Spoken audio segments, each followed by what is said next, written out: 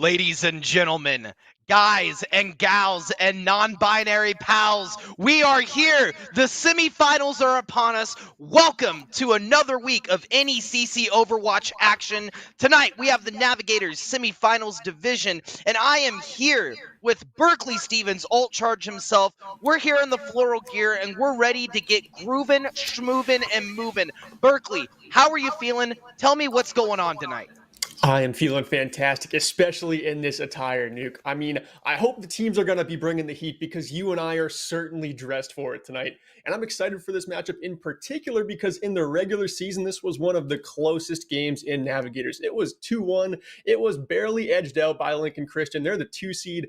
And Blue Gold Esports, they're the 3 seed right now. So this is just on paper bound to be a close game. I hope it ends up that way. I spoke to Raspberry before this game, asking what they had learned about Lincoln Christian the first time they played them. And they were saying that their off tank was like, all right, tonight we just got to press Q. But more importantly, they learned that they need to productively use their ultimate. So, Nuke, that's what I'm going to be looking out for. Do you know if Lincoln has a plan of attack here? I do. And to comments on your thought, I completely agree. Watching the second and third seed duke it out to get into finals in any double or single elimination bracket always makes my day. It is arguably one of the best matches, par none, of finals. So you have the two closest teams. Like you said, this was the closest match in Navigators Division this season. And of course, I got the scoop on Lincoln Christian because our own Fernando Preciado with St. Ambrose is the head coach of Lincoln Christian University. And he said with their team, he's so happy that they've been able to show off the hard work this season that they've put in so far. They're looking forward to see how the Tanglen will do because they've been learning new characters, which could mean we see new compositions tonight from Lincoln Christian. They're also looking forward to see the DPS line showcase the skills. And if it's anything like Fernando's been telling me, they are going to be bringing the absolute fire tonight. Well, we'll just have to keep an eye on Face of Death and Jasix on the side of Lincoln Christian, playing the Ryan Zarya to start things out here. I love that for this night market map in particular, just brawling up a little bit extra. Logos is going to be on the Diva for Blue Gold B, which is kind of interesting going up against the Symmetra and the May compositions. We're going to have to see how that takes team on the side of Lincoln Christian, who actually win the race to the point. Immortality fields have also already been used in Face of Death. Lands that hammer swing for an elim, and they are starting out this fight 6 versus 5, where we're seeing Money Matt just trying to wall off some DPS, but goes down. It looks like GS Morrison with the Hellfire shotgun bringing down Money Matt, keeping his team in this fight for now, but they're not out of the woods yet. It looks like Blue Gold still trying to mount an attack here despite being down a member. Now they're down 2 as Logos gets team-necked. They lose their Reaper as well, and it looks like the first capture is going to the way of Lincoln Christian. Yeah, and I could have expected that just by the first 5 seconds of the fight. It's all about who gets there with their Symmetra first, and Lincoln Christian just got there in time. I don't know if there was a difference in how the Lucio's speed burst happened between JTD and Rixor, but Lincoln Christian had the point dominance and secured that dominance in that 6v5 very early in that fight. You could have predicted that in the first 3 seconds.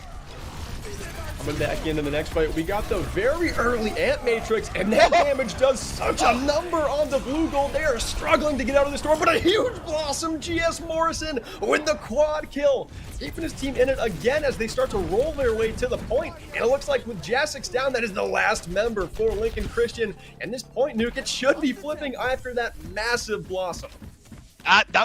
That Blossom changed that entire fight for sure. GS Morrison doing what they do best, raining death upon Lincoln Christian. And man, Jasix, my boy, tried to hold point, but there's not much you can do when you have 5 members running and barreling at you. Trying out the Sim Strat again, they're going to come in from the top. Looks like Grav is coming out, but Earthshatter prematurely going to get thrown out by Raspberry. The Graviton Surge is out, full swing. They are on point. 25 to 37% self-destruct is online. Will it be used? Lincoln Christian looking like they might be able to take that point without needing it. And that's huge too. If they can save the Blizzard and the support ultimates for the next fight, that's going to set them up very well for this next couple engagements. GTD James with the boop as well, just making the Lucio presence felt up there in the kill feed to solidify this cap for Lincoln Christian. And it looks like it is coming through at around 40%. Yes. Nuke, so far, awfully close round we've got in our hands.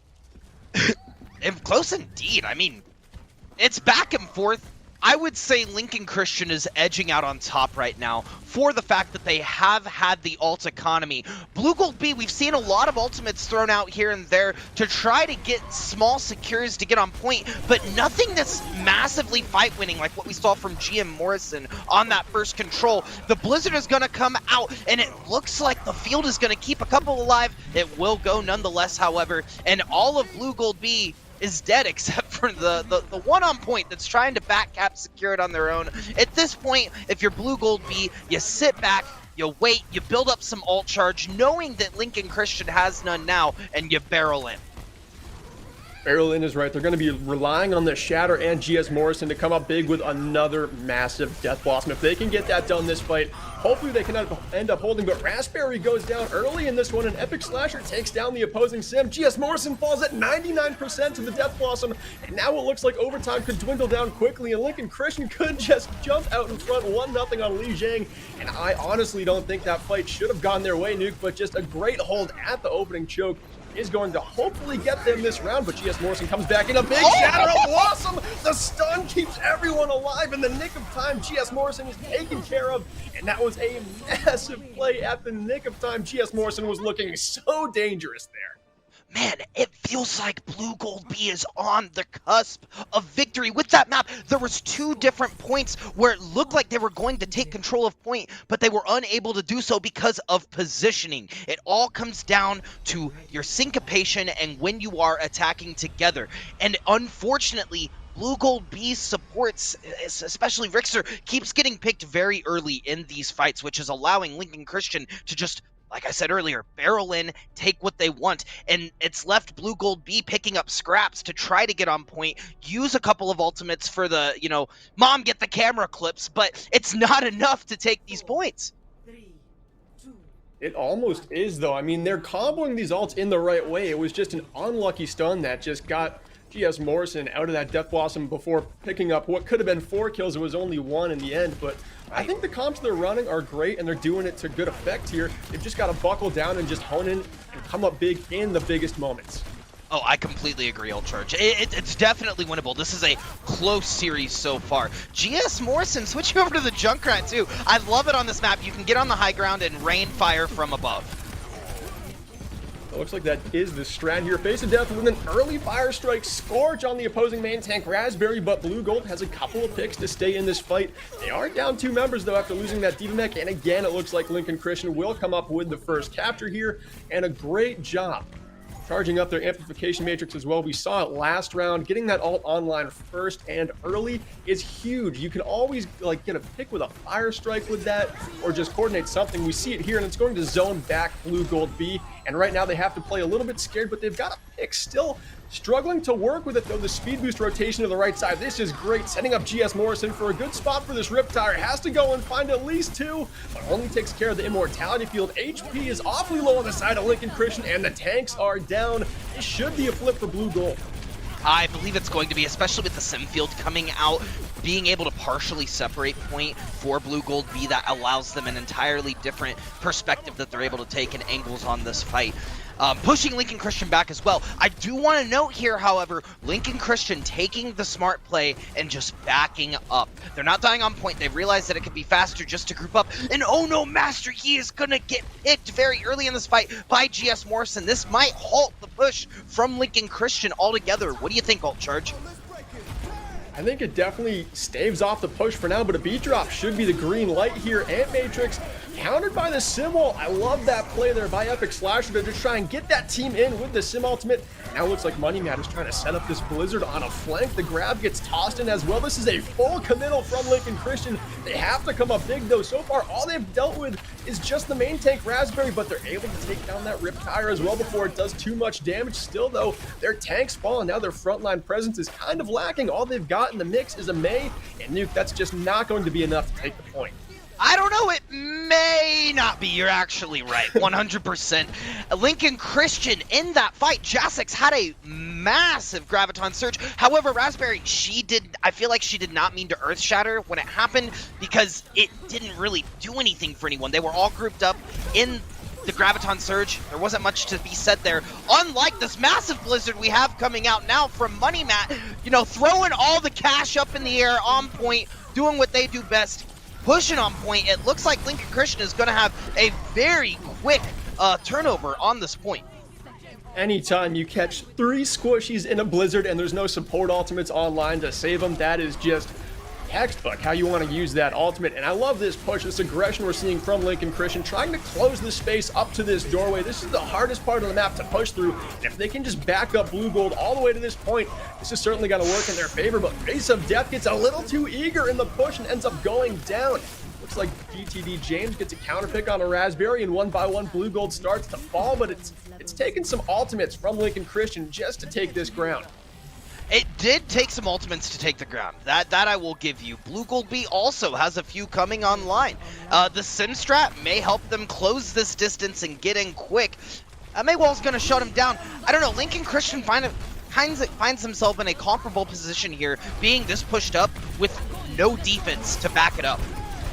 As I say that, the grab's gonna come out. I thought Logos was gonna eat that too. Logos was in a great spot to gobble it up, but instead just gonna send in the bomb to find a pair. Logos making the play despite not eating the grab. Still gonna get the point back for Blue Gold B.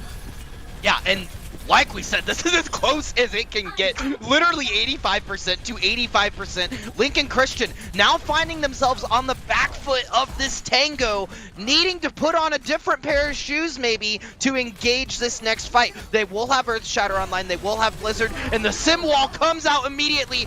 GTD James pushing in, and GSM Morrison halting it for Blue Gold B, putting Lincoln Christian stopped at their momentum. That was massive. They had to win this round with the Rip Tire, and just like that, GS Morrison has had the big ults all game on Li Jiang, comes up with a clutch one there to tie this one up 1 apiece. And you know, it's so unfortunate for Face of Death. They had the Earth Shatter. So did Money Matt, they had the Blizzard. They just weren't able to capitalize in time because of the massive Rip Tire that came out from GS Morrison. Man, this is a toss-up ult charge. I don't even know what to say in terms of commentary on this series so far. It's just so close. It's down to the wire. I think GS Morrison had the correct hero pick on that last map. Playing the Junkrat on Control Center is what we see a lot of the teams in the higher ranked divisions do. It's just not quite a must pick, but Junkrat is just so strong in those close corridors. Now GS Morrison over to the Pharah, pretty much Junkrat, but in bird form. We'll see how that works out this time. Rixor is going to switch over to the Mercy to just add a pocket onto the bird, and that could actually work wonders for this team, but Lincoln does come to the fight with a Soldier 76 just to try and put some hit scan pressure on this Pharah. We'll see who has the edge soon. Yeah, and at this division, you know, sometimes shots are hit, sometimes they're not. That's not a diss on anyone. That's just an observation of the division in whole. So that's why Pharahs and Junkrats are so dominant in this division. You can throw out those bombs and get those early kills. As we're seeing from Blue Gold B, they are going to take point first with this oppressive, you know, junk bird, if you will. Junk bird, scrap bird coming into the fight. Almost has the barrage built up too, and I really like what they're able to do here, pretty much negating any push you can have on the other way to choke, or the other way to point, sorry. Going along that bridge, anytime you have a Pharah up in the sky, that boop is just so lethal. Comes in so fast, so difficult to dodge, especially when you don't have a diva to eat it up either. Now GS Morrison has the barrage online, in a great position here to let one fly, but has to be careful. Could be brought down by the Soldier. Instead, in the meantime, it's going to be a big shatter landing by Face of Death. GS Morrison forgets to fly, and they are in the pit. And we lost our feed. I don't know what's going on over there, but GS Morrison fell off the map. What are you doing, Junkbird? Was there not enough fuel in the tank to get you back up? I'm not sure. We'll find out here very soon, but I will say 32% going the way of Blue Gold B is massive right now. It is. I mean, it could be anyone's game. I think I got to refresh my feed real quick just to hope to get back in. So, oh, it's Carol. It's Carol. Okay. It's production that lost the feed. It's not us. So that is a sigh of relief. It means we could have it back pretty soon here. I don't know if there's a pause or what, but I do know that Blue Gold has a lot of ultimates to either hold or take the point back. Not sure. Absolutely keeping it 100 right now. Our production staff is top tier quality and they're doing everything they can to ensure that our feed is getting back online. If you at home can see what's going on, please tell me in chat. Let me know. I need to know what's happening. Oh, and as we're going back in, the feed's gonna get stopped now at 83%. Massive barrage coming out from GS Morrison. The Junkbird is on top, and it is the yard that they are taking. 5K for GS Morrison outdoes the previous 4K they had with the Death Blossom, and overtime will tick down, and Blue Gold taking the first map off of Lincoln Christian. They're coming to this game with some fire in the belly after dropping the previous matchup against these teams in the regular season. They have just jumped out in front 1-0. Wow. And man, I gotta say, we're in the first map in the very first game of the series, or sorry, first game of the series, and I gotta say, GS Morrison is bringing the heat for Blue Gold tonight. I mean, it is absolutely crazy. It really is crazy, and they need their DPS players to come up big in this game. Like I was saying, Raspberry was telling me that they need to coordinate some ultimates here, but when you have GS Morrison just popping a 5K barrage like that, you really don't need to coordinate anything. It looks like these DPS heroes are just on their own, getting the big ultimates to go their way. We did see one Shatter almost comboed with a Death Blossom, so you can tell they're trying to click, and it's starting to come together. Definitely more well-oiled than they were in their regular season. Oh, 100%. I feel like if they took the material this season and actually studied it, actually sat down and said, we really need to coordinate. We really can't be stepping on each other's toes when we're dancing like this. Pacing is everything, and the pacing I'm currently seeing from them is top tier. I mean, I feel like they could play now. Now, correct me if I'm wrong. It maybe could just be the strengths of the DPS, but I really feel like this team could be playing up a division right now, and how well they're mixing with their play and how well they're playing back and forth.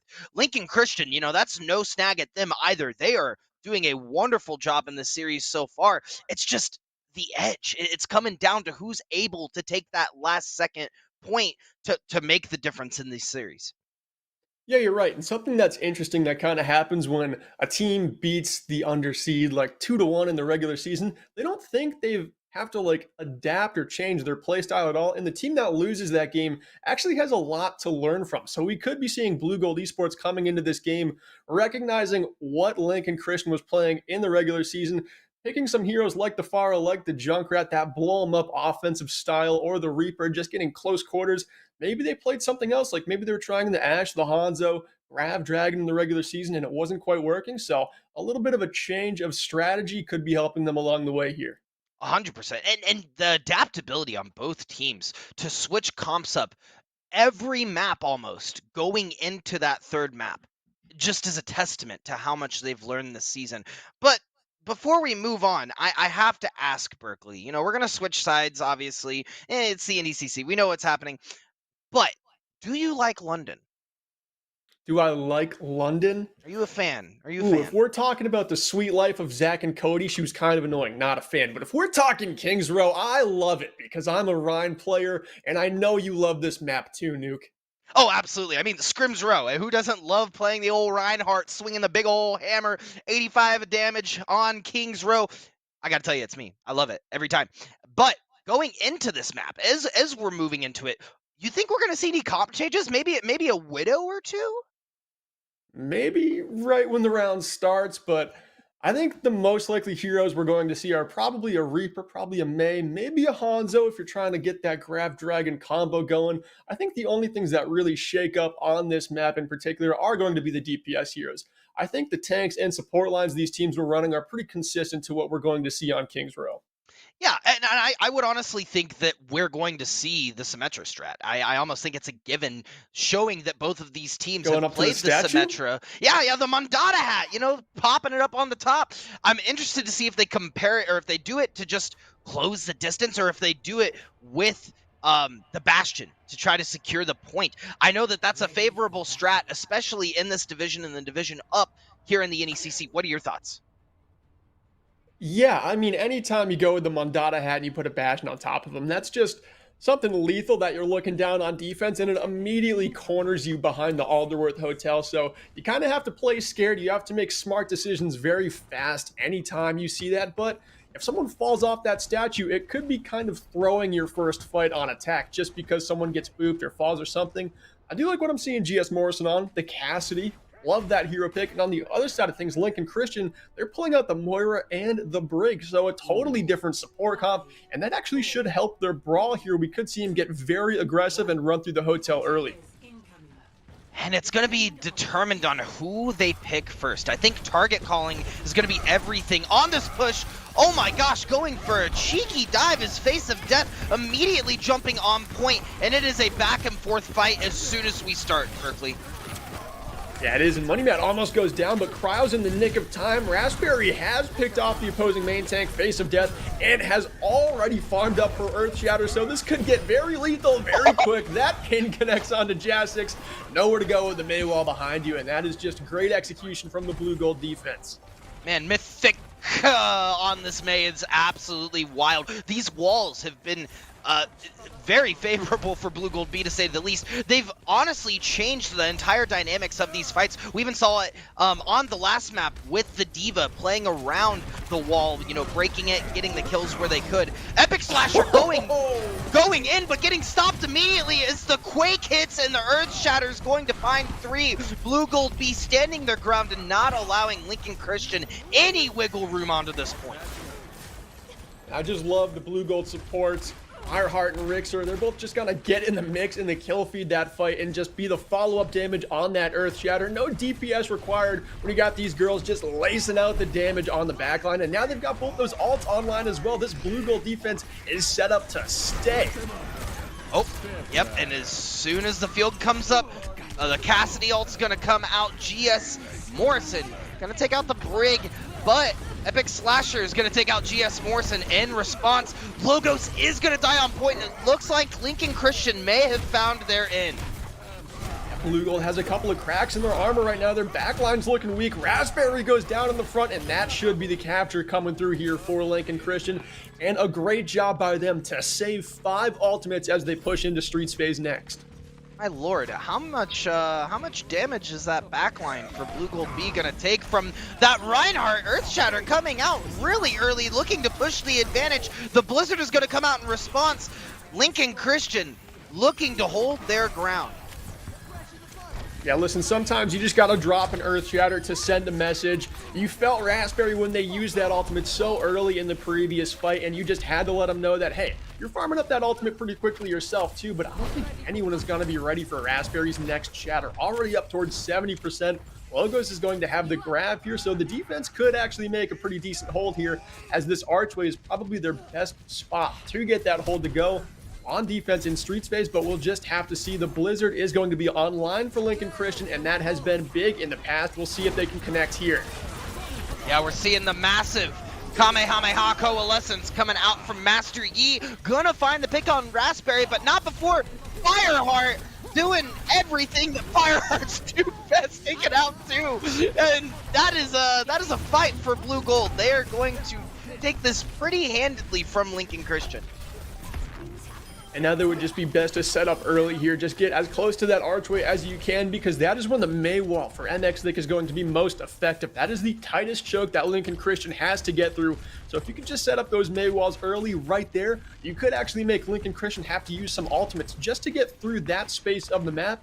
And from there, there's still so much ground to cover on the way to the finish line of second point. So if you can get them to invest early, trap them with a couple of Mei walls, that's how you set this comp up best. But it looks like they're going to just continue to hold behind the bookstore. Epic Slasher pops the high noon a little early here. Nothing really comes into the line of sight. Does do a good job to just break the Reinhardt shield, and now it looks like the front line for Blue Gold is a little weak, but just like that, the Blizzards get dropped, as do the grabs. GS Morrison's visor connects onto 1, and it looks like Lincoln Christian is looking weak. They've lost 3 members here, and Raspberry is holding down the front line again, trying to chase down Epic Slasher on this Cassidy, and with a little help from GS Morrison, they are able to do just that. Yeah, Blue Gold B is playing this corner beautifully. They are allowing Lincoln Christian to dump the ultimates, playing around the Streets phase corners. You know, you have almost two different sort of choke points on this corner of the map, and it's a very hard choke to push through, especially if you don't have ultimates, and that was honestly Lincoln Christian's corner to take. However, they used ultimates prematurely, Blue Gold B said, we're going to back up, we're going to let them use it, and then we're going to re-engage. And that's exactly how they were able to hold defense. Now Face of Death is looking for a big shatter here, but that Ant Matrix in the way is making it difficult. Jumps around the corner and stuns 3. And just like that, Epic Slasher comes in and slams Fireheart. There's going to be no immortality field in this fight, and Rixor is not quite close enough to that sound barrier, but it looks like the DPS on the side of Blue Gold finding a couple of picks here, keeping them in this fight. Logos like a kid in a candy shop just trying to eye up a Graviton Surge, but instead finds themselves in one. And just like that, they're actually going to get the kill onto Jasix, taking down the opposing Zarya. Sorry, that was Logos' grab. I'm used to these teams just being the different colors after last round. But yeah, Blue Gold continuing to hold here. Yeah, we did switch up. So blue is actually blue this time. They're not red. You know, that's how I'm differentiating in my head. And it may help all of our viewers at home that are watching Fasted. Going into the last minute of this game, I don't know if Lincoln Christian is going to be able to take this corner. They have not proven that they can pace very well, moving back and forth on this corner, and we have not seen very much of a mix-up when it comes to their compositions. They're going to have to get in, they're going to have to go hard right here to make it happen. But looking at Logo stuck in the back line, it's looking like it's not going to make much sense. GS Morrison, bing bong, your back line is gone, and I'm here hitting every one of them. We're going to see Jasix pop a grab as well. Meteor Strike coming out, and it's huge. Lincoln Christian is in fact going to retaliate and take this point, but are they going to make it in the 20 seconds that they have? That's the question. They should be able to. I mean, this is the part of King's Row where once you win that fight halfway through Streets phase, you can really just go full throttle on your aggression, push all the way into third point, and just kill the clock, because Blue Gold might not be able to make it to the point in time. Certainly it's going to be difficult. Rixor might get a contest here, but it looks like they're just going to set up their third point defense. That's the smart play. Got Shatter coming online here. Raspberry's pin connects there to take down Face of Death again, and the Shatter lands on the only one, but it's good enough for the Elim. I gotta say, the player of the match for me so far either has to be 100% GS Morrison or Mythic's walls. Just Mythic's walls. The walls have been on point. It literally was able to push off Face of Death, allow Raspberry some room for her to charge in, get the kill, and push Lincoln Christian back. With 60 seconds left, they don't have much time to really push it here, and Blue Gold B looking very strong on holding the line.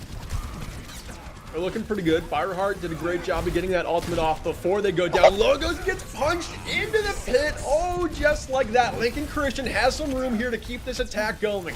You've got just under 40 seconds on the clock here, and it only looks like they're going to have a sound barrier for this last fight. Maybe Face of Death and Jasix get those tank ultimates, but it's going to be right down to the wire here. Great roll out there from Epic Slasher to connect with that kill onto MX Thick. Trying to find more here, pushing up all the way into spawn. Has to be careful with that life, though. Has to make it out alive. And Logos grabs everybody near the edge of the map. We could see a massive boop here. And there it is! Oh, just one, though. It looked like it was going to find two, but only one for Rixor there. And that should actually keep the defense in it. Rixor gets another. Rixor with the final stand on the Lucio. And it looks like they've dismantled the Lincoln Christian attack. They've got 5 members out to finish this fight, and it could be enough here, Nuke. Yeah, I think it will be. I mean, it's a 3v6 now. It was a 3v4. The ultimate is going to get popped a little late. However, JTD's going to come in, try to buy as much time for the Lincoln Christian roster. It is not going to be enough, however, and it looks as though Blue Gold B is going to hold them. However, Lincoln Christian really put some fuel in the engine and pushed it almost to the end of the map. If they have a solid defense here, they might be able to put one on the scoreboard. They might just be able to. Nuke, I think my favorite play that I've seen in the past like 3 or 4 weeks of casting NECC was Logos just grabbing them on the edge of the pit, and Rixor just being like, I know what to do. This is my calling right here. He understood the assignment. Player's dream. Absolutely. Yeah, Rixor, she definitely understood the assignment. She knew exactly. She was like, oh, I see what you're saying. I'm picking up what you're putting down. I honestly thought it was going to take 2 as well. Honestly, I thought it was going to be 3. But I think one of the characters was able to move out of the position at the last second. And, you know, you have to get those boops perfect in order to knock them off. That was a great play, however, and you're 100% right. Logos, I don't know if, you know, Logos has to wear suspensions, or if he has you know, an extra head harness for that massive brain of his, but I'm sure it's heavy and it's hard to carry around. Yeah, just that edge of the map grab was looking so satisfying for any hero that has the boop, and Rixor the only one on the roster that did there. Coming up big, Duke, we've got some different compositions here. Lincoln Christian breaking out the double shield and the May on this defense. How do you think that's going to fare against Blue Gold with their Pharah pick again? I think it's going to depend on their positioning, and they're on the very front right corner of the point here. It could deteriorate from Blue Gold getting in, but if Blue Gold gets in here, I think Lincoln Christian's going to have a hard time ripping them off. I think you're right. I think if Blue Gold can just close the distance, not like that, Raspberry gets obliterated. But it looks like their team could. No, with the res like that, it looks like it's going to actually end up being a pretty difficult attack here. But I think their game plan is just farm up Barrage, lightning quick, and use it before anyone else is even close to an ultimate. So GS Morrison could come in with a massive rollout and just drop a barrage on all the heads on Lincoln Christian and just cap the point that way. I think that's what they're setting up for. GS Morrison going right around the Mondada statue, getting ready. Here we see a wild Pharah in their natural habitat, getting ready for a barrage, and it looks like it's going to come out! The attack is quick, and it does take out JTD James. Looks like Lincoln Christian is going to retaliate and take out two, however. Blue Gold B stuck once again on the back foot. See, you got to be careful about the wild Pharaohs. They will take out one or two. If you are very quick, though, you can pull them out of the sky and take that junk bird straight down. Something not a lot of teams do here, Nuke, is actually barrage from the low ground and to throw in the immortality field like a frisbee just to save the Pharah. It's pretty tough to even think that the immortality field can do it, but that can honestly be the best way to keep your bird alive when you can't move a muscle once you're using that ultimate. It's pretty difficult to actually get those picks before you expend your life, which happens so quickly with the focus fire we're seeing from these teams. GS Morrison already halfway to that ultimate again, so doing a ton of work with the regular rockets. No barrage needed, finds two picks and Mistfight taking down the Mercy as well. Now falling to Money Matt, who was playing with some low HP, getting healed up right now. Supercharger has been used by Face of Death, but one by one, Lincoln Christian starting to fall here, playing passive around this corner, and they're just stuck in this spot. They are corralled right now, and ticks are being taken. Yep, and Orisa heads are also being taken very quickly. We're going to see Epic Slasher try to get some picks, but Mythic with the switch over to the Cole Cassidy. It'll take a second to get used to that. Switch over to the Cole Cassidy will take them out, and that will be a secured point for Blue Gold B. They were calling for some, it looks like they had some mic difficulties. They were calling for a pause. You know, if you're ever in an instance like that, you do need to finish out the team fight. However, when they called for the pause, no ultimates had been used. They very quickly could have backed up and then paused if necessary. However, it looks like Discord seems to be acting normally now. Logos setting up for the Graviton Surge. There it is. Very, very obviously setting up for it too. Just saw the suck used by the Sigma, and then there was nothing left to eat it. And I just love how they were just looking at the ground the whole time, not looking at the enemies, just like finding their perfect spot of pavement to just put that Graviton Surge on. And then we see GS Morrison coming over the top with the barrage, and this could be a very clean streets phase for Blue Gold. Yeah, it seemed like Logos was almost, you know, very, very nervous. Like, oh man, where am I gonna put this grab? I don't know, man. Touching fingers together, like, gosh darn, dude.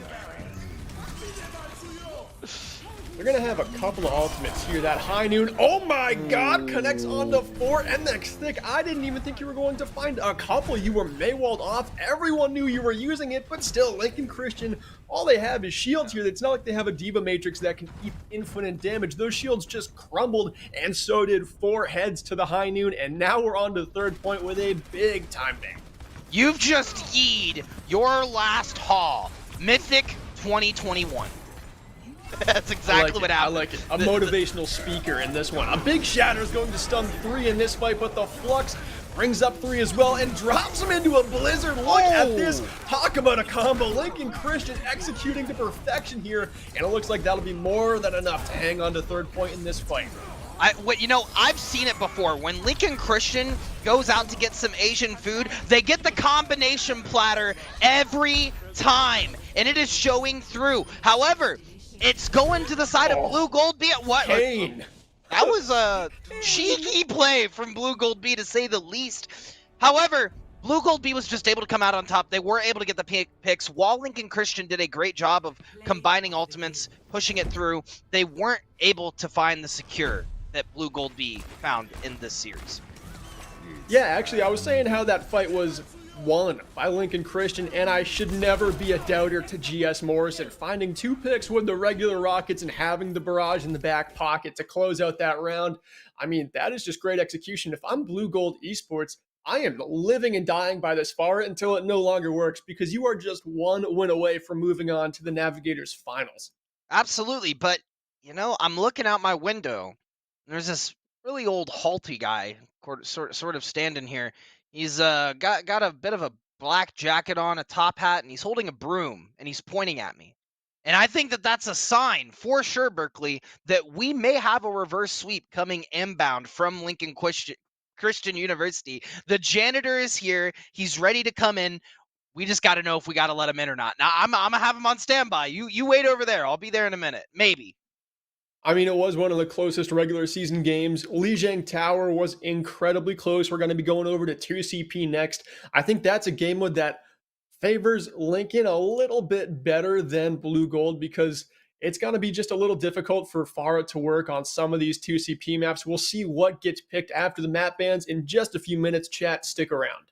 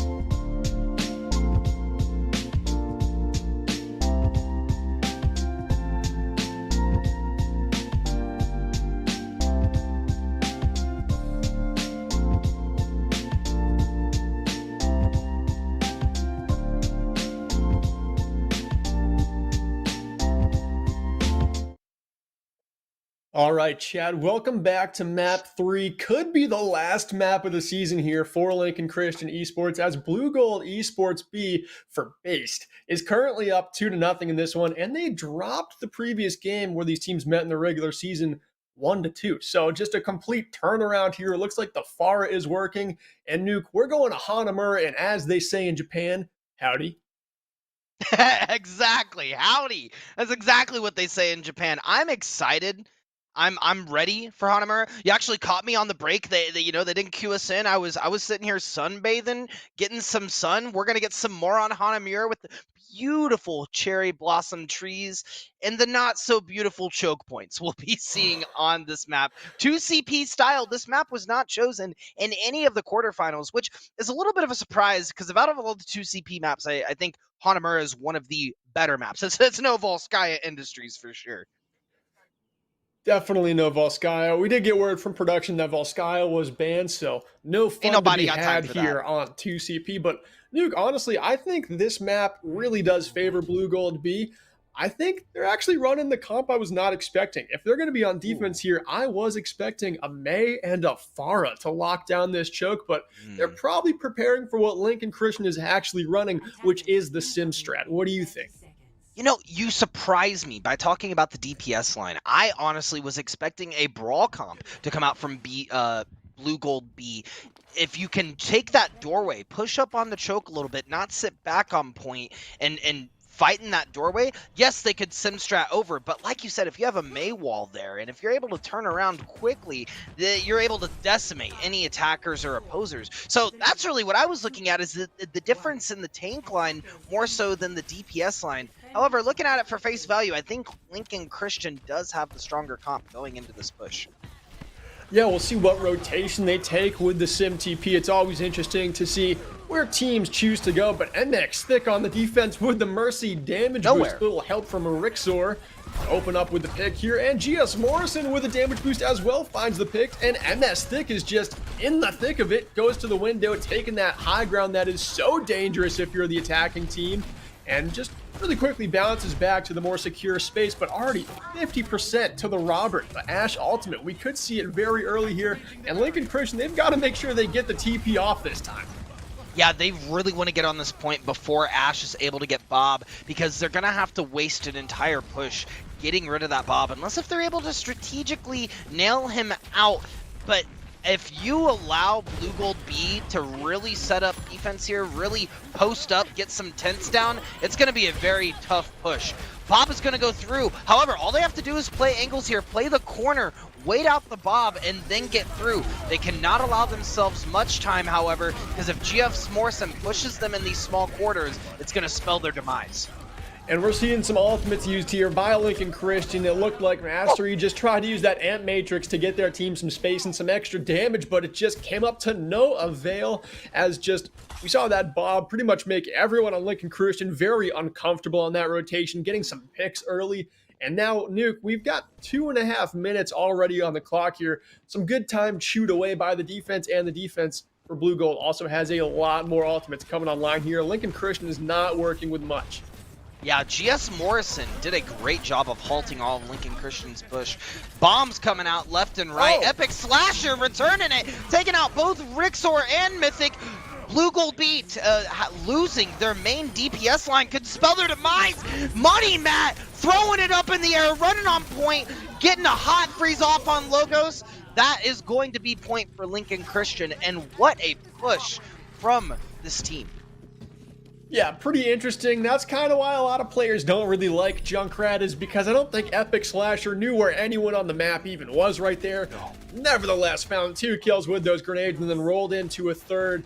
And just like that, taking down the Ashe and the Mercy, not leaving the res on the pitch, just with, I think the white van was in his line of sight, just really had nothing on his screen there. Nevertheless, came up with 2 kills, and now it's going to be close to the Riptide, but GS Morrison has the first one, going on a road trip, finding a 3K, and then he's going to send the attackers packing. Man, GS Morrison throwing out bombs so hot. I got to say, he's looking pretty nuclear out there. Okay. Okay. Well, I got to say, his ult charge is looking awfully low.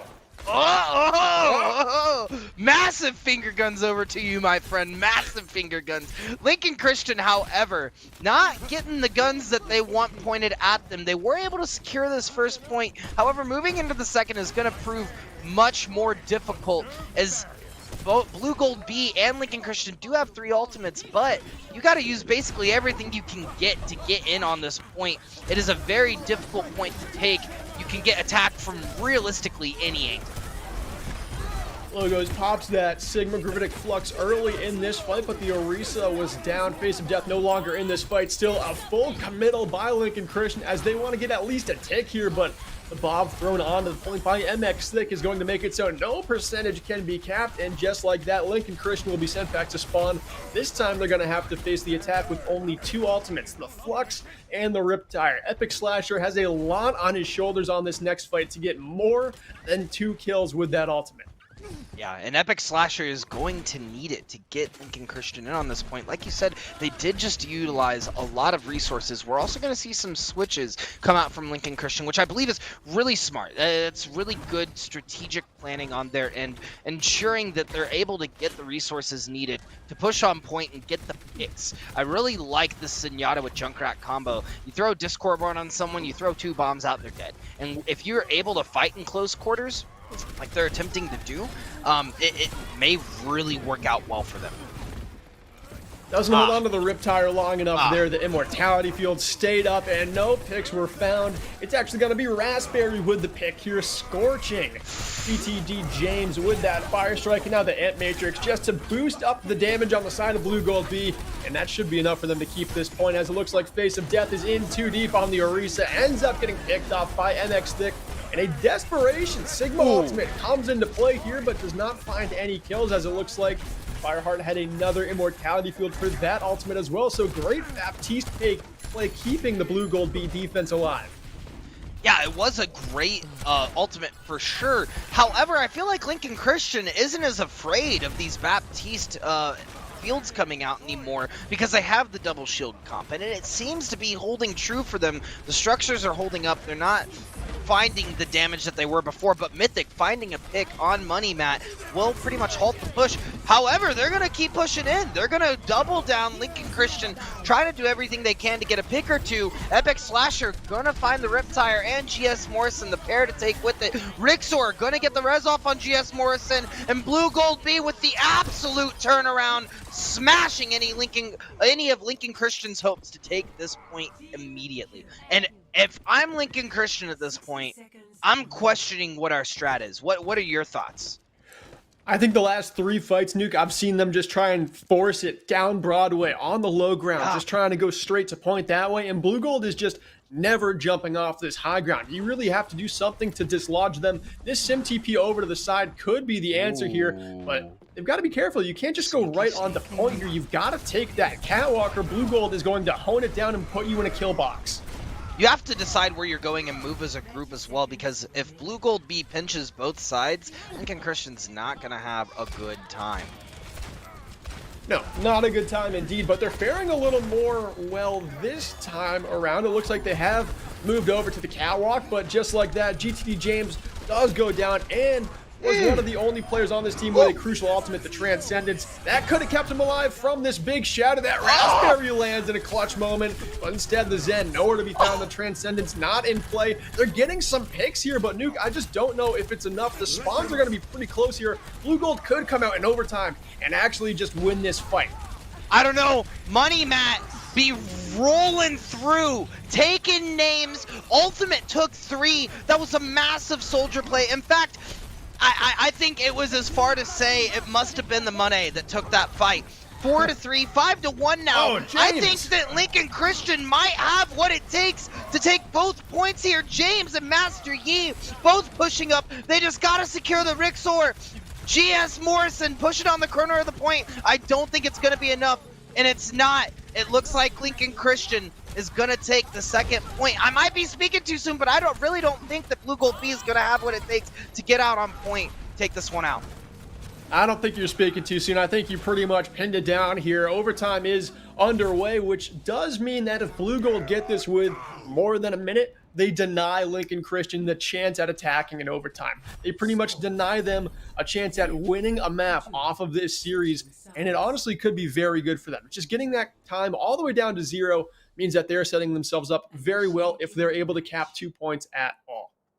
And I have never seen so much green in one small package. Money Mat securing that point for Lincoln Christian. I honestly think it came down to Money Mat's tack visor there, taking out multiple, starting off that push by destroying Mythic in the stairwell. Mythic at 1%, throwing down the rockets, taking him out. That was spelled victory for Lincoln Christian on that push, and everything they needed to get themselves back into this series. I would say, in fact, money well spent. Money well spent indeed, but I think they've just got to set their sights on a big defense here. They can't give up 2 points, and that can honestly be so difficult, especially when we've seen Blue Gold have massive DPS ultimates all game long. Anytime you're getting 3Ks, 4Ks, map after map in a series, it pretty much means you're going to get both the points on a 2CP map. So if I'm Lincoln Christian, I am focusing all of my efforts on shutting down GS Morrison's ultimates and making sure that NECC does not get a ton of squishies trapped in a blizzard. Yeah, GS Morrison can be really cheeky on this Reaper and really sneaky snake. So if GS Morrison's able to get around the backline, able to, find the chink in Lincoln Christian's armor, identify it, push through, this is not going to look good for Lincoln Christian. However, I do like Lincoln Christian's comp here. They're choosing the double shield again with the sim strat to get them back and forth to point as needed.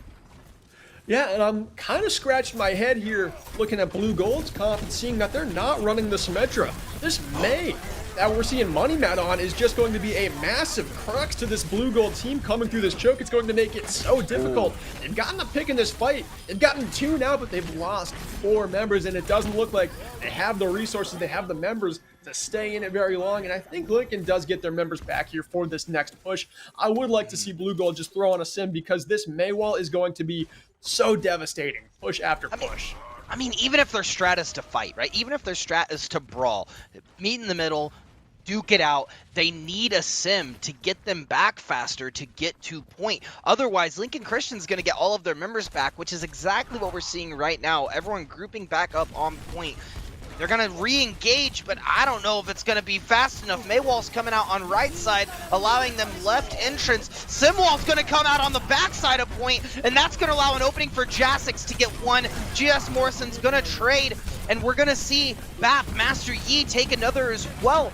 Lincoln Christian looking very strong now on this defense, a very different defense from what we've seen this entirety of this series. They're playing together, they're coordinating. It feels like they're choosing the same targets, and it is shining through their play.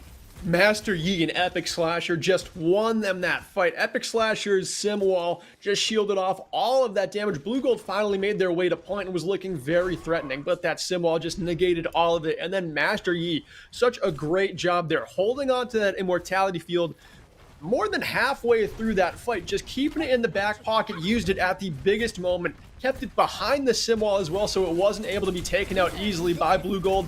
Now we're seeing a Diva Bomb launched in. Please don't be dangerous. They managed to live here, but the speed boost engagement from Rixor gets blue gold in quickly. The amp as well from Fireheart, and this team is trying to win it with support ultimates. GS Morrison comes in with the Hellfire shotguns and finds a pair. The May and the Orisa taken down. Face of Death almost had that supercharger, but no longer does. The Blossom finds nothing as a big trance counters.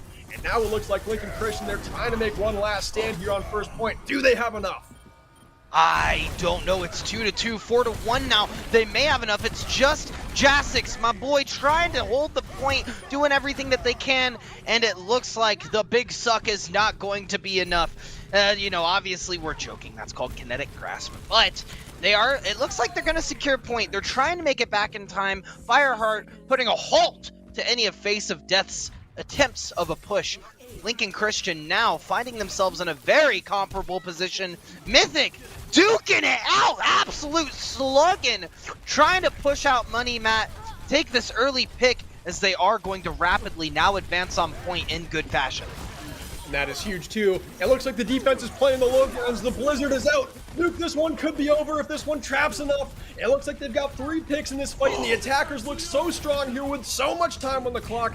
They could just deny Lincoln Christian the chance in overtime. They've taken a tick so far. GS Morrison pushes right up to the brink of the spawn doors. 2 ticks now, 85%, and just like that, they're on the brink of denying Lincoln Christian the overtime, and they only need 1 tick now to move on to the Navigators Finals. Nuke, this is the perfect setup for Blue Gold B. My hands are clammy from the calamity we're currently seeing in this series. I mean, I'm sweating. I'm not even playing the game. I'm just watching what's happening, and this is absolutely bonkers. Blue Gold B shining through on their offense like they have been this entire series. You know, I feel like they really refined their team fight strategies at the later half of this season. You know, GS Morrison is finding a ton of picks on the back line, and when Lincoln Christian is turning around to handle him, they are, but Logos is right in their face. The off tank for Blue Gold B is doing so much for the front line of this roster. It's absolutely insane. Lincoln Christian, I'm not sure if they're gonna have the defense to really hold through. Blue Gold B might take this series in a 3-0 fashion. They're certainly setting themselves up well to do it. And a little bit of information here on Blue Gold B. They lost to Lincoln Christian in week 2. Since then, they've done a ton to grow their team. The week after that, they did drop their next game to Hood College, but since then, they've got no losses on the schedule. In fact, they've only lost 1 map in the last 4 weeks of the season. And right now, if they're about to sweep here, they have so much momentum going into the final. Despite being the 3 seed in the playoffs for Navigators Division, this team is looking like maybe the strongest in the whole division. And right now, they just go right to point, wasting no time here. GS Morrison set up with those shotguns again, and they've got the opening pick onto the main tank. Lincoln Christian could crumble right here, Nuke. They killed Face of Death so minusculely, so closely in that fight. They almost got the pin on the bell, but it wasn't quite enough. Raspberry swinging around on point, trying to find some picks, and that's going to be it. I mean, Blue Gold B is taking it. Looking like Blue Gold A out here. I mean, absolutely taking names, and they are moving on to the finals for the Navigator Cyan division. They've got for the third time as well, GS Morrison getting play of the game. Yeah, I mean, hands down, there's no question. He is my player of the match. Such massive ultimates here. The 3K Riptire, pretty easy there, just driving it through the window, going the short route to get a 3K. And now Blue Gold find themselves one game away from truly being Golden Nuke if they could just capture the Navigators final. And it looks like they're a strong team. It is theirs to lose, I would say. I would absolutely agree with you. I think that that's currently the state of where we're at. I mean, while they are the 3rd seed going into finals, they just demolished the 1st seed. You know, I'm a huge fan of Lincoln Christian. I love the program and what they have going on over there. But Blue Gold Esports did not take their loss earlier this season for granted. They really sat down, dug deep, and swept the series, which sends a message to whoever wins in the 1st versus 4th seed currently going on off stream. That's absolutely wild, Berkeley, and that's not the only Overwatch action that we have going on tonight. We have semifinals action for the remainder of the evening. You will more than likely see our beautiful Hawaiian shirt faces on stream later this evening as well. I gotta say, you know, just for clarification, Berkeley, 100% agree with you.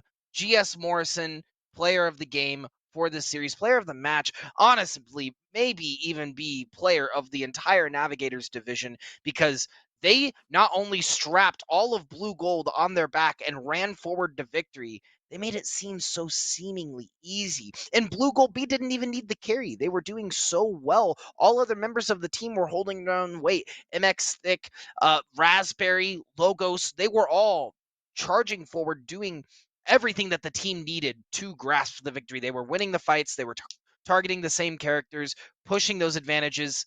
I mean, GS Morrison, hands down, set that opportunity for them. Yeah, it looked like Blue Gold Based was just coming out with a ton of thunder tonight on a couple of different comps too. The double shield didn't work as well as they would probably hope, but they look so good on the Brawl that going into the finals, if you're playing this team, you just gotta go scout on Brawl. You just gotta scrim hard every single day this week and just play against teams that are lightning on the Brawl comp, because that is what Blue Gold brings best to the table. So coming into the final, if you are either the 1 or the 4 seed, whoever faces them, just look out for that Reinhardt, because Raspberry is coming swinging the hammer, 85 damage every time, charging up Earth Shatters twice as fast as the other Rhine. I mean, we were talking about GS Morrison being just such an outstanding player in this one, but honestly, the main tanks, the supports, we had Rixor also just making big plays on the Lucio and having a great mercy pocket onto their damage dealers as well. So a well-rounded team at the right time of the season is what you're hoping for in college esports. And right now, Blue Gold has it. We're going to go to a short break, and then we're going to have an interview with one of the players from Blue Gold. So chat, make sure you don't go anywhere.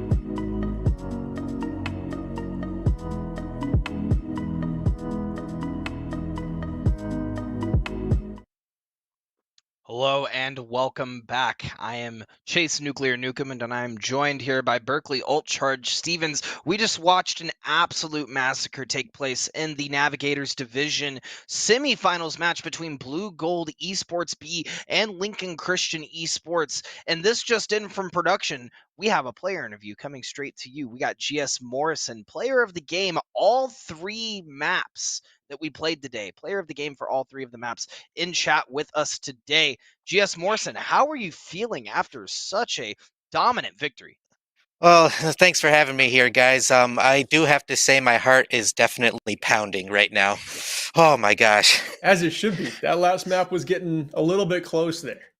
Yeah, 2CP is definitely quite the game mode. I mean, it it could go it's so like um how could I call this? It's different every game. Yeah, it's very Yeah, unpredictable. so I gotta ask, Jack. I'm looking at your guys' roster, and I've been watching you guys all season. You're either gonna have to take down Midway or Hood College in the finals now. If you had the preference on either, which would you prefer? Would it be Midway, or what? Do you think that you've already beat them once? It's one of those situations where you were gonna beat them again, or do you think you're looking for the rematch on Hood College? Well, that those are pretty good points. I think it would be nice to play Hood College. I'd like to get that nice rematch in. And I mean, we've definitely improved over the whole season, and I think we are definitely ready to take them on. Yeah, I mean that's So what's my up. my Just go preference for the would be big dog. Hood College. That's what you got to do if you're going for the throne. If you're playing in the final, you kind of want to beat the number one seed. You don't want to leave any question in anyone's mind that you are the best team in your division. And right now, you guys are looking like it. You haven't lost a map since week 3, which was when you played Hood College. And that game went the same as the first time you played Lincoln Christian. So Hood College, even though they won in the regular season, if they're watching this game and they're seeing the kind of team you developed into, they should be pretty scared despite being the number one seed. And I got a question for you, Mr. GS Morrison. Listen, you don't play any hit scan, it seems like. You played a little bit of Cassidy there, but your big heroes are the blow 'em up heroes, Reaper, Farah, and Junkrat. Is that a big part of your team strategy, is to just have those DPS heroes that have those massive ultimates and to just send you in with them? Pretty much, with my team, I'm the guy with the tire. Whenever I play Junkrat, like they always look for that tire, and especially with that play of the game last match on Hanamura. I mean, that's my specialty right there. Getting If Yeah. you those go nice multi kills with the tire. if you go back in the VOD and listen, I saw you setting up. I knew exactly what you were going for, and I was oh no no no oh no. I was ready for it. I have one to throw at you as well. Thanksgiving just ended. I imagine your college also had a week off. Is that true? Correct. Yes. Okay, so you guys had a week off. There was an entire week of no play. We took an entire week in the NECC, and it looks like as well, looking at the scoreboard, you guys had a bye in week 5. So tell me, going in, with a sporadic season, did you guys play last week at all with Thanksgiving? And looking to come into this week with this, very important semifinals match, what was the preparation that sort of went into that?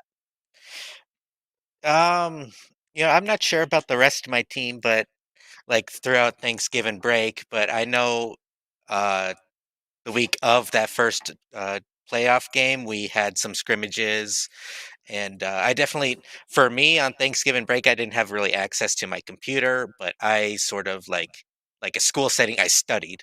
I tried to find new play styles, tried to improve on myself, like my junk tire timings, my aim, just looking at the pros and seeing what I can do better.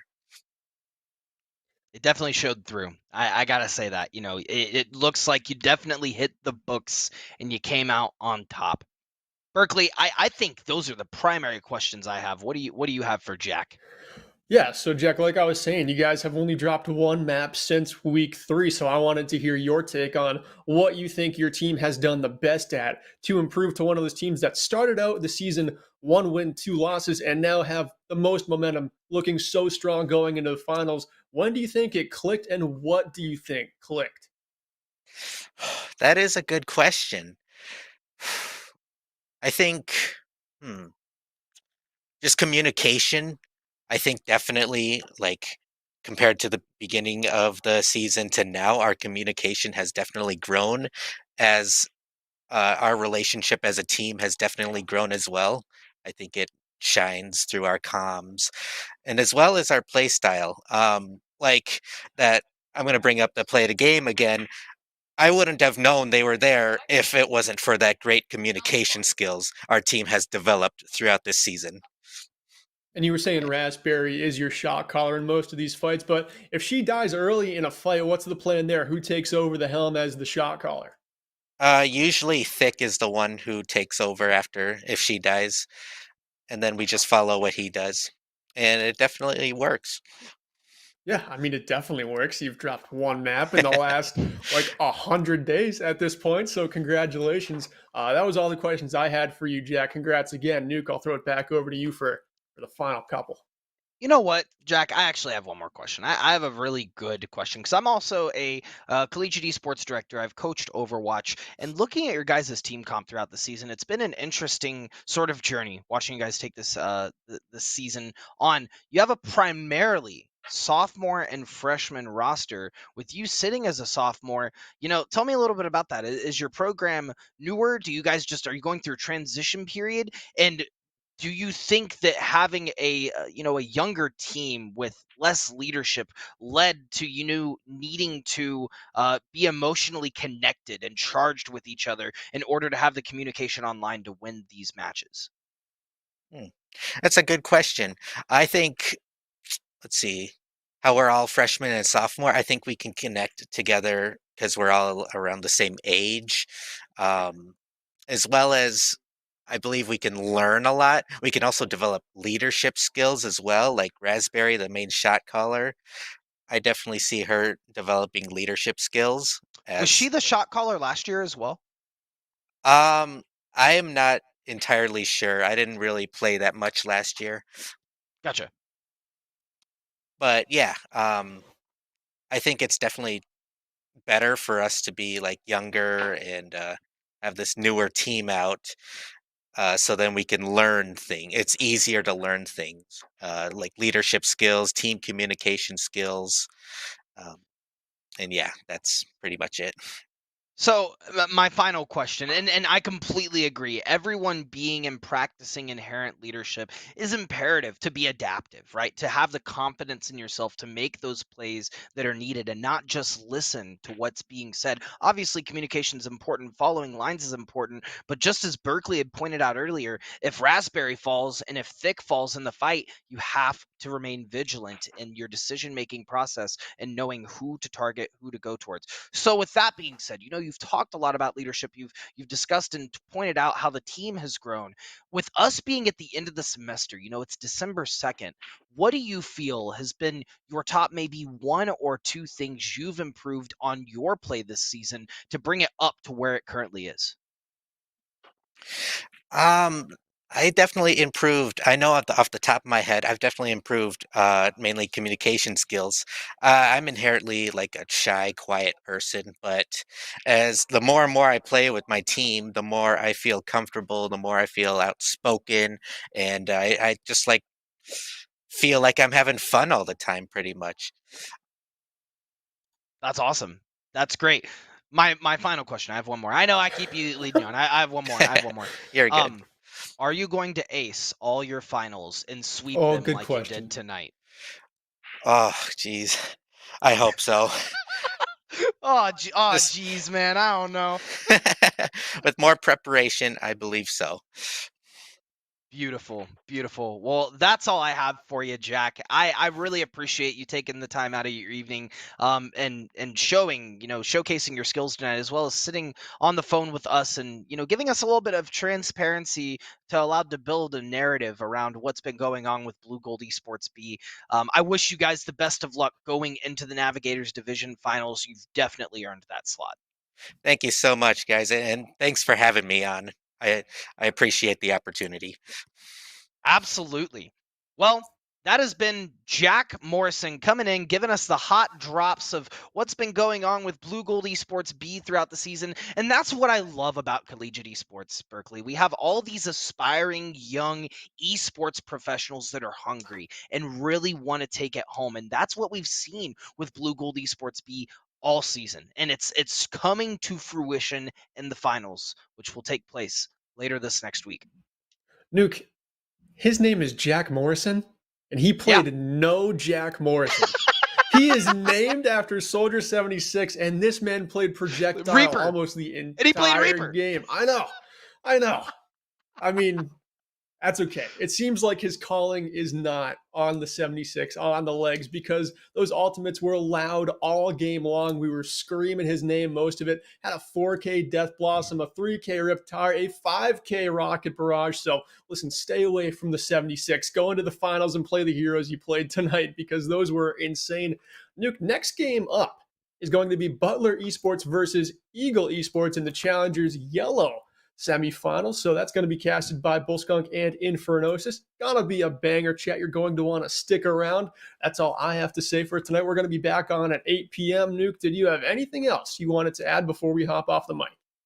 I just love all of the beautiful people currently sitting in Twitch chat. If you're in Twitch chat, mwah, mwah, stick around. I want to see you again at 8 p.m. I promise. Bullskunk and Infernosis are going to bring the energy. Infernosis actually taking a break from Overwatch this season, not really been on the mic very much in this particular part of the NECC, but he's hopping back in on the action. We love to see it. You know, Berkeley, I got to ask you one more time. Where's Infernosis?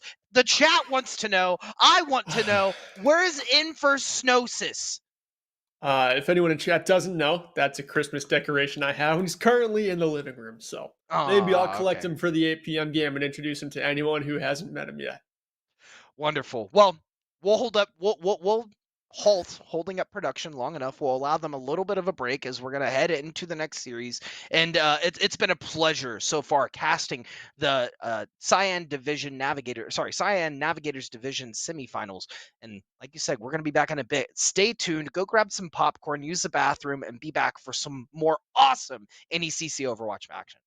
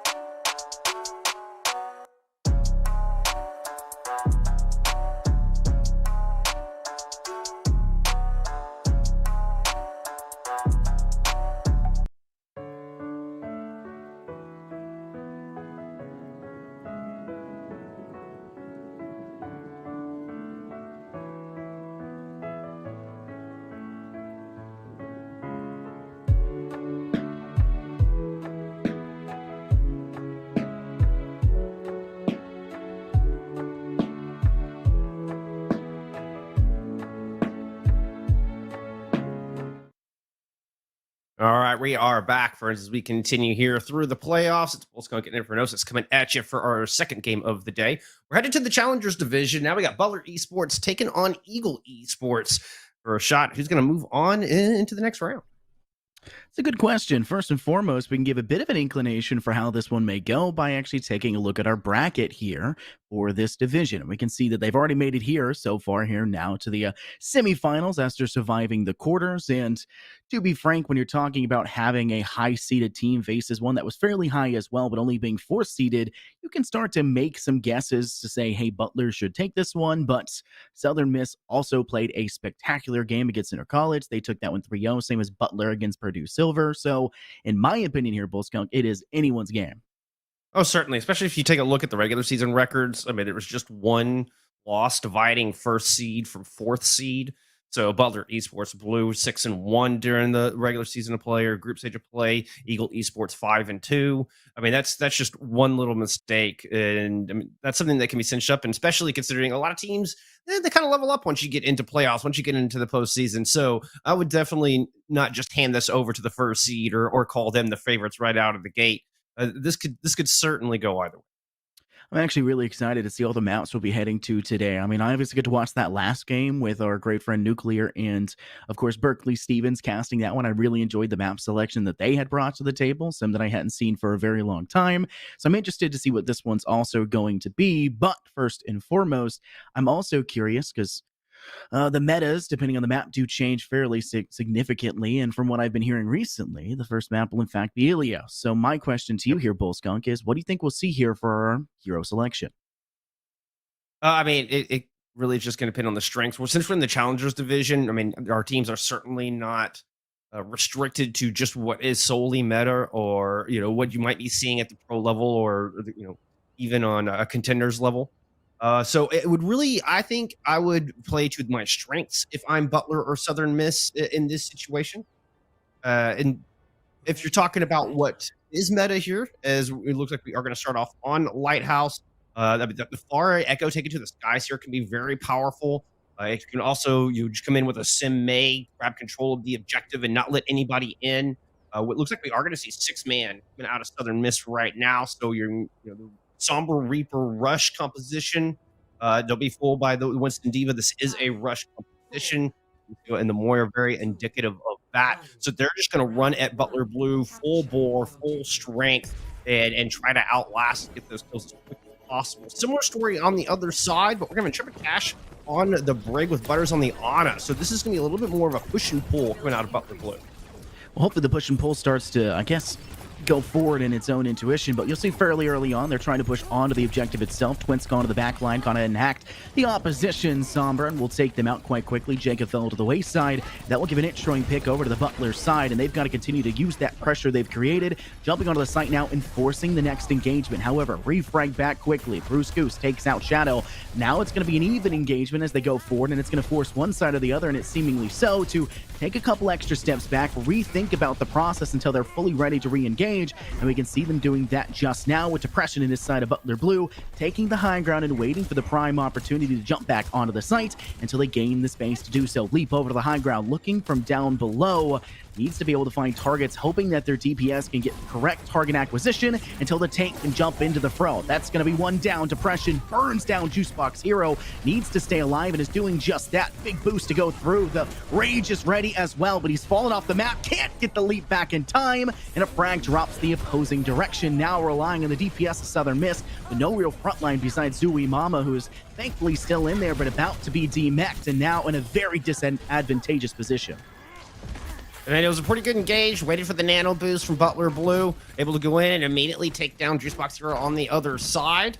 But unfortunately, they did not account for the coalescence, and they were not able to outlast the insane play in the once you got onto that point. So up and close, Southern Miss, they just had to sustain to outlive through all of that damage coming in. And then obviously the nice boot coming from Bruce Goose and Riot. They're able to push Depression off, and once the tip of the spear was gone, the rest falls. Now we got DPS ults. I'm looking at Twinton, this EMP coming out now. And be able to get a pretty large amount of hacks going down. 5 players in the opposing side will go through. 3 more ultimates will be popped. Rally still in hand for Intrepid, trying to find impact, but his teammates will do just that.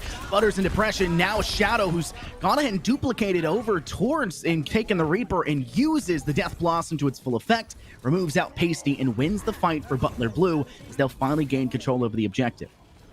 Yeah, Riot used that Sunbarrier just a touch too early, and the EMP is able to shred those shields, just strip them right away.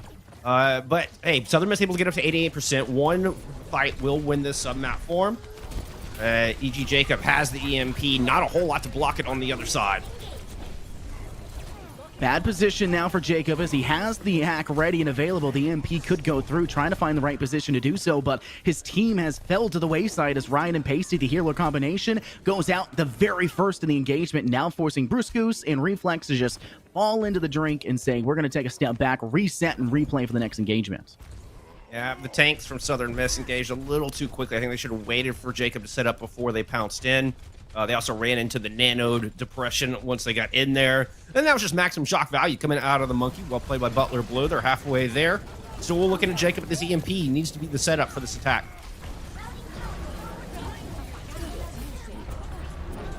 Oh, the EMP comes out huge. And the Primal is there from Juicebox Hero. Both tank bolts invested. And Southern Miss are looking to take this thing. They flip it over mid-fight as well, which means all the while they're racking up percentage. Overtime ticks down. Southern Miss will pick up our first sub-map on Lighthouse. I'm not sure exactly what happened right there, but a very solid first map right there.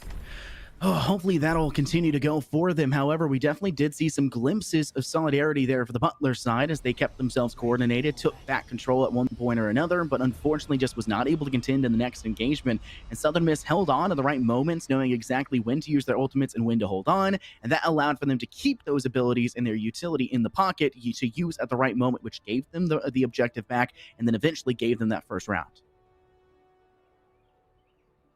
We're headed over to Will. Everybody's favorite map, I think, on Ilias. A lot of chaos with the big hole in the middle, and so I'm trying to send people down to the void.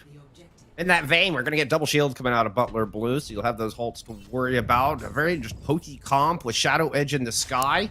One up against a very divey look coming out of Southern Miss. We'll see if EG Jacob can clip the wings of Shadow Edge, because otherwise that pesky Echo could be giving him a lot of trouble. Hopefully he can. I'm pretty sure we'll see some fairly strong shots going to the skies. They'll have to make sure they can keep alive in the process as Jacob gets quite low from the ham into the opposing side. This will be a bit worrisome in a lot of ways. It's depression on that Orisa, taking some long shot corners. Does get boosted out, knocked up to the skies, and Juicebox and Bruce Goose diving onto the competition, but Bruce is going to get demeched. It's depression to find it, and the sight is falling in favor of Butler, but it's not to do without Southern Miss, as Bruce Goose does manage to still find one on top of it, taking out Twint, still fighting and contesting this first point, but eventually everything will have to start falling, and Juicebox forces the competition of Butler Blue into the middle of the objective where the rest of their side can finally start to get some damage onward without having to worry about these cheeky corner plays, but it's still falling entirely in favor of Butler Blue with Intrepid Cash, who's your healer, their Brigitte finding massive impact to take 2, and Depression finding yet another one, this one into Bruce Goose, guaranteeing the first point falling and get the objective under control for Butler Blue. Yeah, despite suffering the first casualty, Butler Blue were able to hold their bunker composition, get that good kill on Juicebox Hero, courtesy of a wonderful halt from Depression, and the rest just kind of falls apart. Southern Miss don't have the tools to poke at this bunker. And now here comes Juicebox Hero again, trying to roll through, devalue the Ant Matrix out from Butters. Very strong use of the Ant Matrix, trying to get a little bit of extra tag team damage off, and it's very successful. They've already taken 4 out for the count. Sorry, 3, I should say, looking for their 4, so they attempt to chase, but the rest of Southern Miss are just taking a couple steps back, playing this one smart, and waiting for the rest of the team before pushing once again. And Southern Miss have had enough of this dive comp. They're going to go ahead and go over to the Brawl, pulling out the May, and going over to the Reinhardt for Juicebox Hero. See if they can close the gap before suffering too much casualties. Right on the Lucio instrumental to try to just rush them through Cage, see if they can get on top of Depression and the rest of Butler Blue, but they're running into the bongos. Dangerous position to go through. Pongo's played and boosting the damage for their side. They're still getting rushed down quite quickly. Jacob goes for the stun, does manage to find it, but can't get much damage beyond it as the double shield combination is just a bit too much to deal with. And there goes the Gravitic Flux, popped down and re-slammed the backline for Southern Miss, taking a bit too much damage. Zuimama goes forward quite aggressively, flushing back to the rest of the site. Twins trying to get some damage off, goes for the stun, fails to do so, gets knocked into the drink, and you're seeing Southern Miss come up with 3 kills so far. Butler Blue bleeding way too much. They'll have to take a step back. They're just trying to stay on to this point to deny as much as possible and maybe get them to that coveted 99%. They will be disallowed of doing so. Still within one fight territory, though. Butler Blue, one fight to take it, and they'll send us to that third sub map over on Ruins. But Butler Blue just got too stubborn. They failed to rotate. Southern Miss come charging with a Reinhardt, and Butler Blue tried to hold their ground instead of kiting away and maintaining distance, as you need to do with this bunker composition. So it was a good play by Southern Miss. Already have Earthshatter ready to go after just making the swap. Same with the Sound Barrier for Riot. Southern Miss have the tools to hang on here. Fight has to engage. Oh, the Orisa shield blocks the shatter coming through. Juicebox just failing to find the right position to do so. You will see a Deadeye attempting to be utilized, does not find much impact, but kills quickly dropping for both sides. A Shadow Edge to find 2. Their DPS combo of Twint maybe fell, but Zuimama doesn't necessarily need that double DPS to get the job done themselves, as they'll find one more. Deadeye used again with the duplicates. And Butler will find this point, but there will be a little bit of tag players to touch and stay alive just a little bit longer. But I'm sorry to break it to you, Bullskunk. This may just drop to Butler Blue as they're trying to pray for the rest of their team to survive and make it back to the point, but they're doing a fairly good job of it here. Juicebox Hero Riot finally go down, and now Rally popped on the other side. Butler Blue are going to be extremely hard to dislodge. Southern Miss doing their best to keep this thing going, but they're just running into so much death that, Butler Blue is definitely sending us over to Ruins. And then despite the one good fight and some good swaps from Southern Miss, they're a bit late. Reflex was just a touch slow on getting that Blizzard built up in that all-important fight previous to this last little skirmish. And it was Butler Blue who were able to survive the Earth Shatter, survive the Sound Barrier, and strike back and retake what was theirs, the objective, that is. And boom, now it all comes down to Ruins to see who's going to start us off with the first win.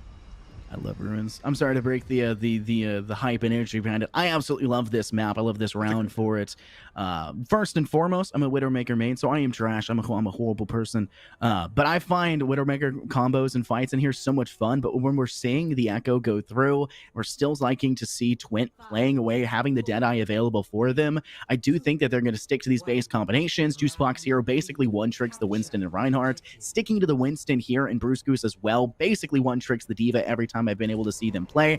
And Bruce Goose is phenomenal on that Diva and will not discount them in any way, one sort or the other, but I think they need to make some changes here because it didn't work for them on that last point, and Butler Blue obviously found something that did work.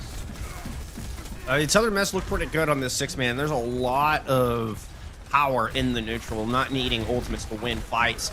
Southern Miss are just trying to dislodge Butler, who were making it home up on that small little bridge. Southern Miss starting to surround him. Zuimama already dropping in, already in a lot of trouble.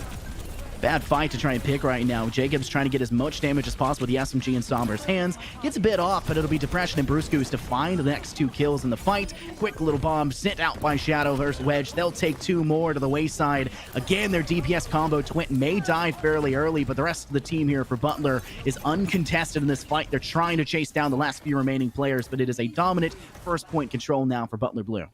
Well played from Butler. Zuimama drops in and manages to stay alive. I thought they were a goner for sure. Meanwhile, the whole rest of the team rotates around, and they're able to claim so much space for that double shield comp to work. Now Southern Miss coming back in. Almost have Coalescence online, but Juicebox Hero goes down early. Fight has to keep going, though. If you are Southern Miss, you've kind of lost that first point. Maybe take a step back, play for something else. Try not to give too much ult to the opposition, but they've already lost 2 more on top of it. Reflex and Bruce Goose taken out by Shadow Wedge. They already have their ultimate, so it's not like the biggest burn for them, not the most horrendous sword, but it does stink to continuously gather and give ult charge to the opposition. Yeah, that fight was done as soon as Juicebox Hero went down. Like, that Southern Miss just needed to reset. But, hey, Jacob's coming up on this, has to use the translocator to save their life. Does have that EMP, Coalescence is out. This fight's breaking out. Fight has to go on. Ultimate's being expended. You see the Coalescence going successfully for Pasty as they take out Twin. Still trying to get DPS down, which Jacob's back into the fight. The EMP is ready. Sends it and finds only 2. A dangerous spot. Shadow Edge now needs to make their way back and return. There is nothing left for them. They'll die to the Bruce Goose player and have to continuously fight on the site. Jacob on the high ground gets a lot of damage off. Bruce Goose the ones who finish the job, though, to Sui Mama. Fight goes forward as your Reaper continuously dishes out the herd, but Bruce Goose is uncontested, spraying down 3. Jacob finds that 4th, and it is a very dominant control right now for Southern Miss as they will retake this objective without losing a single player. Serviceable EMP there from Jacob. Does get both tanks, the most important ones you can get. And a great sound barrier from Riot. Nicely timed. Now, that does mean they don't have anything to block against this incoming Gravitic Flux. Zui Mama could open this thing up really strong, and Shadow Edge has been fantastic so far this sub-map. Got to do something about them in the skies. Here comes it's the Diva Bomb. The self-destruct kills Zui Mama mid-ult. Such a bad spot to be in. So unfortunate to see for Zuri Mama also getting stunned out in the process. Very dangerous for them, but it doesn't seem to work out. Southern Miss will keep themselves calm and coordinated and collected. No one really falling just yet. Shadow Edge is looking for any and all opportunities, using that aerial advantage to their favor, but nothing's really going for them. And as you can see, Butler Blue trying to gain the space. They drop the garage door, getting that Ant Matrix going. You see the Death Blossom Scent as well as the Primal Rage, both finding impact. Primal Rage continuing to do just that, finding 2, assisting the 3rd, and another very dominant performance for Southern Miss to hold on. It cost them a lot, but it was definitely dominant. Using 3 ults in that fight, but a nice rotation means that they are going to have the sound barrier and that EMP coming up online for this next engagement. Butler Blue making some swaps. We're seeing Butters go over to more of their own. Depression going over to the Winston.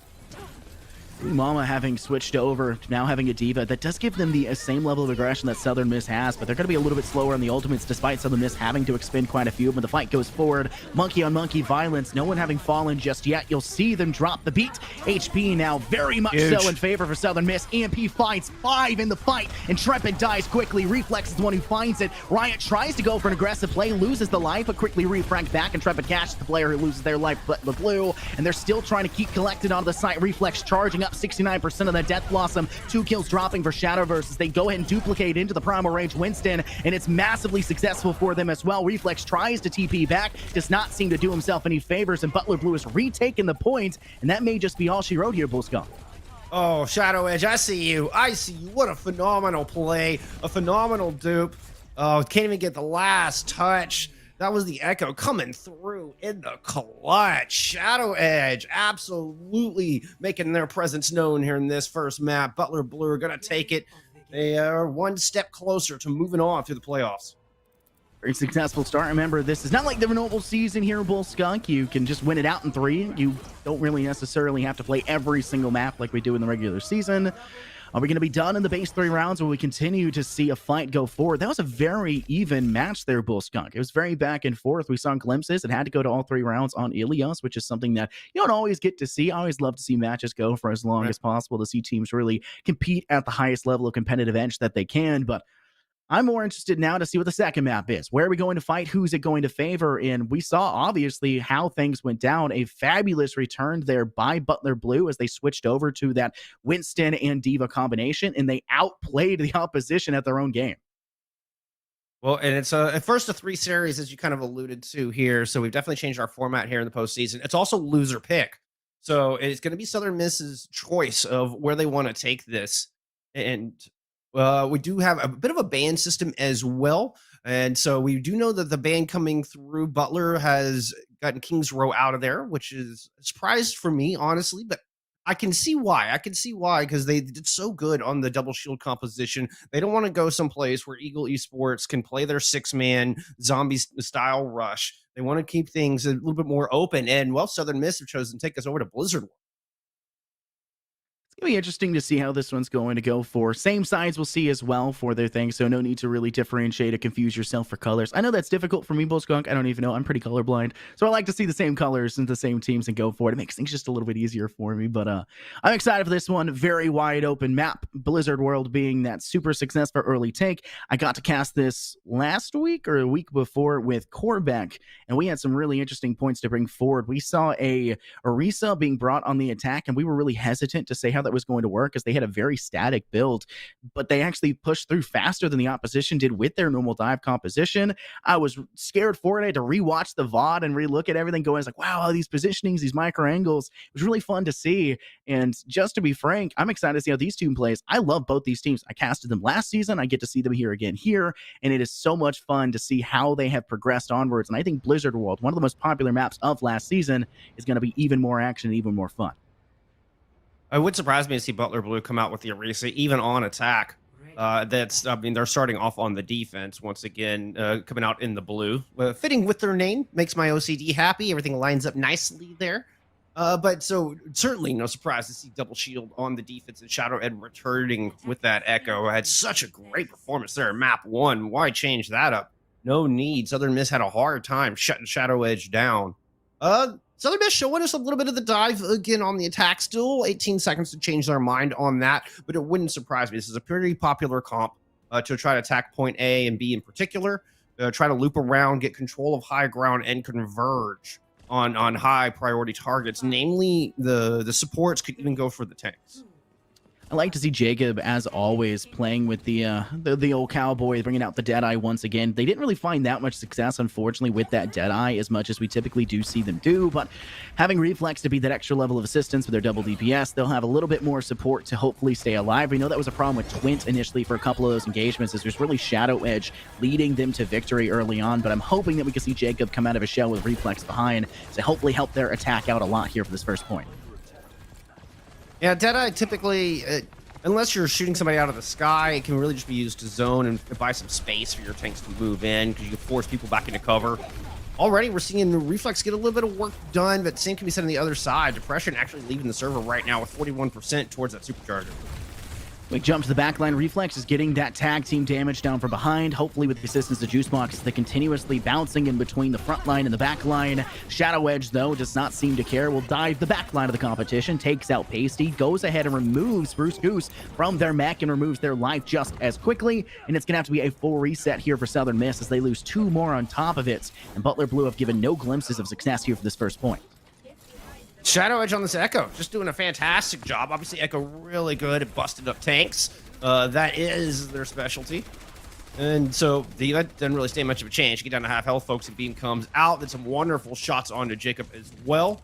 Went putting in some work as indicated by that check mark next to their name. DPS will be online for this fight. Depression's going to have Supercharger. Southern Miss have their work cut out for them. Nothing really online to work with here. They just need to try to get some ults out of the opposition and build up some of their own. The Southern Miss can do the same thing, tagging in around these corners, hopefully giving their tanks their ultimates too as well. Be nice to see that minefield be able to go down, but Twint has their Dragon Strike, is looking for an option to do so if it's necessary, but doesn't need it to get the job done as they take out Reflex. Headshot kill, removes one more. Unfortunately, 2 players lost for Southern Miss, and Trepid removes yet another one. Bruce Goose has not been able to stay alive, and the tanks for Southern Miss have just not been able to contend with the DPS that Butler Blue have been bringing to the table. Nope, and despite Jacob finally able to take Shadow Edge out of the sky early in that fight, Quint then steps up and puts in the hurt. Onto another great tank buster. Just a lot of raw damage coming out of Butler Blue. And they're very difficult to dislodge. Southern Miss do have some ults to work with this time. So we'll see if Reflex can land a stick with that pulse bomb. Perhaps some good mines. Juicebox Hero on these mines. Very good against the static composition of Double Shield. Could be just the ticket. We'll have to see how it goes through, but there's a lot of ultimates they have to contend with. 5 already up and on the board. Reflex trying to dive to the back line, now dropped to 23 HP, forced to use their ability refresh, go back in time and try to go for it again, but Bruce Goose will be the first to find the kill. Removes the DPS of Shadow Goose. Dragon Sight will be set, but you'll also see them drop their Zenyatta Transcendence, keeping the team alive. Minefield popped as well, does remove Butters from the competition, and it's Southern Miss on the kill feed continuously as only 2 players really left on the site for Butler Blue. They'll deal with one more, helping to find the last, and Intrepid will not last for much longer. A very solid take, though it did take quite a while for Southern Miss to get it. But they managed to get out 3 ultimates during that process, though, including both support ults, all countered by Pasty's Transcendent. Well done there, nicely timed, and then the mines do come through, finding success in the back half of the fight. Well played by Southern Miss, and they can kind of start getting this truck rolling through the streets of Blizzard World. Gonna have to attack the high ground and force Twint off of it. Looks like the rest of the team is up there as well. Shadow Edge has been outstanding with these duplicates, has one online, ready to go. Oh, just as soon as you say a caster's curse, oh, it's gonna happen once you mention it, but they'll be felled just as quick. Jacob takes them out, and though you do see that loss go through, Butters is quick to find the frag, healer on healer, but it's gonna go ahead and get the resurrection. Riot does not want their combo healer to be out for much longer because they're aware that a fight is down and doomed to go forward, and that's exactly what we're seeing. Butters now back into the fight, removes out Bruce Goose. A big competition on the high ground as you do see Butler have a good control over it, but you need to start seeing Southern Miss rotate around multiple directions, not just going for this puny little bit of tag team damage. They gotta flush them down. Juicebox does just that, slams down, knocks down 3, still looking to give his team any sort of clinical edge they need, but is able to finally drop yet another one. But guess what? It's Shadow Edge on the air. Nothing you can deal with to contend against that aerial superiority that this map typically has. Yeah, that mean, this suppression just getting these superchargers up so quick, doing a lot of work. Butler Blue do end up dropping down, and Shadow Edge has the duplicate out. This one onto the Sigma. So triple tanks on the battlefield right now, even that extra flux going in. Quickly going forward, you see a duplicate no longer being available now as they'll have it used it and expended as its time dissipates, but Shadow Edge got quite a few kills off in the process of it. You will see Reflex go for the Pulse Bomb. It actually takes out Intrepid. It removes a healer for Butler Blue, but they need to do a bit more on top of that as the DPS has been that pivotal figure for them. Meanwhile, Juicebox continuously trying to get Butler off the high ground. It's just not happening here, Bull. Yeah, Southern Miss are just out of sync. In all kinds of ways. They lose both of their supports early in that fight, and are still kind of trying to press here and there, but not in a coordinated fashion. We do have a couple ults coming out. Deadeye from the high ground looking for something. Blue Goose is able to get one. It's a good start. There's the second. Have to keep going, though. You need to be able to keep pushing this DPS and these healer backline as you push forward. They'll get rid of Butters. Shadow Edge is the next to fall as Riot, with proper target acquisition, removes one more, and it's just an easy cleanup for Southern Miss. Slowly but surely, they're finding success where they need to, and they're going to get the second pip. Didn't cost them a whole lot either, using mines in that, and I think the Gravitic Flux was invested as well from Southern Miss. Nice, keeping that momentum going forward. Find Twin early. Just an important stagger kill there. Twin has been a thorn in their side. In fact, a big giant arrow in their side for the majority of this attack from Southern Miss. Have an advantage trying to press it now. Not a whole lot to work with. Just a Pulse Bomb and a Transcendence online for the attackers. Southern Miss can piece something together, though. You do need to worry about Twint, who's going for that high ground, finding an opportunity to get some long shots. Same as we saw Pasty attempting to do initially, but Southern Miss lose their player of Jacob, decide to take a step back. Unfortunately, Pasty's not able to make that great escape. They lose their live nets, giving some ultimate charge and some scoreline assistance towards that Butler Blue side, and a reset has to go forward. Using only one ultimate. It was just the Amplification Matrix from Butters. Spend it on that one. Now we're getting into kind of desperate territory. 75 seconds just under on the clock. Dragons out from Butler. Ant Matrix from Southern Miss.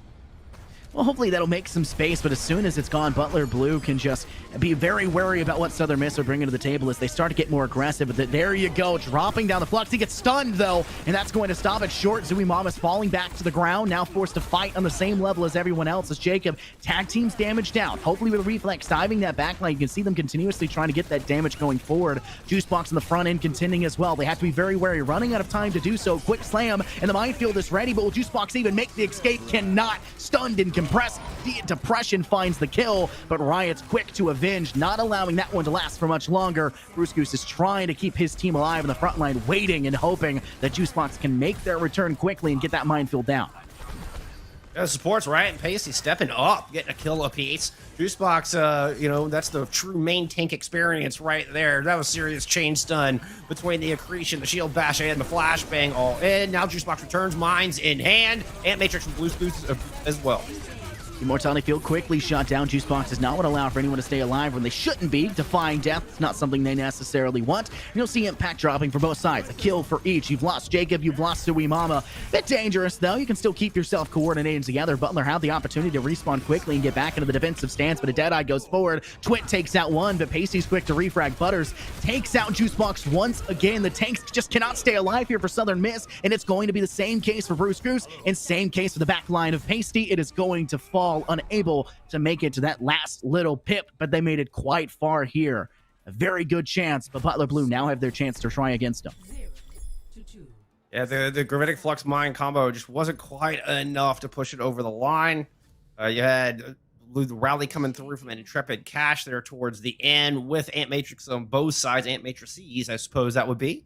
It's a lot of garage doors. It was basically like a yard sale out there. A lot of damage coming through, but it's Butler Blue who remain standing once the dust settles. The double shield comp looking strong for them once again. And as we said at the top of this map, I wouldn't be surprised to see it coming out here on the attack. Be interesting to see. I know Southern Miss, they really do like to bring that Winston combo continuously, but I do think they need to make that switch. You can see them essentially mirroring the composition we saw earlier for Butler Blue. Only a few changes here and there. They're going to put Reflex on that Hanzo. Jacob's going to switch over to that Ashe. Riot will be on the Mercy for that Resurrection we saw previously, and then Pasty will stick. Instead of having Riot over on that Baptiste, Pasty instead will pick it up. And it'll be interesting to see how they necessarily try to contend. Hopefully Intrepid's speed can allow for Butler Blue to quickly take control over the objective. But they're bringing that Reinhardt as that front line. They can boost straight through, force Southern Miss into a disadvantageous fight on the objective, and hopefully dish out enough damage because they have the DPS to do so, and they have the walls to separate the front line and the back line of Southern Miss. Yeah, but there's going to be a lot of pain coming in. If Reflex and Jacob can drop those shots, particularly with the damage boost coming in from Riot, then Butler Blue might struggle to close this gap. We'll see how they choose to approach. They're going to go in through the Lost and Found and just try to cut off as much space as possible before they even show their faces. I'm not crazy about this Mercy. I'm not going to lie. I think this is going to leave Pasty. Could end up a vulnerable target, and it doesn't provide you. Pasty's got a lot of pressure on it to keep these tanks alive. Butters goes down immediately, though. It was a really nice dynamite that was actually sent by Jacob there, Bull Skunk, that actually found a massive amount of target. When everyone else was at 3%, Jacob was already at 25%. It was a huge successful stage for them, and it's probably what initially gave Butler Blue the chance to say, hey, we just lost one. Too much damage to contend with. Take a step back and reset. Indeed, and now we're looking at Jacob at 60%. So very nice work indeed for that first fight. We'll have that big Omnic Butler ready to go in no time. Tried to launch one there, but that one was a little high. Just keep trying. There's nothing too wrong with trying and trying again. But you'll see the Ice Wall go down, separate both sides of the backline, but the backline's really up on the high ground, so they can still actually contend. The Ice Wall doesn't do its full effect as necessary, and the healing has to go through here, as you will see Southern Miss hold on, but they've still lost that front line. They'll be able to take out the front line of Depression for the opposing side. They've given already 2 of the pit for this first objective. They've got 4. They still have to fight off the point. Zooey and Twint, they take out 2. Now make it a third as Butter says, let me join in as well. And Southern Miss have completely lost this first objective. They need to reset, but it's the last few players of Butler just teasing the rest of Southern Miss, and they'll start to move through to this escort phase. Nice wall from Shadow Edge to start that fight, block the healing coming through. And Juicebox Hero just got burned down on the Orisa. Swapped back over and gave up that ult charge, going over to the Wrecking Ball, and now back onto the 4-legged donkey horse. Is that what it is? That's what I heard. It's an Orisa. It's an OR-15A is what it is. Ooh, nice shot from Jake. That was nice. Oh, Dragon Strike also being sent. Reflex trying to get something off. It actually finds success in the Twint, as they had also found that shot opportunity before. Depression at 1 HP, cleaned up quickly, and Southern Miss will stop the push very, very emphatically, and Butler Blue will have to reset. That was a really nice shot, Bull Skunk. I like that hit. I respect snipers. Yeah, I can understand. I can understand. I'm not particularly great at the Ashe myself, so I'm always impressed to make a good headshot like that. I That one suck got at some Ashe. distance. I mean, that basically ended the fight before it began. It gave a huge advantage to the defense of Southern Miss, and now they're fortified up here with an Ant Matrix to boot. Walls up. That's not gonna last long. Big fight has to go. You do also have the Diva Bomb ready to send. Zooey's looking maybe for an opportunity, but the Ant Matrix going down. Just hide behind the wall. Don't really face. They'll send it deep. It's going to fall, and it has not enough air behind it. It's going to fall below the high ground, not pulling much impact. A nice Gravitic Flux will go down. Bruscu's getting a massive amount of impact with it. Will kill Depression quickly afterwards. Twint goes for that Deadeye. Does not find anything off of it. And those Zooey Mama may be able to contend with one. They still got to take that step back. Narrowly Intrepid avoids the pull. The yoink that would have sniffed their life away. Another successful defensive hold, however. Yeah, Butler Blue investing 3 ults in that. Most importantly, that sound barrier, and still just gets sent away. Beautiful job from Bruce Goose. Putting in a ton of damage. Got a lot of value out of the Flux as well. But now, Southern Miss don't have anything to hold on here. I think this is Butler Blue's best chance on point B to push through. Ant Matrix Fire Strike to start. quickly going forward. Depression has that shatter, maybe looking for an opportunity. Very wary of the shields, though. Pops it. The shield from Sigma denies it, but here comes the Blizzard. Huge Almost Blizzard. everyone is caught in. Literally everyone, and they've got to try to stay alive. But Depression swings his way through, finds literally everyone, and completely swings this objective wide open. Butler just need to push it the extra couple feet. A massive play right there for Butler. Huge play from Intrepid Cash as well. You see the boop come through and push everybody up the stairs, and it just forces everybody into this tight little bunch. They're frozen popsicles, all packaged and ready for consumption by Depression. Huge 6K, huge Blizzard from Shadow Edge. What a play. You can just, there's no way to be more impressed with that performance right there. It was so much added up together, and the Blizzard comboing in, I mean, Depression didn't hit the shatter, but I think if they did, it might have been even worse than what it came out to be. Maybe a miracle in disguise there, Bull Skunk, but the next fight has to go forward. You can see both teams playing around these corners. Unfortunately for Southern Miss, Twint gets the first kill onto their sniper composition on the opposing side. They'll take out Jacob, but the resurrection will go through. That's now going to reset that for the fight. Quick push going forward. Depression gets the shatter again. This one actually successful. A Shadow Edge and him take out 3 total, and Twint snipes down yet another. Southern Miss's defense has been systematically destroyed, and Butler are even closer to finishing this one off. Butler Blue, their DPS really coming alive those last 2 fights. Shadow Edge with a fantastic wall, blocks Juicebox Hero off. That's what initiates the whole thing. Juicebox Hero does have a shadow of their own. See if they can return fire. Shatter's down. Juicebox Hero's down. Very nice attempt, but it's going to be felt quite quickly afterwards. Going to go ahead and see here. Both Ant Matrix is dropping. A nice Diva Bomb will go down. It does not find that much impact off it, but Zui Mama will still take a kill as they'll also get the Dragon Strike off. And Southern Miss only have Juicebox Hero left, who had fallen quite early. You do see Jacob has made their return, but they're quick to be killed as Depression swings forward, and there is no disallowing Butler to walk it in the last few moments.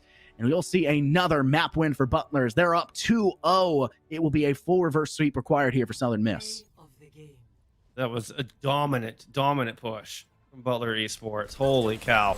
This play is monstrous. Shadow Edge, contender for Player of the Week right now. After the Echo performance and then what we saw on the May. Oh, that was fantastic. That just puts a smile on my face. Infernosis.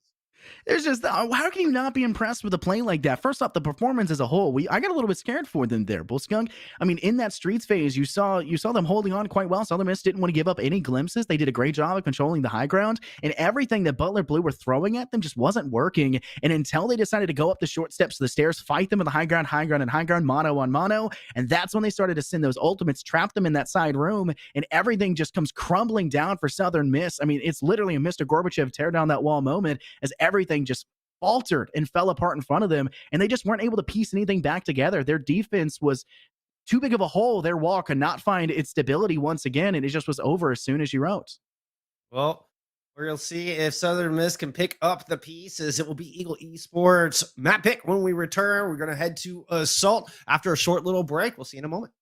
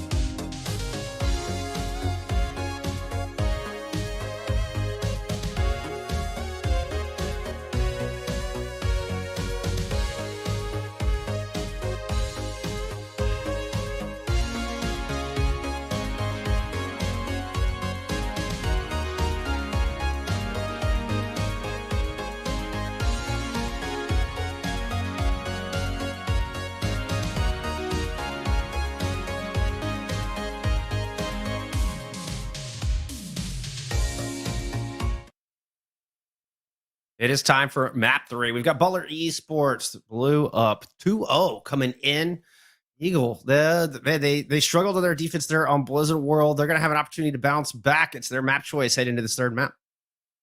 Yeah, and where we're heading to, it's Hanamura, the same map I looked at last time for game 1 that I tuned in and watched and heard beautiful Nuclear and Berkeley Stevens go ahead and cast over, and I was excited. I love that map. You mentioned it as well. You said you love that map. You love casting it, not playing it when you're playing ranks. I kind of have to agree.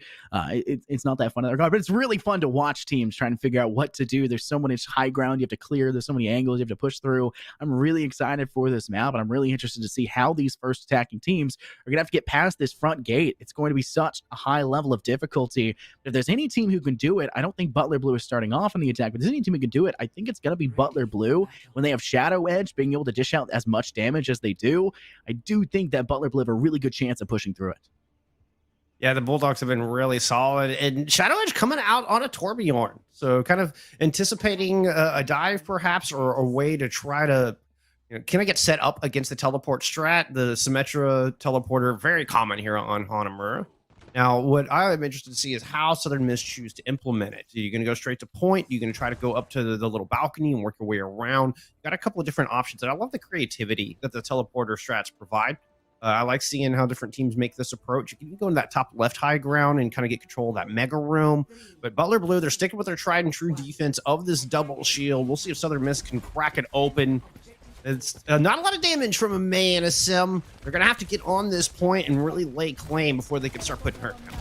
Seems to be like a battle of attrition. They'll get on with the TB and then just try to contend, like in the face can-do attitude of what Butler Blue are trying to do. And while neither side necessarily gets anything, the turret will be destroyed quickly and the immortality field of Pasty will be removed. Now it's just a battle of trying to find that first pick and give yourself a chance. It'll be the turrets from Jacob that lasered down Twint, removing that Junkrat of DPS now off the board for Butler. That's going to be pivotal to Southern Miss's success, but they need to keep their healers alive. Riot is taking a lot of damage in the process, and Juicebox needs an extra bit of speed and mobility as well as that heal to keep themselves contending, and they wall off one more. Depression is not allowed to escape, taken out for the count, and Southern Miss are slowly but surely trickling down the last few players of Butler Blue and climbing up on that objective timer, contesting now 5 on the point. 2 more sprayed down. The Shadow Edge and Zooey Mama no longer contending. Same with Butters, quickly sprayed down by the player that is Riot, and you'll see a nice fisted hand for Jacob to remove one more of the player of Intrepid Cash. First points, Southern Miss.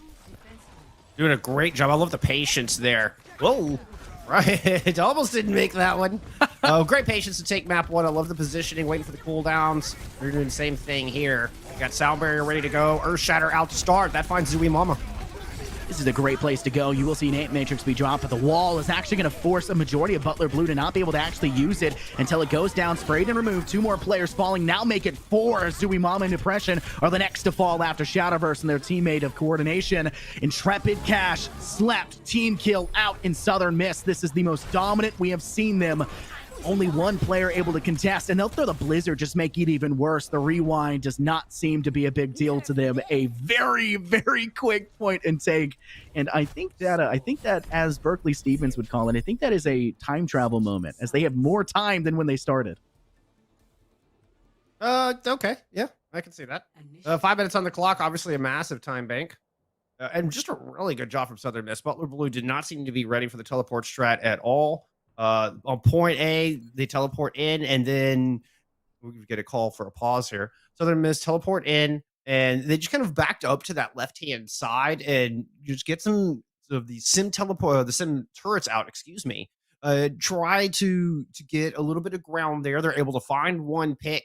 Then they wait for that wall. They wait for that amp speed to come back. They have good patience, able to stay alive through it, able to keep those supports alive, like you were pointing out. And then they rush forward, great wall, and they just pick apart Butler Blue 1 at a time. I mean, it was just all over from there. They snowball that into point B, acting very quickly to jump on to that second point, have all the ults they need to work with. I love this Solo Shatter on a Zooey Mama, get that Sigma out of there. Total value with that. Even able to hang on to the Blizzard to cap the final end, because it usually takes 2 fights to win on a point B in Assault. And Reflex wise to hold on to that Blizzard to the very end to ensure that cap, ensure that incredible time back. I'm sorry, you said picked apart, and I immediately wanted to say picked apart a pack of Butler players. I just don't know why. I just really wanted to go for that, but once it's in my head, it's not going away either. I just had to say it, unfortunately. It's I like had to put finishing a everyone through song. that. Like you just got to Yeah. get those last few notes out. I Yeah. got to get the last few notes. There's no way I'm not going out with the chorus here. All right, I've got to have that bridge. But it is what it is. Butler now getting to attack. I did say I really like Southern Miss's typical team comp they like to bring. Juicebox and Bruce Goose are some of my favorite players here in the NECC. Not to have any sort of bias towards them here, but they have been so much fun to always interview and see, watch them play and hold that front line. They have very much so led that pack and force, along comboing with, of course, their DPS and healers that kept them alive and kept the DPS ongoing. Now they've got to contend on the defense, and you can already see first pick very successfully dropping for Butler Blue as Butters takes out their doppelganger Baptiste Pasty. Now flushing onto the objective quite quickly. The ice wall for both sides not really doing their full impact. It does force one side to go onto the objective, but the second wall does not do much beyond that. Immortality field removed. Jacob takes off and removes depression from the fight. That's going to be that frontline tank of the attacking side, no longer able to contend, and Butler have to find a refrag if they want to be able to stay into this one any longer, and Jacob has no fears to stay up in their face, continuously dishing out the damage into the DPS and tank line of Butler Blue, but no one's finding any picks as of this moment, and it's just that slow and steady battle of attrition to who can get their ultimates first, and it looks to be it'll be Twint to charge theirs up, maybe Right will get theirs as well. Immortality field is sent as Butler takes so much damage. They now need to be very wary of the amplification matrix is available now as the heal goes through. It's popped. Now the fight is on the objective. They'll go ahead and drop the beat. Now able to push forward and fight hyper aggressively, getting the opposing side, but a shatter from Depression drops down 4. Now the high noon is sent. It doesn't find any level of impact, and Jacob is the only one to find that kill as he gets refragged back by Butters. Twint takes one more, but they'll lose one to Bruce Goose. Fight still has to go on to the point as they're flushing and spraying down one more. Bad spot for Twint as the Diva Bruce Goose is hunting for that kill, and Shadow Edge gets Immortality fielded once again and drops their own Blizzard in the process. Amp Matrix drop for Southern Miss, and the fight is still methodically going on the objective. A nice charge there by Depression to take out the doppelganger of Juicebox Hero, and finally Butler will find themselves the objective. It only took 2.5 minutes. Ooh, that was talk about a war of attrition.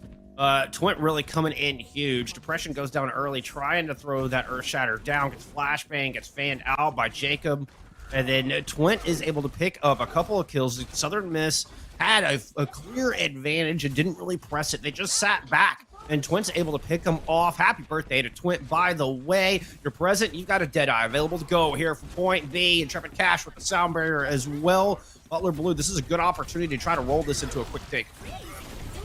We know Symmetra Teleport, they can't do the same route that Southern Miss went for, but they're still going to go for that very aggressive fight up to the high ground. Butler lose 2 in the process, though. They lose their own main, they lose Depression on that Reinhardt, and Butters is not able to survive the onslaught that Southern Miss are bringing to the table. A very successful start, but though they did have to expend that Blizzard to do so. Yeah, Butler Blue, I don't think it really accounted for that Blizzard. I'm not sure if they expected Reflex to have that online yet, because they just ran headlong right into it. The sound barrier from Cash is late. 2 people are already down by the time the shields are distributed. And now it's Butler Blue going back, take another stab at it. Southern Miss still have ults to work with. Juicebox Hero can line up a mean shatter through this stairwell. Let's see how it'll go. They're going to go for the low ground to get some dishing out damage. They'll drop their own Deadeye. He'll pop it as he falls. I don't think Twint anticipated to drop it. He'll go ahead and hop out of the point. That may flush down Southern Miss from the high ground, but it hasn't really done so yet. They'll just send one to deal with it. Bruce Goose will handle it quite swiftly. Twint, may be your birthday, but you're not getting any presents here. Not even the first section of this objective. And it will have to be another reset here for Butler. Yeah, that had to be an accident. I don't think Twint intended to fall. Mid-dead, I like that. Was hoping to break the shield and see if they could get a little bit out of it, and then send a Diva down. Easily played for Southern Miss. They didn't have to spend any ults to do it. Butler Blue coming in dry. They're just going to rush right onto the point this time. See if they have any better luck. Ice Wall is sent that is trying to separate the front and back line as the front 2 tanks do go forward. It doesn't really do too much, but a shatter sent from the high ropes. It doesn't really find that much impact, but a cool attempt to do so. Oh, Quickly nice. gone back. Depression finds so much impact with it. They came in dry, and it looks like they're going to be able to find a lot of success for it. They'll send out their Blitz as well, not eaten away, but doesn't really find anyone until you see the man on the top of the wall. It does not matter. It is actually going to fall for them as they're able to flush down Southern Miss away from it just a little bit longer. And round 2 will complete 2-2 both sides, but there is a major time differential difference between these 2 sides. Yeah, over 2 minutes separating. That is a lot of time.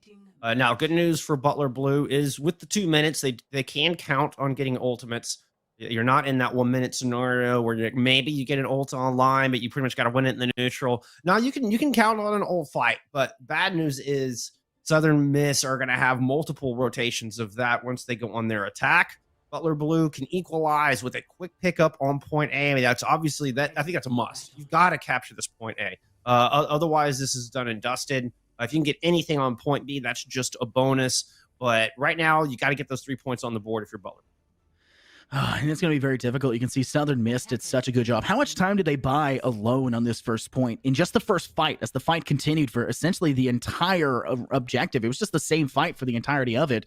And you called it out. You said Southern Miss were a bit hesitant to push forward and finish the fight and force Butler to go for the re-step, take a step back. They just played with them for too long, toying with their food. And that kind of came back to bite them in the rear. They did win the first and second fight on that second point. But beyond that, they lost it. They couldn't stay on to it, and the fight dropped in favor of Southern Miss, and now it's going to be in favor of Butler Blue, and now it's going to be up to them once again to attack and try to push this first point. Yep, it's still no Symmetra. They're just going to go right into this. We're seeing Twink go over to the leg. Soldier 76 making an appearance. Southern Miss playing very far forward for their defense. They're not holding back on the objective. They're trying to maintain the courtyard area, the rock garden, if you would. Butler Blue with a nice rotation. I think they're going to go up and grab high ground, perhaps. No, they're just going to go right on forward. Jukebox Heroes down. Nice start for Butler. Yeah, that ice wall, they tried to send one back. A Southern Miss place there's a little bit too deep, but the first ice wall was just too much to contend with, and Juicebox loses their life. Now they're going to have to take a step back. They need to think twice about everything, and they're losing more and more of their players bleeding as this goes onward. And now drop the Ant Matrix. Now you're just seeing tons of damage being dished out. Intrepid alone as Lucio finds 2, 1 cent into the drink, and it is going to be all she wrote for that first point. A very dominant push for Butler Blue, almost as quick as we saw that first one go through for Southern Miss. They didn't even need the TP to get onto it, and we're going to see that second point, but not with much time, only a minute and a half on it. No, but that was the check mark they needed to take. That was a must, and they're able to win out. Just getting the brawl mirror, great walls from Shadow Edge and Butler Blue. Like I said, anything they get here is a bonus. They've got ults to work with. Flex coming up on the Blizzard though, so it's something they're gonna have to watch out for. 93% towards it now. Shatter's blocked. It does still find a little bit, and Immortality Field is forced to be expanded. A Shatter will be sent the other direction, but May will freeze down one player trying to contend. Juicebox is not able to stay alive into it, but their own May, aka Reflex, finds 2 on the top. Single-handedly, I would say, finding and favoring the side of Southern Miss as they'll first spray down a few more on top of it. Southern Miss hold on, keeping Butler at bay and do not allow for them to get anything in this third point. May is just Reinhardt's worst nightmare. Just priority evil villain number 1. Like that is your rival there. And every Reinhardt hates to see a May, and Reflex and Juicebox here are doing such a good job of working in tandem, taking depression out early. One last chance. Shadow Edge has Blizzard. Reflex is one of their own. Self-destruct to start things off from the defense. Oh, and it takes out Shadow Edge. Oh my goodness, that's pivotal towards them now as Reflex, the only May left standing, takes out one more. A Diva Bomb will be sent. This one takes out Pasty. This may be what they need for Butler to bring themselves back into it, and unfortunately now they've lost Butters, the only healer they have being a Lucio, and that's not as much healing as you really need to push forward, especially when you look at Zui Mama, now forced to be demaxed as they're sent off the high ground. They need to touch the point. There's no time to do it. You'll see the hacks go out here for Twin, but it doesn't seem to do anything, and it's all red in the kill feed continuously as Southern Miss just systematically dismantle everything that Butler Blue brought to the table. They'll hold on, not allowing any sort of control for that third point. Oh, how does that happen? Shadow Edge, you can't fall to a self-destruct at the beginning of the fight. You're holding Blizzard. Your team needed that Blizzard so bad. How does that happen? You have Ice Block. You had shields. Oh my goodness. You break out the west of the thing. You cannot let that happen. What a self-destruct coming out of Bruce Goose. That won in that fight. Like that was, 100%. It's that simple. They had the Blizzard advantage. And that was it. It's done. If you don't have the May in there for that Reinhardt to Reinhardt matchup, you don't have the Blizzard in there to control the space needed on that point. That's it. Fight lost. That was well done by Bruce Goose, but I can't help but wonder what the heck happened to Shadow Edge. I didn't see them use Ice Block before that. Like it wasn't forced out early. I want to bring up the point here. every time we've seen Southern Miss lose in a defensive section, it was when Juicebox dies early. We saw that in that first take in the overtime. We saw it on their initial take as well when Butler attacked for the first time. We saw it on the second point as well. Every time the frontline Reinhardt of Juicebox Hero would die, I mean, that's typically how most rounds will go, but it has been very prevalent here. And Shadow Edge has been pivotal towards getting rid of that. We saw that wall separate them on that first point. That's why Southern Miss got so utterly destroyed after that first engagement, not even being able to step back and really contend on that first point again. Not being able to pop the Blizzard, not being able to assist in their team to get rid of the Reinhardt was a pivotal mistake, a massive misalignment of what you need to be doing, and that's really going to be all she wrote for it. Now it's up to Southern Miss to just swing onto the point and fight. But yeah, they've got all the time in the world. They're going to teleport up to the high ground this time. I like this more indirect approach. Already fine, Butters. I mean, this is looking done and dusted. It's just Brick heals. Brick can't put out a lot of heals, but Depression is going to be in trouble. They sit in both directions. They go from front main entrance and high ground entrance. That's a great way for them to do it. Yeah, the Reinhardt got blocked off away from the wall, but their team just waited for the rest of it as they took the high ground. Another kill drops for them. That's Bruce Goose to take one, and it's all under control for Southern Miss. They're just keeping them at bay little by little, contending against this first point. Ice Wall goes down, only one person on. Still may wall up, trying to keep themselves inside of it. Shadow Wedge is in a bad spot, a bit of a tricky pickle, but everything is falling so handily for Southern Miss. Red on the feed as 3 players find impact. Jacob to find 2 of those individually, and is continuously trying to pound the hurt here on Butler. There is no glimpse of them finding success here. There's too much time to bank on top of it. They'll finally clear out the last player of Shadow Edge. The Fire Strike, and the player of Juicebox here will do that. And guess what here? It's the TP coming up to the high ground. Swift entry once again. Yep, the Eagles have guaranteed themselves a map 4 at the very least. 3.5 minutes. They need 1 tick. Shatters out, finds 4. Oh my goodness, this is just an absolute rampage now. He gets down, sprays down 2 with the fire charge, gets a fire strike kill into 1 more. It'll be stolen for any possibility to get every kill individually as Jacob does find 1, but a nice swing into Shadow clears them once again, and Jacob will be the player to find that last. You'll see Reinhardt attempt to charge back. Depression is hoping to contend, but there's really no point at this point. It's going to be all she wrote. A dominant, and I mean dominant performance from Southern Miss. This was by far the best we have seen them. Yeah, the Eagles didn't lose a single fight on their attacks. There was 4 attacks, 4 points, 4 fight wins, unstoppable on the offense here on Hanamura. So I mean, you can see why they went here. They looked great on this map, clearly very practiced on this map. This is that final shatter on that last attack in the extra innings. Juicebox Hero picking up 3 in that, coupled with a Blizzard or Sound Barrier as well. But that, I mean, very dominant attack. Absolutely. Southern Miss striking back and striking back hard. I mean, it was a must win. Butler Esports on match point, still on series point here. And Eagle are going to have to piece 2 more together. But hey, one step at a time, 1 map at a time, 1 team fight at a time. But this time they're going to have to do it on Butler Esports map pick. Yeah, that's going to be very difficult for them. We've seen how strong Butler has been on the first 2 maps, and that's even when you get to have your losing team pick a map. Butler still picks that up, takes control over it. That's going to be something you go, we'll try what's next best up for us. Obviously, we saw what it was. Hanamura went very well for them. I think it's the most dominant we've seen from them all season, especially against a team that is #1 seeded and has been extremely strong throughout it. I can only predict that the way this one's going to go, it has to be a reverse sweep for Southern Miss. They have to take the next 2 if they want to win and pull off the upset here in this stage. But throughout all of this one, I will say Butler kept it a little bit close. They contended, though they were a bit more methodical in their approaches for their attack. Their defense just couldn't handle the swift nature of Southern Miss, and it caught them off guard time in and time out. Even in OT, when they already knew what Southern Miss was going to bring to the table, they still fell victim to the TB and rush into the map. It's just not anything they had in their books, their strat books, their playbooks, when you want to call it, that was able to pull off any sort of counterplay to that situation. Well, we got word in on our pick and ban here. In this first of 3, winner gets to ban out a map. So you get a little bit of breathing room as far as you don't have to, if you do want to play long range, then you can ban out a map like Gibraltar, which is what we just saw Southern Miss do. But you still have a couple to choose from. And Butler Esports, they're taking us to Dorado here for map number 4. I actually really like this map as well. First area being a little bit difficult to contend with. You got a lot of high ground, multiple angles of high ground as well. Some teams opting to go for that aerial approach, taking Echoes, Pharos, Mercies along the way for your defensive side. You stay on the closer buildings for the high ground, and then you take the ramp side and you go up above, and you can hang out above Hookah and have yourself an option to contend as well in that direction. That's typically where you see Arisas and Reinhardt's hold up strong. You have the double shield combo. Sigma is being brought in there as well.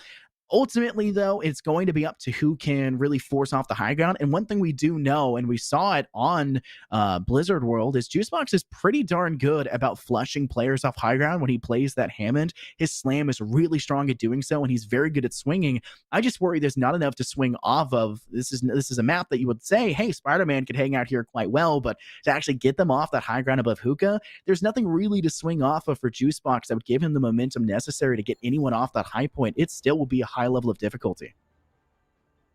And I mean, on point A here, you can just rotate back into the courtyard. I mean, your first real fight, your big holding spot, particularly if we see double shield, though that doesn't look to be the case right out of the gate from Butler Blue. But still, the courtyard is your big holding spot on point A. You can definitely get some work done from this high ground, particularly with the comp that we're seeing. So we're going to get the pharmacy in the sky, Twint coming out on the tracer, a little bit more of it's kind of a dive poke hybrid that we're seeing right now. This is a bit of an amalgamation of a comp. Yeah, I mean, on the Ana in this is really what's throwing me off, I think, about this composition. That's that wrinkle this is adding in.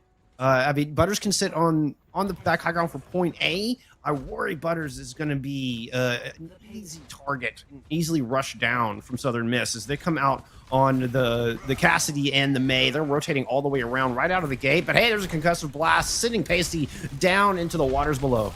That's what I'm talking about. You don't necessarily have to hang out above Hookah as a defensive team. You can use Farah, hang out in the other buildings. You also have your Winston to jump up there as well. There's a lot of impact that can be made, and Southern Miss went for the cheeky strat of working their way around the backside and just ultimately fell short and fell off the map. And that was great job there by Shadow Edge. We've been saying their name a little bit too much here, I think, Full Skunk, but I think it's all well-deserved as they have been pivotal towards any and all success that we've seen here for Butler Blue. But another cheeky play, they'll go underneath through Hookah, the lounge section. Jacob now has the high ground there. This is typically where you see defenses of a double shields try to contend, but Butler Blue want to stay low. They want to fight this early. They're basically playing on the attacker's payload and trying to just keep them off from it again, but that gives the high ground over to Southern Miss, and now it's up to them to jump back down, but Shadow Witch has not been cleared from the skies, and that will allow for that extra assistance, that tertiary damage to go through as Butters, Twint, and Zooey Mama find each one of their own, quickly refragged back by the double tank combination in Southern Miss. This fight stagnant for quite a while until Butters can find a nice shot into the body of Pasty and remove him once again. Primal Rage expunged, Diva Bomb sent, ultimates being used here quite aggressively, and finally we'll see Southern Miss get a couple feet off the board here on this payload. Yeah, it's the tanks, Bruce Goose and Juicebox here are doing a lot of work here. Bruce Goose able to clip the wings of the Mercy, get that tether off of Shadow Edge, and that's really what opened this thing up. And slowly but surely they're able to push through. But like I'm saying, this courtyard fight is the real test. Here comes the barrage.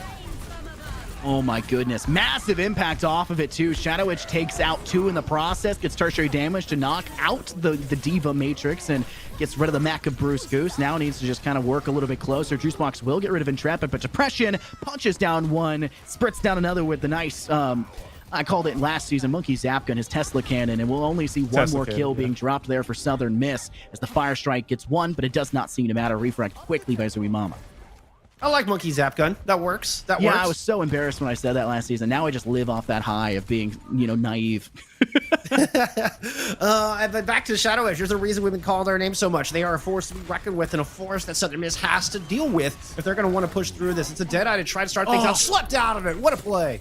Has a massive point of impact there. That is going to be a huge damper on things for Southern Miss. They'll try to keep going. You'll see a nice boost coming out here as Butters will go ahead and give that extra assistance to Depression. Primal Rage will be used as well, though will be stunned. It's kind of hard to keep Depression alive right now, and Intrepid's doing everything they can as they pop their Valkyrie in the same process, but it's the Diva Bomb to find 3 that splits this point open again, and Southern Miss only have 1 player left standing. Bruce Goose will be demeched and toyed with on this point, staggering their spawns. Bruce is trying to get back into the mech, but I think they'll clean him off before he has any chance to do so. A great stagger of their spawns. Butters and Depression doing a wonderful job of building these ults very quickly. Butters in particular getting those nanos up so fast, so instrumental to this engage. And then it opens things up.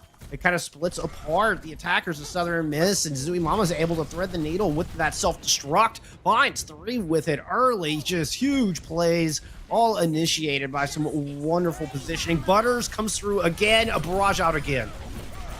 This is way too much right now. You do see Butler all blue in the feed once again. Southern Miss just don't have anything piecing together for this one. You'd think this would be an easy puzzle, but it's looking more like a Lego piece. That's one of those too large, like an AT-AT combo or something. Just too much to put together, and they don't have the time to do it. 8 seconds now on the clock, hoping to stagger the last few bits. Shadowverse just keeping the damage going now onto the opposition, but it's just a steady race that is completely fallen to the opposition. Butler have given no glimpses of success, and hopefully Southern Miss can piece something together as their players are getting back into the fight. Pulse Bomb sit does not find impact. Riot, though, takes one of their own. A Helix Rocket sent there by Jacob to remove out Surimama. 4 players on point. It looks like Butler is starting to fall apart in a lot of its ways. The Southern Miss have done a great job of bringing this one closer, and I think they will have a chance to reach this first point, and that kill into depression might just guarantee it. And if that one did it, the Kill Butters and Trent will do exactly that. A phenomenal retake there for Southern Miss. They'll hit first pip. Yeah, depression goes down super early in that fight. Intrepid Cash comes through with the res. As the res is going off, Butters gets exploded by a self-destruct. You know, Intrepid Cash is just like, no! Like, I just spent res. You'd much rather have used that res on your Ana because the Winston can get back into the fight so much quicker. So Butler Blue had no Ana throughout that entire fight. Southern Miss able to take advantage and forward. Now they're starting to work through the streets. Only got about 2 minutes to work with. They've got to rally up, though. Extra armor all around as they're trying to reclaim this high ground. Oh, nice double kill from Pasty. Preston's been nanoed. Butters goes for it. They will not pop the primal just yet, so it's not going to be that nano primal combo we saw a little bit earlier in their last full-fledged engagement to try and keep Southern Miss away from the first point, but a Diva Bomb is sent. Narrowly avoids the player of Intrepid, but they'll survive it just yet. It's not going to be too big of a waste for them. Southern Miss have 2 ultimates to go. There goes the barrage. It takes out Jacob. No DPS besides Reflex, but there is a Pulse Bomb available for them. It's essentially a giant brawl, a massive engagement going forward. Depression in the Primal Rage trying to take out the Brigitte to the opposition, but Riot wants absolutely none of it and will get extra assistance from their team, and Depression will be forced to flush themselves back up to the high ground. Yeah, trying to primal a Brig is just a tall ask. You get Raleigh, or excuse me, you get Inspired healing coming out. I mean, there's Pasty at their back. The Riot can push you back with a whip flail. That was just a poor target choice, I think. Maybe trying to push it out of the fight. They'll up to the high ground. Mines are out, but that's a huge Bionade on a Juice Box Hero. They had to get out of there. Get out quick, and hopefully they'll be able to see them do that. It's a bit of a dangerous situation. Some would say precarious, but both sides kind of coming out on top. You'll see a nice ultimate come out here for Jacob, trying to keep the damage going forward, doing just that. Finding massive impact will take out Shadow Edge. You don't need to do target acquisition when you can just hit everyone at the same exact time. You'll do just that. It's rid of a very pivotal player, but Intrepid says, no, we need that. You're not getting away with that one. Bring Shadow Edge back, but they'll be stuffed out just as quick. Jacob says, I don't need to be using aim hacks to get the job done. I'll do it by my own hands, and they did just that. Battle cleaned up swiftly by Southern Miss. Even a punch going through. A second one on top of it. This may not be Overwatch. We may be looking at a UFC. You have a couple jabs coming in late, finish off some kills, confirm those final blows. And in the waning seconds, yet again, Southern Miss are going to creep over this line. There it is. Yep, 2 points on the board. The test not there in time, and Shadow Edge is going to fall early. Point goes down as well as an opportunity to snowball this. This is a very big one. Intrepid even popping the Valkyrie to do so. None of it was enough. That is a huge misplay for them. Not unexpected, though. Any team would really feel desperate to try and just contend that one last time, but it doesn't work out for them. Not the worst kind of decision, but a high ground fight being set in stone now for Southern Miss. They'll probably just leave one on the payload to get a little bit closer and just try to keep the fight early in the face of Butler Blue. I might even do a 3-3 here to ensure you can get to this corner before Butler Blue can get set up on this high ground. No, nice sleep. Juice Box Hero wanted to force him off, but now just having to sleep off take a little nap up there up top. That's a great way to do it. You see a nice boot getting a kill there for Intrepid, but it doesn't really last much longer as the minefield remove them, kind of trading that engagement. And as though Depression pops the Primal Rage, it doesn't really do that much because they also lose their life just as quick. Kill for kill, frag for frag, both teams really trading as equally as they can. As you'll see Shadow Edge find one, refrag back, another kill dropping for Bruce Cruz. They'll take 2 without losing their life. Finally, you see a possibility for them to engage in multiple directions. They do have that player advantage up, but a Pulse Bomb sent does not stick to its target, and a Diva Bomb will be sent instead. In the last few meters to this point, they have to stay alive. Butler Blue have done a good job so far, but they're losing this engagement as it goes onwards. A kill drops. You'll see a Deadeye being sent for Twint. It does fake out the Tracer player of Reflex, but beyond that, still losing the next 3 engagements as the 3 fights fall for them. Shadow Edge will dash through one to clear, tries to now fight off everybody, but gets antied in the process, just needs a little bit of HP off the top, and there it goes. Clean cut like the cut of your G. It's all over for him. Now just only the last few fragmented players of Butler Blue, but the tanks are buying just enough time for the rest to arrive. I mean, now 3 players here to stagger. We got a nano boost on to Jacob. Jacob is going to burn through Zooey Mama's mech and the Pilot Diva. And despite Butler Blue trying, they just don't have any ults to work with. Maybe if they'd gotten Shadow Edge's Blade online a little bit sooner, they might have been able to do something with it. But in the end, Southern Miss are able to find all 3 points. It takes some overtime on all 3 objectives. Just when you think Butler Blue is going to hang on, Southern Miss are able to find just enough space to pick them apart, typically onto Butters, and it starts the dominoes of falling. Southern Miss get 3 points on the board, despite not having any time left. But hey, it's Escort, so it's they're guaranteed extra innings no matter what, assuming Butler Blue cap all 3 themselves. We've said dominoes, we've said Legos, we've said puzzle pieces. How many more games can we possibly bring up here? And we also mentioned UFC. That's a game, technically speaking, I guess. But we've been mentioning a lot of games, mostly board games here in small things. But how many more do you think we can fill in here, Bullskunk? That's just the game of life, Infernosis. It's just the game of life. That's what it is. Sorry, not sorry. I mean, yeah, that's how it works. You climb some ladders, you go down some chutes. Like that's just how life works. It has its ups and downs.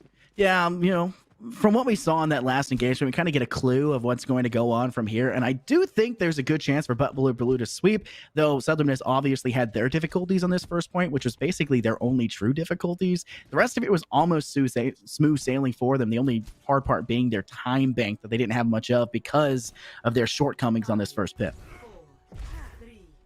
Well, I mean, it was almost a Yahtzee there for Butler Blue, but just one dice wasn't quite in the right spot. One of the 6 just didn't go the way that Butler Blue needed it to. Are we stretching? I think I've run out of board games, bro. You see the limitations of my childhood right there. I don't have as many board games to go with. I can just pull out Boggle. That boggles my mind here. As we go to the next there you fight. go. All right. There we go. We're All right. segueing cleanly here, Bullskunk. But it has to keep going. The fight engages. Shadow Edge gets rid of Jacob. The DPS on DPS coming in favor now for Butler Blue. Jacob's going to have to sprint their way back into the fight. And unfortunately for them, Shadow Edge does not live as an anti goes forward and actually finds the kill. And Depression gets stunned for just a momentary lapse as he goes up to the high ground once again. But Southern Miss have been flushed away from it. Now fighting under the arch. Fight has to go forward. The Matrix trying to eat up the majority of what we're seeing Southern Miss dish out towards Butler Blue, but Butler just going to take a step back, resets the high ground, and try to fight a little bit slower here as they're worried about their HP pool and trying to set up a very confident assault. Southern Miss should take it back to the high ground. Butter's arc is coming up on this nano boost. This is going to be the engage here for Butler. It's ready to go. Depression's bio. They're going to wait out this purple, then nano Depression, and jump in and try to take care of Pacey. Pacey has one of their own.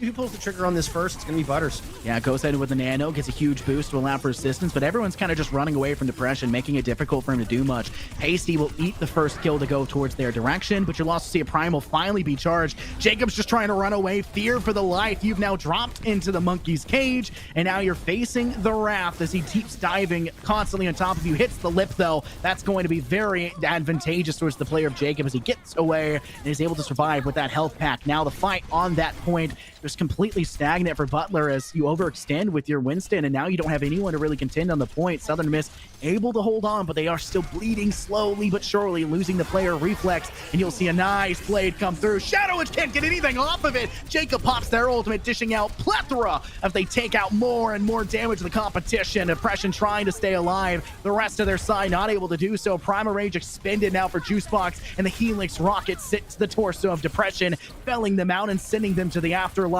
and Intrepid will be quick to follow. Yeah, Butler Blue spent a lot in that fight, too. With a little over a minute 30 left on the clock. All they've got is a self-destruct now, making wholesale swaps all the way around everybody, but Intrepid Cash and Zooey Mama changing up the heroes. As we get the Sombra and Shadow Edge back onto this Echo. Had an excellent performance on the Echo earlier in the series. They need it right here, right now. Self-destruct out to start. Very dangerous position. Oh my goodness, Sui Mama just popping in and finding massive impact, but a pulse bomb, not to be outdone. Reflex is still trying to be a part of this one, gets rid of two of their own. It gets Shadow Edge and the healer Butters out for the count. Who technically gets the better end? It's hard to tell until Intrepid can have something to say about it. Slams down one more, Depression swings into another, but loses the fight to Jacob. It's been a great job here for Southern Miss to keep themselves alive and on this point, but this Winston apparently is just too much to deal with as they're not able to drop his HP whatsoever. Being hacked up, trying to get a little bit of extra assistance. Twint tries to keep themselves alive, but slowly but surely Southern Miss are starting to return back into the engagement, and Butler are barely keeping themselves positive with a couple picks here and there. Two more dropping. Butters with the last one in the juice box, finally getting rid of the Hammond. Intrepid and Shadow take and get rid of two more, and you may just be able to see them get the pip, and they'll do just that. But Southern Miss did a phenomenal job of buying just as much time as you saw Butler do previously. A little deja vu here. I mean, this is exactly what we saw in Southern Miss's attack. Takes until the final waning seconds for Butler Blue to cap, and Shadow Edge. That Echo Swap, oh so good, oh so good. Makes me wonder why they didn't come out with that in the first place. Almost has dupe ready to go. They're going to have a rally alongside with it as well. So this is Butler Blue with all the tools they need to keep pushing through. Quick engagement. Depression tries to go for the leap up. Gets a little bit of impact, but unfortunately gets stunned in the process. But Shadow Edge gets rid of Jacob. No real problem. You got Helix rockets. I got mini nades. They're stickies. No really big deal to worry about. Now drops down below. Avoids the Diva Bomb that's sent. It's Bruce's Goose's, though, and it doesn't really find anything. Pulse Bomb sent there for Reflex. It does get rid of Butters, but a very nice beam going forward for Shadow Edge, removing out and getting rid of that phenomenal Diva mech and cleaning the life up quickly afterwards. A phenomenal start for Butler Blue as they continue to push the payload. Oh, and minimal ult usage. They didn't need hardly anything to do that. I think Depression dropped the mines, didn't see where they went out. But I mean, I was just eyes on Shadow Edge, just burning through, almost single-handedly controlling that high ground. Obviously with a little bit of help from the Wrecking Ball and the tanks. EMP out, that's going to find 4. It's huge. Shadow Edge also duplicates over and actually turns into Diva in this position. There's no Winston to turn into. This is probably your best bet in the situation. Double Diva combo. Throw out the mech as well. Go ahead, Diva Bomb in the situation. It's now being sent. They'll just drop it straight on the ground. Will it find anything? Does not seem to do so, but their teammates find 2 in the process. A great start for them as Bruce Goose and Ryder died early. Now you're seeing Juicebox and Jacob go out for the count, and you'll find Reflex to go quickly afterwards. That was almost an even better middle stage there for Butler than Southern Miss, though Southern Miss did get to make the return and actually contend in the last few moments. Definitely better. Southern Miss took them until overtime to cap. Butler Blue had a little over a minute left on the clock. Shadow Edge, the self-destruct didn't find any kills, but it did clear all the mines off the objective. It allowed Butler Blue just to keep circling and finding the picks they needed. And now they're able to claim this kind of center pillar area. Depression up top with mines ready to go. Self-destruct at the ready for Zui Mama for this fight. Nothing online for Southern Miss. Ooh, you can see the minefield being teased. You're so ready to see Depression pop it, but a Diva Bomb is sent here by Zui Mama. Sorry, remeching in the process. And we'll try to go for something here. Depression finally pops the minefield. This is on the actual ending payload section and tries to go for the slam, but thankfully the slam actually goes over the wall, saving Depression's life. Can get healed back up and go into the engagement. Reflex quick in the respawn, but now Jacob's gonna have to run their way back or maybe roll as they're playing the Cassidy. The quick hack going into Bruce Goose, now flushing them into a bad spot. They'll send their Diva Bomb kind of out of desperation, not desire. It doesn't find anything whatsoever. Shadow Edge gets rid of Juice Box. More players being hacked as Bruce Goose once again eating, and Twins coming up on that EMP. That may be all she wrote if it goes that way, but Jacob tags down 2. That's going to go the other direction. Twins still feels it necessary to pop the EMP as the rest of the team has to be able to get back into it, but Butters loses their life quickly, refragged back by Depression, but it's red in the feed now for Southern Miss as they're seeing red in their eyes, blood on their screen, and they're continuously dishing out the hurt, flushing Butler Blue back to their spots. Oh, Jacob picking up those 2 kills. That was instrumental. Every kill oh so impactful when you're that close to the defender spawn, and Twint decides to go ahead and invest the EMP anyway. I think they're going to want that one back. That hurts. You want to start a fight with an EMP, not try to save one. I didn't feel it was a very strong use of it. I felt like he was using it like counteractively, but there was really nothing else there. He lost too much early, and already this next fight is going poorly. They've lost Shadow Edge. Their mommy have to wait for that in the process. That's not what you want to have in this situation, though. Depression does have the minefield you can send. Pasty goes ahead and sends out the nano. Riot's gone here with the rally as well. Bruce Goose may be in a poor spot as they have that unfortunate Zenyatta orb on them as they're trying to keep themselves back. Discord not doing too much against them, but Mama felled quite instantaneously after the DMAC goes through, and it's just slow and systematic burn. Butler Blue have nobody that can keep alive, and that's going to be so hard for them as the last few seconds go. Can they even contend with a full player? Yeah, they needed to reset as soon as Shadow Edge went down in that last fight. Beautiful kill by Pasty. 6 seconds on the clock. Shadow Edge has the dupe, and there is a Winston online this time.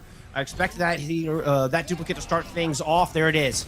Quick push. Depression goes to the back line. Unfortunately, though, he's already lost 2 teammates, and Intrepid and Butters. There's no healing line for Butler. They're not going to make it if they don't have something to assist. They lose yet another one. Twins out for the count. Depression dies.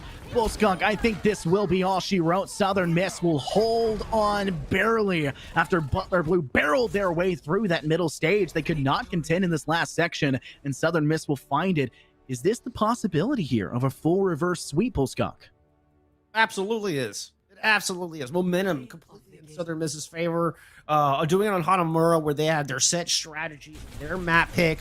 Okay, you give that to them. But coming into Dorado where it was Butler's map pick and they beat the Bulldogs kind of on their turf, this is a huge swing. A big defense from Eagle Esports. They're on point C. And I mean, that was everybody stepping up. Pasty really stood out to me on that Ana. Got not only getting some wonderful bio nades and getting that nano boost up in good time, but even getting themselves into the kill feed. Very impactful kill on the Shadow Edge in that second to last fight.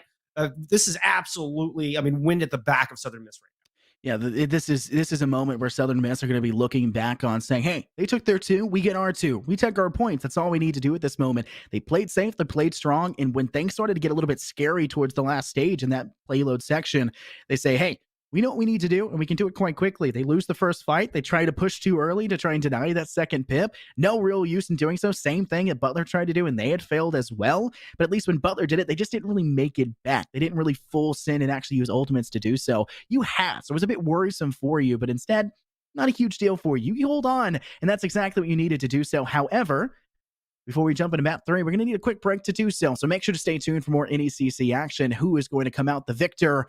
Well, you'll just stay tuned to see. See you guys in a minute.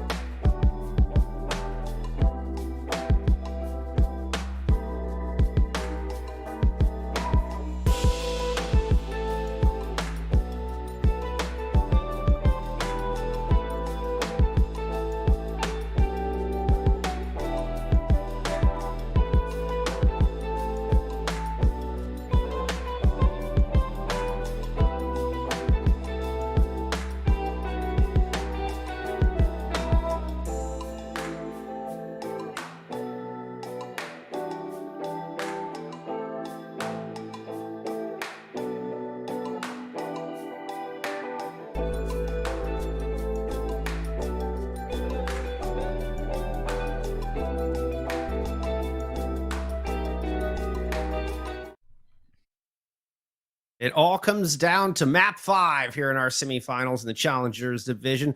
Butler won the opening 2 maps, but the Bulldogs have faltered since, and the winds have turned.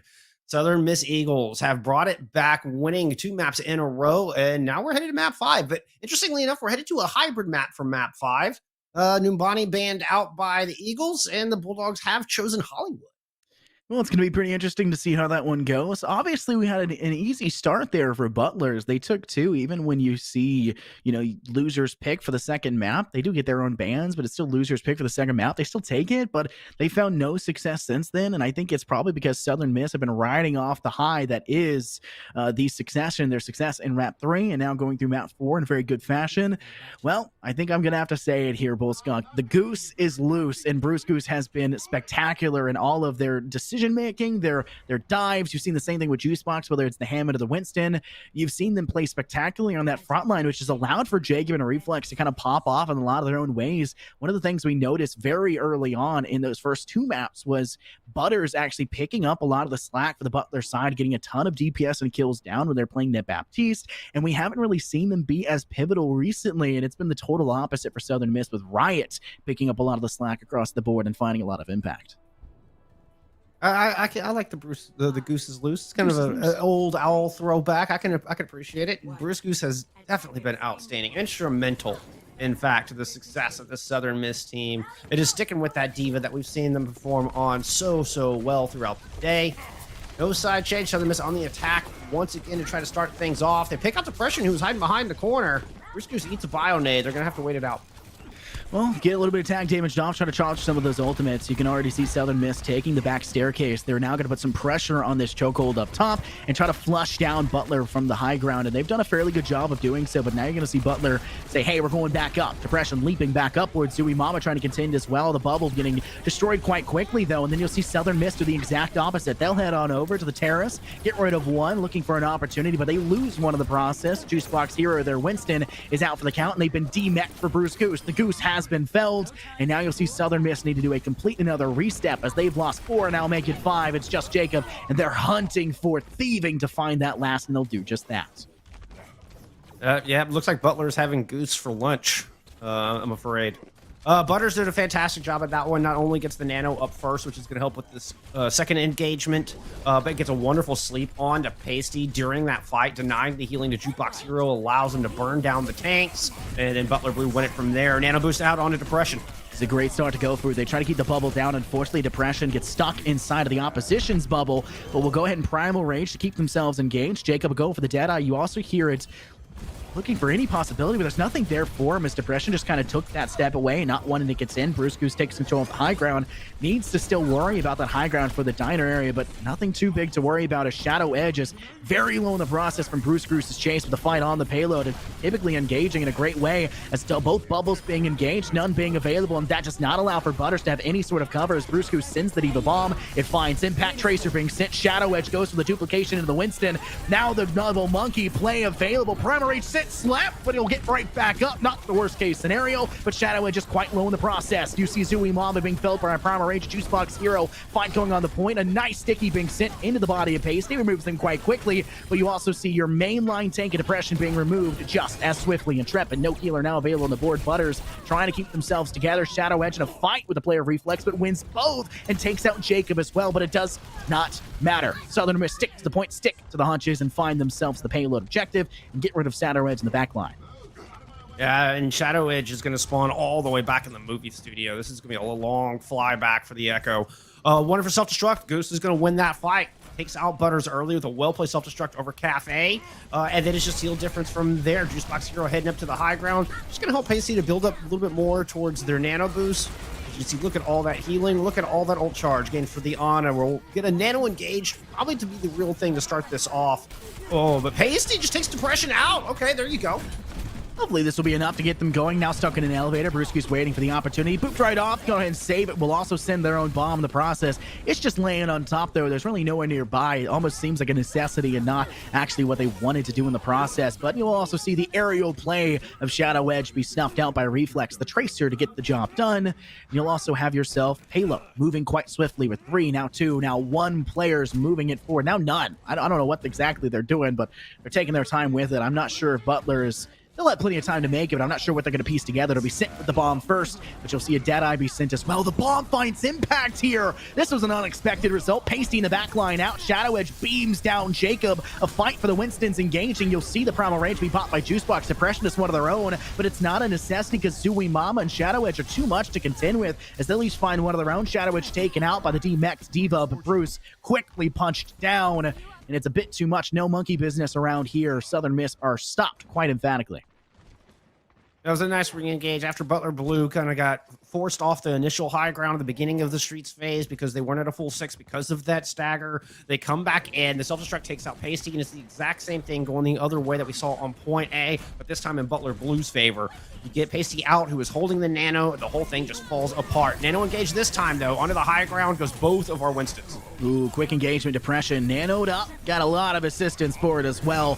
Comboing in with Shadow Edge. They'll find 3 together. Now looking to take out Bruce Goose. The Goose is loose and trying to find impact, but unfortunately there's not much to be had as they're demeched and dropped down to the ground floor trying to get cleaned up, but no one's really going for it just yet until they toy with them a little bit, drop them into the saloon, and kick them for the drink. Maybe need to be sent back home after that one.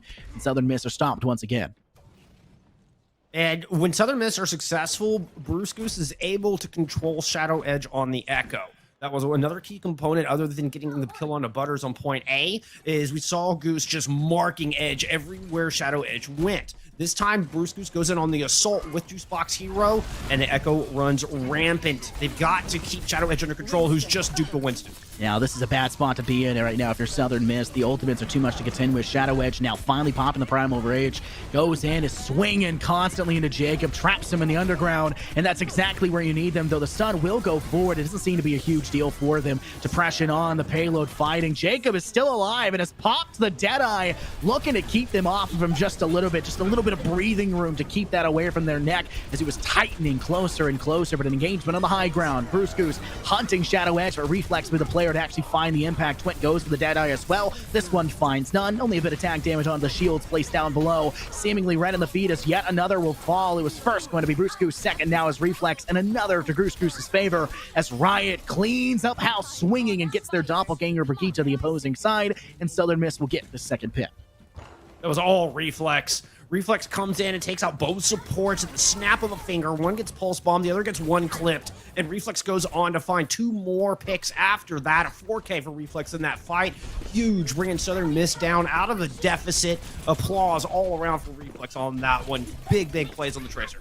And it's only what you would expect. I mean, when you're talking about what they're capable of doing, the DPS in this game have been, what's the term you use, instrumental towards success, and I think that's that fabulous way to put it. Shadow Edge has been so scary in map 1 and 2. Re-showing back up here in this one has also been just as scary. Jacob and Reflex have been the 2 top DPS in the last 2 maps previously to this one, and they're contending as much as they were before, and it's just a massive scare factor for both sides. Wherever these DPS are, you got to burn them quick. You got to get better target acquisition because it's not happening just yet, but the fight on the payload is Twint will find one, but you do see Zooey Mama demeched and killed in the process. Then you see the Winston, the opposing side of Southern Miss, take out one more, and it's all red in the feed once again, leaving just your lonesome Anna Butters in the high ground, and they're being toyed with slowly but surely, and Juicebox goes for the melee kill.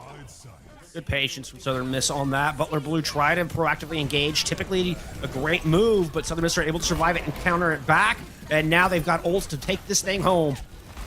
It's just a slow burn, trying to get these last few players down. You will see a stun go forward. Jacob, Riot each find one of their own. Pasty will lose the fight, but the rest of the kill feed is all red, and it's going to go that way for a while, right? With the rally, takes one more, and Depression with a switch to Ham, it does not seem to make the difference they needed. 23 seconds on the clock. It's not the worst time bank, but it's not the best, but they make it all the way. Hey, they've got time. That's the important part here. If obviously things go down into overtime and then Butler Blue cap with more than a minute, Southern Miss don't get a chance to attack again, and the best they can hope for is a draw. Those precious 23 seconds ensure that they will get attacked should we go into extra innings. But first things first, Butler Blue have to complete this map. Southern Miss have been on an absolute roll and really kind of starting to find their stride.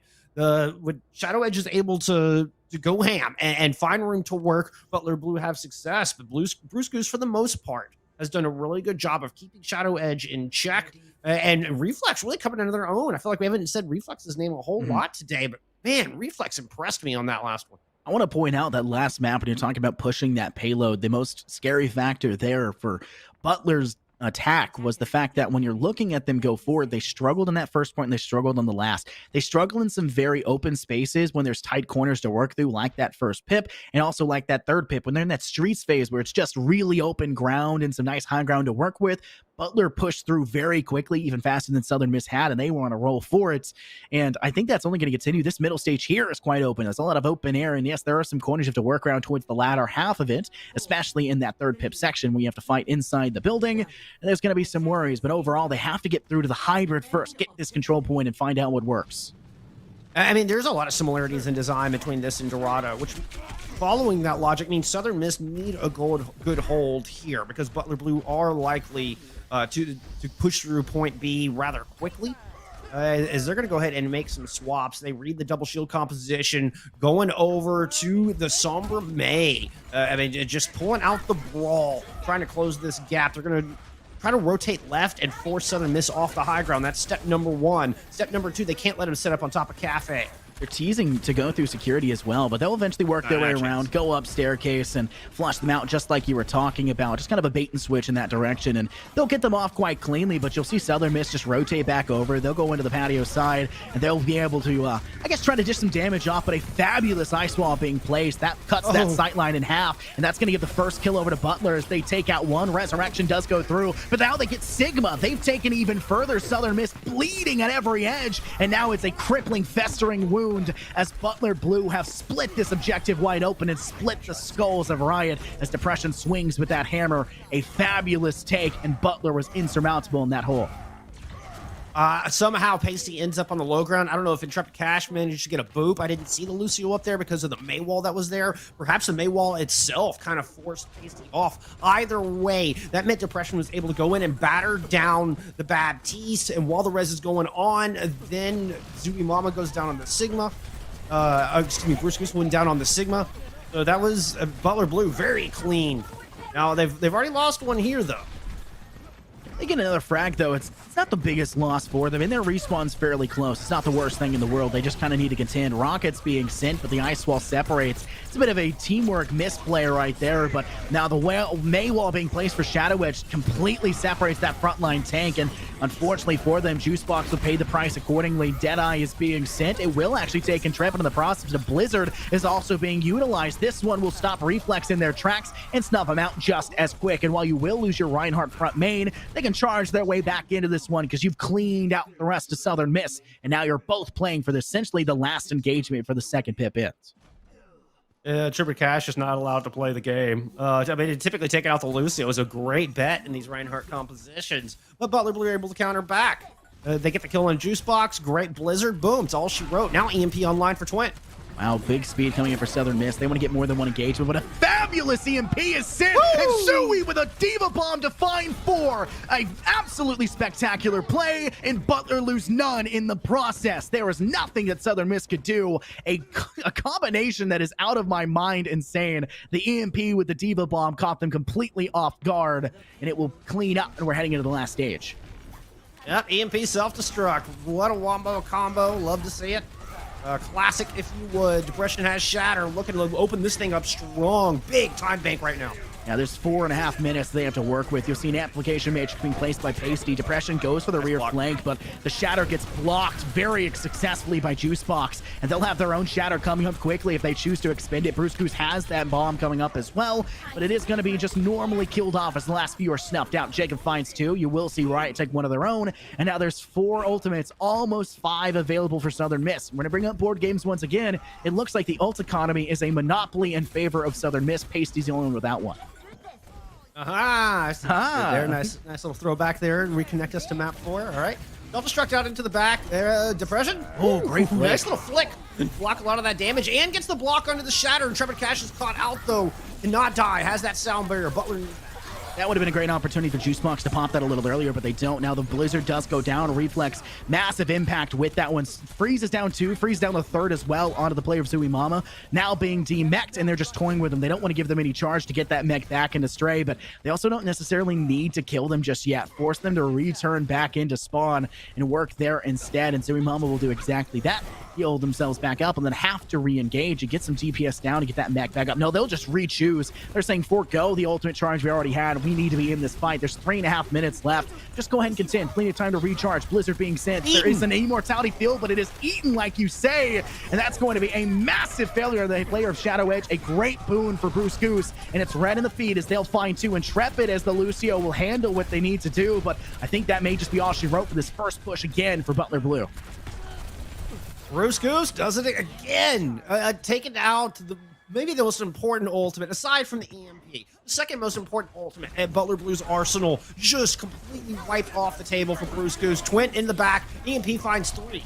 Ooh, big impact will already instantly cleanse Juicebox of their life. Maybe a juice cleanse, as you would like to say, and they'll find even more on top of it. 3 more quickly taken out. Reflex, Jacob, and Pacey, the only one's really up close, and the ice is not going to last for much longer. It thaws out, and so does the life of Reflex. An easy cleanup for them, but Southern Miss have to come back to redefend.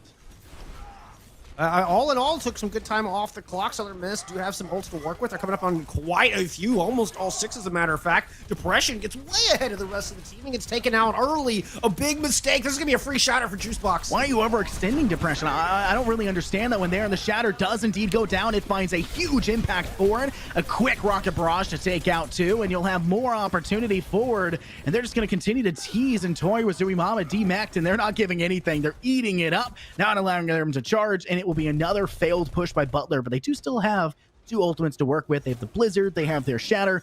Nothing really there to combo with just yet, though. Look at everything online for the defense of the Eagles. Southern Miss have a war chest at their disposal. It's going to be Blizzard versus Blizzard, I think, to start this off. Jacob with a Deadeye, just trying to buy a little bit of space, zone him off. Wasn't really looking for kills with this. It's Reflex's Blizzard, and Intrepid Cash has no sound barrier where Riot does. Ooh, Ant Matrix goes down. Diva Bomb is sent, but it does not seem to do too much. Reflex with a double pip finds the head of 2 and removes Depression and Shadow Edge. Now a third takes out Butters. It's a knife through butter, as some would say. Clean and quick removes out, and that is a completely snuffed out push for Butler. Oh my goodness, it was a knife made of ice. Shadow Edge with 2 headshots and a 3rd kill all through the Ant Matrix. Nasty. That was just disgusting. I love May. I love seeing that go through, but wow, I do believe people call her the devil for a reason. We're seeing that through and through. Quick play forward. They're not able to eat up the Blizzard, and it's going to be massively impactful for them, but it's not going to do enough just yet. No real kills. They'll pop an Ant Matrix. Now everything's going to start favoring the side of Butler Blue if they can stay on the opposing side, but unfortunately they lose Twint. DPS down. Jacob's the one who finds the kill. That's not going to be allowed to charge. The EMP may not be up in time if they're not very careful with it. Depression now goes down as well. They've lost their front line, but they'll get rid of the front line of Southern Miss. Quick Maywall sent. Reflex trying in a freeze battle against the opposition of Shadow Edge, but Shadow Edge comes out on top. No right click for you, and they're continuing to dish out the damage where necessary. They found a massive streak of kills, a flurry on the board, and it's just up to them to find the last few remaining players, as you do see Bruce on the side, frozen, cleaned up quickly,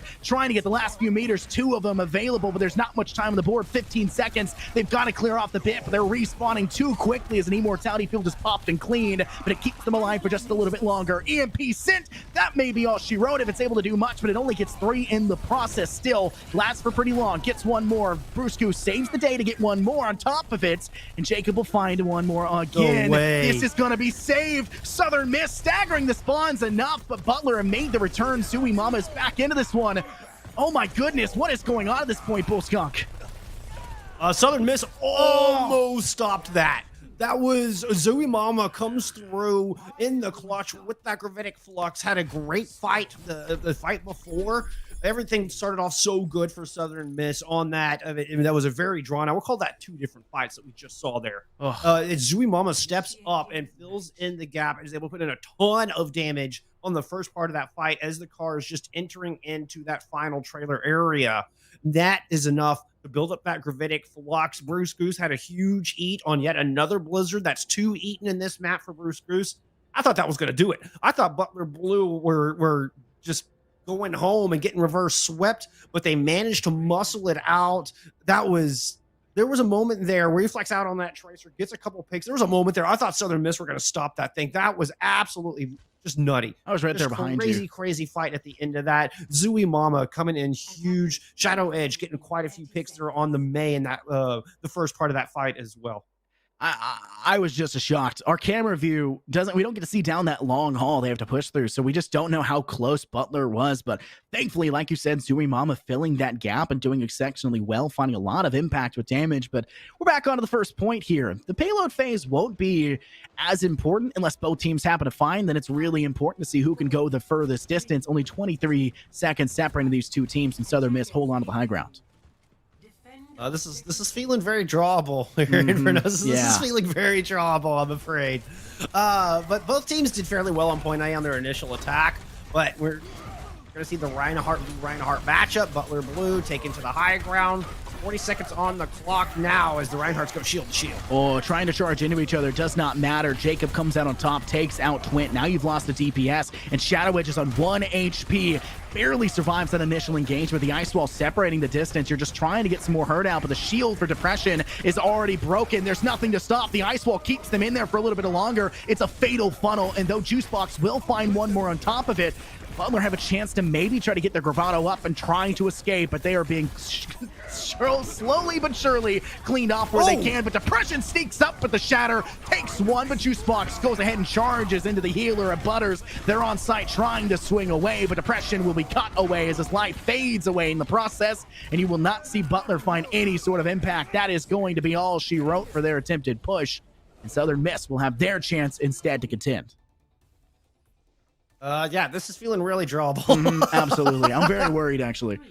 We might be going to a map 6. I mean, it was a good try there. Juicebox Hero comes in with a big shatter, but there's just nobody left to follow up on it. It's Riot, I believe it was Riot who was on the Baptiste, right? Or excuse me, no, it was the other side. It was Butters. It was Butler Blue who lose their Baptiste early to the charge from Juicebox Hero. That's I'll get my wires straight here for a second. Figure it out. Give me. But after that, there's just not enough sustain. You don't have the immortality field. You don't have the heals, and it's Southern Miss able to put the pressure down. Depression just can't do a whole lot without the Baptiste there to keep him alive, and that was a huge priority pick from Juicebox Hero. Full send, gets the glory, gets the pick. Southern Miss, well done. Now they only need 33%, and they will complete the reverse sweep. Oh my goodness, this is going to be very interesting. I'm both hoping and not hoping for the map 6 if we have a tie here. I am very torn. I would love the reverse sweep. I think that would be a great and fabulous finish to this one. Everything that Southern Miss could not piece together in map 1 and map 2, they have done so here in map 3, 4, and are looking to clean up where it matters the most in map 5. Will we see BO5 or we see that best of 6? It's a little bit too hard to tell here, Bull Skunk, but goodness gracious, it's been a fabulous game to watch. Yeah, that's why we just go with a first of 3. First of 3, it doesn't matter how many matches you have played. First of 3 is always true. But one thing it's been a joy to watch has been Shadow Edge's Echo, and they are back on it. This has been a very successful thing for Shadow Edge. Oh, a huge bio nade. That is nuts. The TP onto the side as well. Keep in mind the extra 20 seconds may be enough for Southern Miss to lose an engagement and keep back into it. They're able to find a little bit of impact, but unfortunately the rest will fall. Southern Miss lose the first fight. They need to go for the reset. They'll do just that. Just die at this point. Reflex. Stop buying time. Maybe get your ultimate up another time for the next fight. They'll respawn and have time to re-contend, and it's exactly what they need.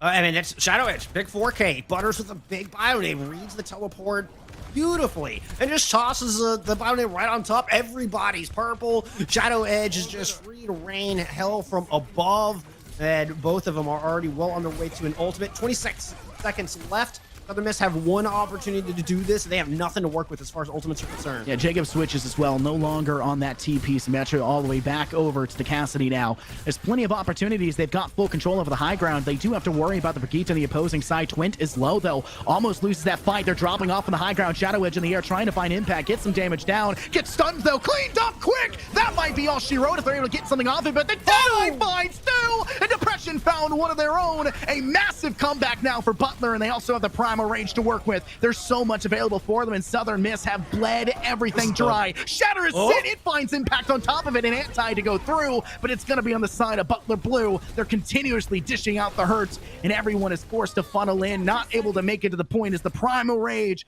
pushes and pulls away. It is a draw, Bullskunk. You could not be more accurate. We're headed to map 6. Goodness gracious. This one will be in control. So this is as far as it goes.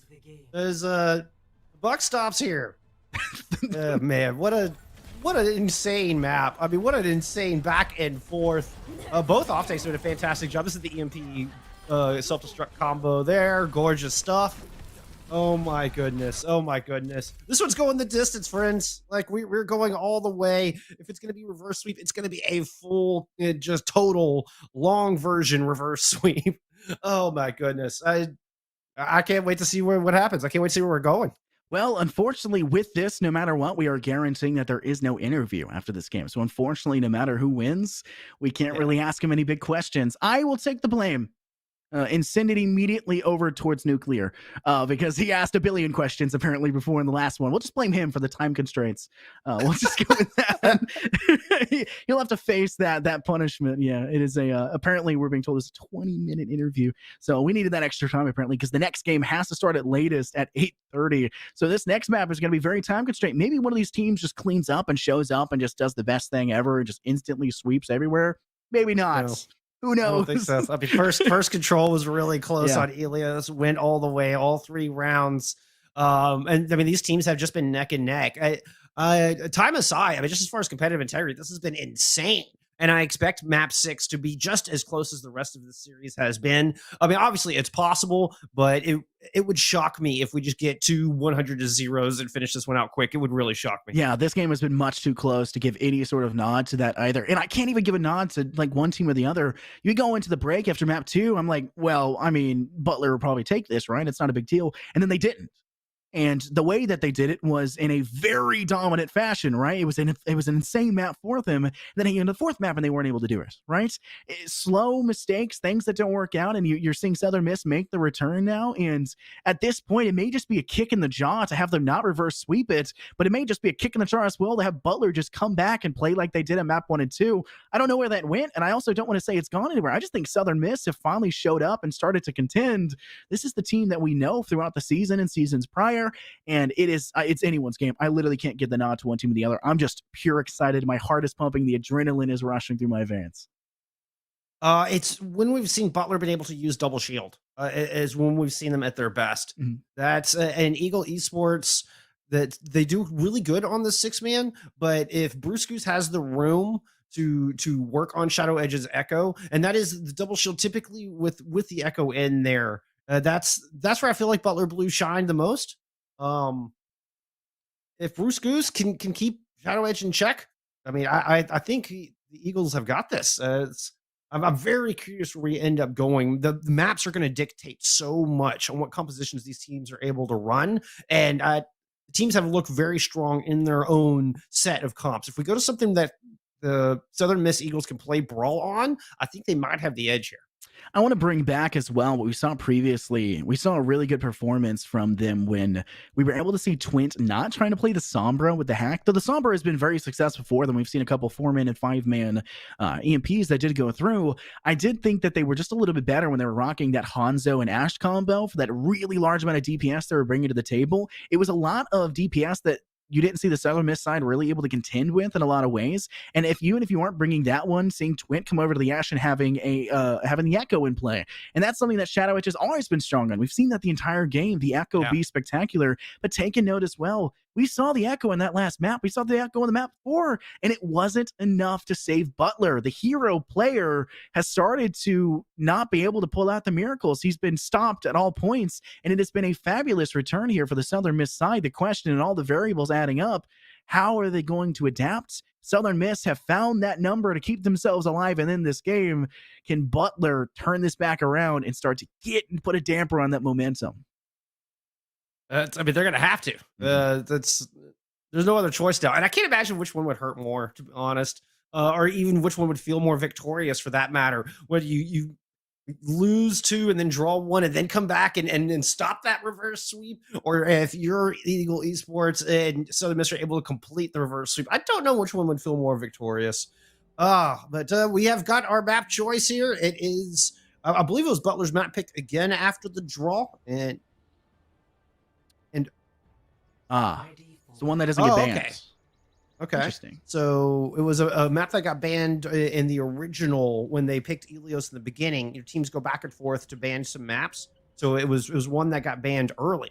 So hey, either way, we're headed to beautiful sunny Iraq. Oasis is the map choice. Now the question here is, will we see anyone get killed by a car?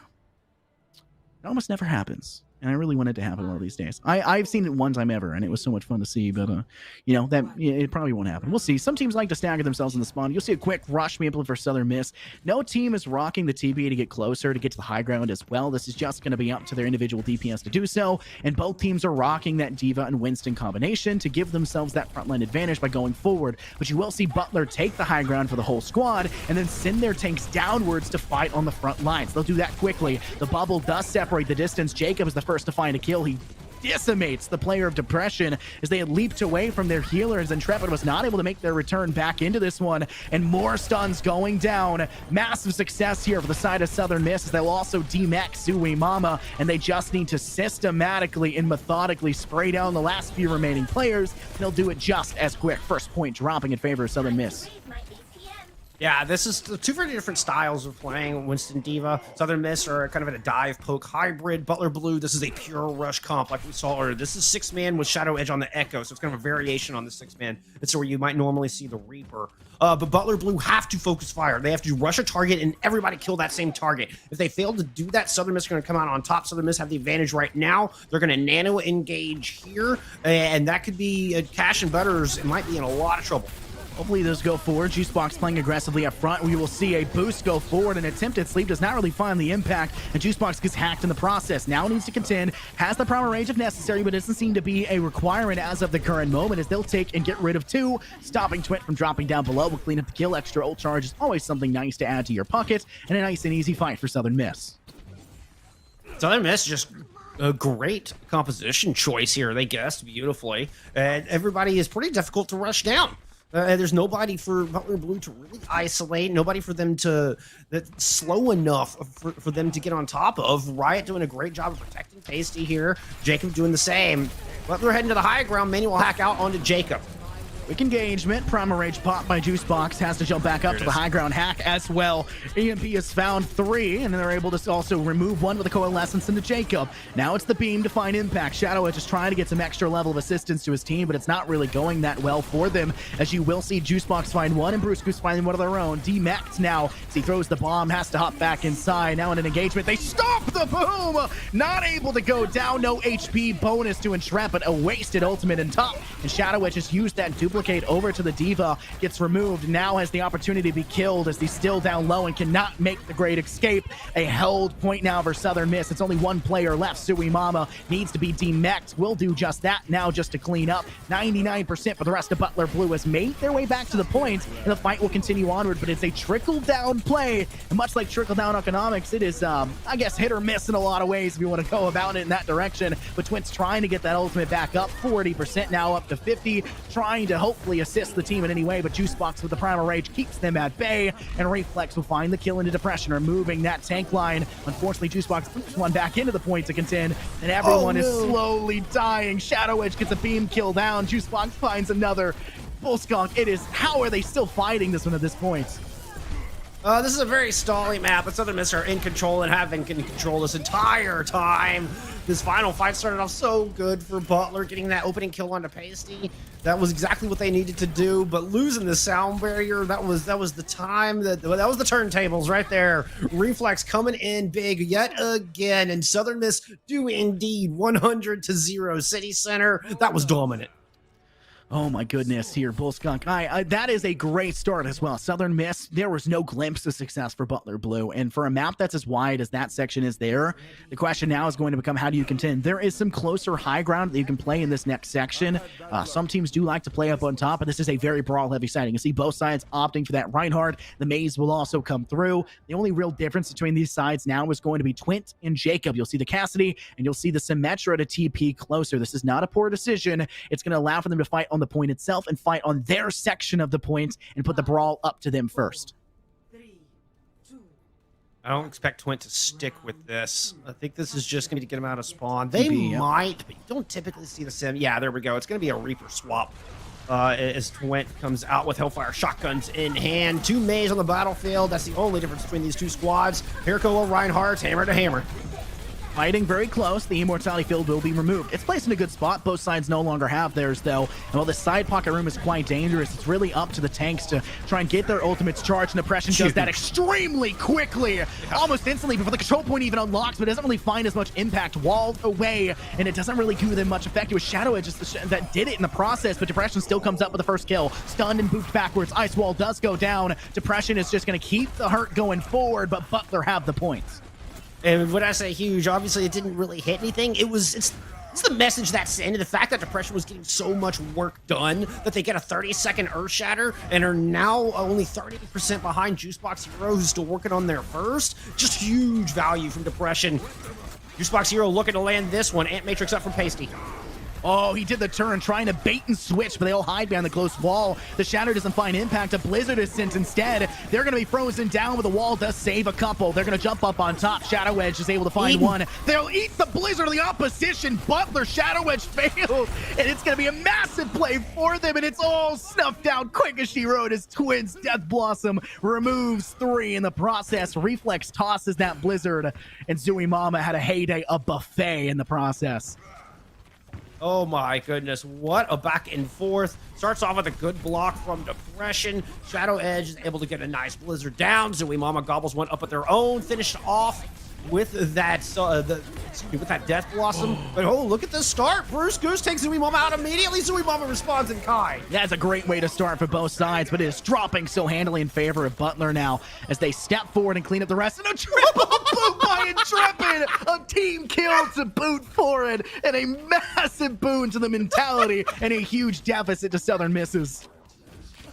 Oh my, Intrepid Cash, just a whole host of kills. Saw 4K there at the end. Oh my goodness, had a wonderful sound barrier in the previous fight, and that's a good way to start building another one. Just Shatter boot combo, you love to see it. Deadeye is implemented. Doesn't really seem to do much. You'll see Twint go to the high ground with that relocation. Now looking to maybe contend, forced to walk backwards. No kill dropping until Intrepid loses the fight to Bruce Goose, and they finally gain the distance forward, but a Blizzard is popped. This one not eaten in one way or another, and the Lucio stuck up on top. Riot somehow surviving despite the freeze, and a Shatter is sit instead. This doesn't find much impact, neither to the Amplification Matrix, and it's Blue and Red in the feed. Teams trading back and forth, but there is no front line available for the Butler Blue side, and that will probably swing in handily favor to the Southern Miss as they still have their Reinhardt. They lost Jacob down below. They lost Cassidy, but they still have both tanks in. It's just a trickle as they try to keep together. This is actually a good job by Butters because now look who's able to get close. They could have bought him one more time. They'll think about it twice, though, and take a step back. Intrepid Cash almost ended that. Almost got Juicebox Hero down into the hole when it was just 2 people there. It was just Jacob and Juicebox holding down the point and keeping that overtime with Vernon. And I mean, I think Juicebox had half a foot. There was like a toe that stayed up on top, and that was the difference maker. Oh, it was a good move from Cash. Almost worked. But hey, Butler Blue just need one more fight win. They'll send us to round 3. Fight has to go. You'll see an Amplification Matrix pop, but Depression is super low. Has to have an Immortality Field to save their life, but it's cleanly cut down by Riots. Now it's just a matter of destroying that shield in the hands of Juicebox, and they'll pop the Shatter. He got booped up into the air. It's not really easy to tell where exactly he found that impact. I don't think he got more than one, but he'll charge back Juicebox with a slam. Deadeye to find 2. Diva Bomb gets rid of 1 more. All red in the feed, and it's as clean as you can possibly be. Shadow Edge, the only player to survive, and it does not seem to be a huge difference maker. 50% coming up for Southern Miss to the 99 for Butler. Yeah, Trevor Cash tried to get aggressive with that sound barrier, and it was just too much coming out from Southern Miss. Once the shields faded, I mean, Southern Miss were still standing. They didn't really find any value. Butler Blue not able to get the kills quickly enough, and now they're still down the barrel of 2 support ults. Diva Bomb sent, it goes up on top of the ice wall, which could have been fairly important for him. It does not seem to matter. Blizzard is sent. No one gets caught in on that if you're on the side of Southern Miss, but the point has started to fall in favor of Butler. They'll have to dive back onto it. Nice. They'll drop the beat. That gives them the HP necessary, and they'll wall off the death block and swing them down just as quick. Southern Miss hold on with a vice grip to the point. 80%. There is one fight left in Butler Blue. Riot with a huge sound barrier on the other side. That was perfectly timed. Lots of value there. And you saw the kills starting to come through. You saw the aggression from Southern Miss on the back of it. A decent shatter from Juicebox. Gets what it needs. It wasn't a 6-man, but it gets enough work done. Now we're in final fight territory. This is the last fight of this round. Butler needs to take this if they want to just end this one as quick as they've started, but they need to make it into this next round, and they're not being able to do so. Southern Miss snuffs out 2 instantly. Hunting is the last in a reflex. Headshots, Butters. Shadow Edge is taken out, and that is a team wipe, all but depression. And that may be what they're feeling after this one. Southern Miss will take the map, reverse sweep, and find themselves Oasis. Reverse sweep and 6 out. I mean, 6! just out of this world. What a game. I mean, just massive capital GGs. You can see him lighting up in chat. Oh my goodness. I love the sportsmanship as well. You see the Goose sitting there. A lot of fun playing with y'all. Very close. You're absolutely right, it was. This one was down to the wire. That's the shatter boop. Amazing stuff. Amazing plays. An amazing series. I can't believe it. I'm just astonished. Southern Miss able to take this one home. Holy cow. Holy cow, Infernosis. There's just nothing to say about it. It was, by all accounts, a 6-map slugfest. As some would hate to say and some would love to say, a barn burner. It was through and through one of the best matches I've had the pleasure here of casting. And one of my favorite things to do is cast Southern Miss in the first place because I love their players. And Butler gave them the biggest fight, almost winning it out entirely in 3 maps. But they made the huge comeback. And who doesn't love a reverse sweep comeback story? Indeed. I'm going to have to give Bruce Goose player of the match myself. I think that Offtake just did phenomenal. And hey, I mean, there's more semifinals coming at you. We are not done by a long shot here at the NECC. We are going to send it to a quick break. We're going to pass the baton back on over to Berkeley and Nuclear, and we're going to keep this going. You'll have more Overwatch coming at you in just a few.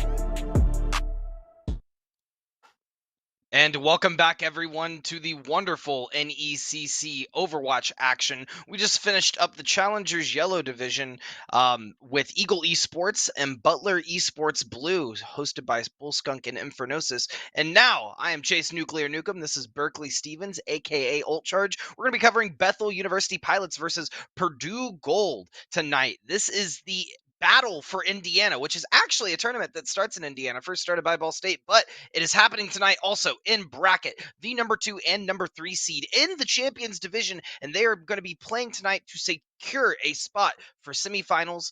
Tell me, Ult Charge, what are you looking for? Well, I talked to some of the players on these teams, and first off, Purdue, they are looking to get their head in the game. They actually got to get your head in the game, and they're also looking to stay hungry. It's all about the power. They devour. Nuke.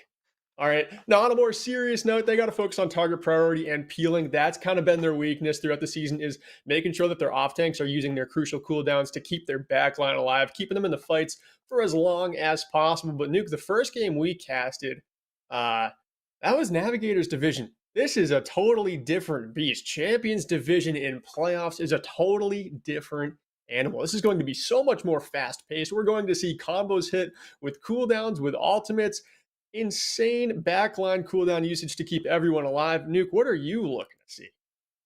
Well, I think you said it best there. I'm going to be looking at cooldowns. I'm going to be interested in how they. Another thing about Champions Division is versatility of characters. You know, you have to know how to play a specific character if you're going to play a different type of comp, right? So I'm going to be interested to see how both teams fare when comps start to get switched back and forth. It's a lot more of an adaptive, reactive challenge when you get higher up in the divisions, rather than a simple, we're going to run, meet in the middle, and throw it out. Yeah, and this first point in particular here on Busan is going to show us a lot of weaknesses on both teams, because we've got completely different compositional looks from Bethel and Purdue. We've got a ball comp with a Zen, so trying to really focus on that Discord. And on the side of Purdue, it's just all about staying condensed, playing this May brawl comp, and having Tiber, the diva player for this team, just go after targets. Quibsy goes in early as the Wrecking Ball almost gets diced up, but manages to make it out in the nick of time, and then goes right back in with the grapple, just not afraid. Big J has actually gone down early here, flanking, connecting those shots on the Cassidy, and now it looks like Purdue just rotating strong with the Lucio speed boost, just trying to catch up to Bethel, taking the high ground now, and Bethel looking like they've got their back against the wall, but Purdue has moved to the point now, trying to get some percentage down, and it looks like flanking stays on the point a little too long, doesn't have a shield to stay alive, and ends up going down to Brandon's Helix Rocket.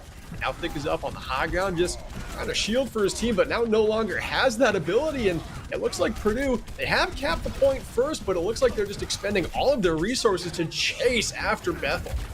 Yeah, Bethel's goal here, and not just this game, but this entire series, is to win first place. That has been a consistent theme for them all season. So they're going to bring their aim game tonight, and you can see that in how they're playing reactively. You can see that in how they're backing up, waiting to engage, allowing Quibsy as the main tank to sort of set the pace for what they're going to be doing with this dive composition. And while Purdue Gold did take the first point, it looks like Bethel, playing the sort of dance, is going back and forth, waiting for the opportune time to take point. We're going to see Quibsy throw out an ultimate on left corner of point, try to knock up the Baptiste, take that really early with an assist from Brandon. They're going to push the Reinhardt, thick boy, right to the edge of what he's able to do, and Bethel will take it with 60. Oh, I guess not yet. They're very close to taking it. Purdue only having 60% on their clock. Purdue with a great job there at chewing up more than half of this map so far. Brandon popping that visor, finding one kill, but probably going to wish that he had that ultimate to defend this point, as currently Bethel has no ultimates to work with to defend it. Purdue is going to be rolling in with a shatter. Flanking is going to have that high noon online.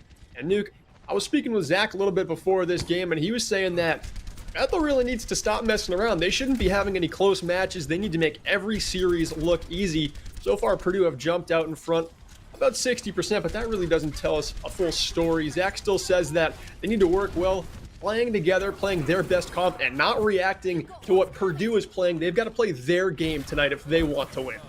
Exactly, and that's exactly how Bethel plays. They play dominant, they play in your face, and they play very You're dancing with us. We're not dancing with Zach. you. We are taking the lead. Whoa. Zach taking 3 there as well. On the high ground, gonna get taken out quickly by Tiber, but not before he leaves a mark in an entire graveyard on point. What was that, ult? I mean, this Bethel comp revolves around Zach. If Zach gets to the position he wants to be in the map, and he can see all the heads on Purdue, and he's getting that Discord over all the perfect shoulders on that Purdue team, he can be doing so much damage. This is Champions Division. These are support players who have the mechanics of high-level DPS players. Zach has... That's what we call a hashtag bing bong, your back line is gone. Exactly, and the 3K to boot. And it's enough for them to defend the point even farther, despite Zach going down to the dive from from Tiber there. It doesn't even matter. Zach did so much damage, also farming up almost about half that Transcendence again. They are going to defend this point with the Tac Visor coming online soon, hopefully, but right now, Purdue starting to invest ultimates of their own. Yeah, that thick boy gonna have to back up, back on point.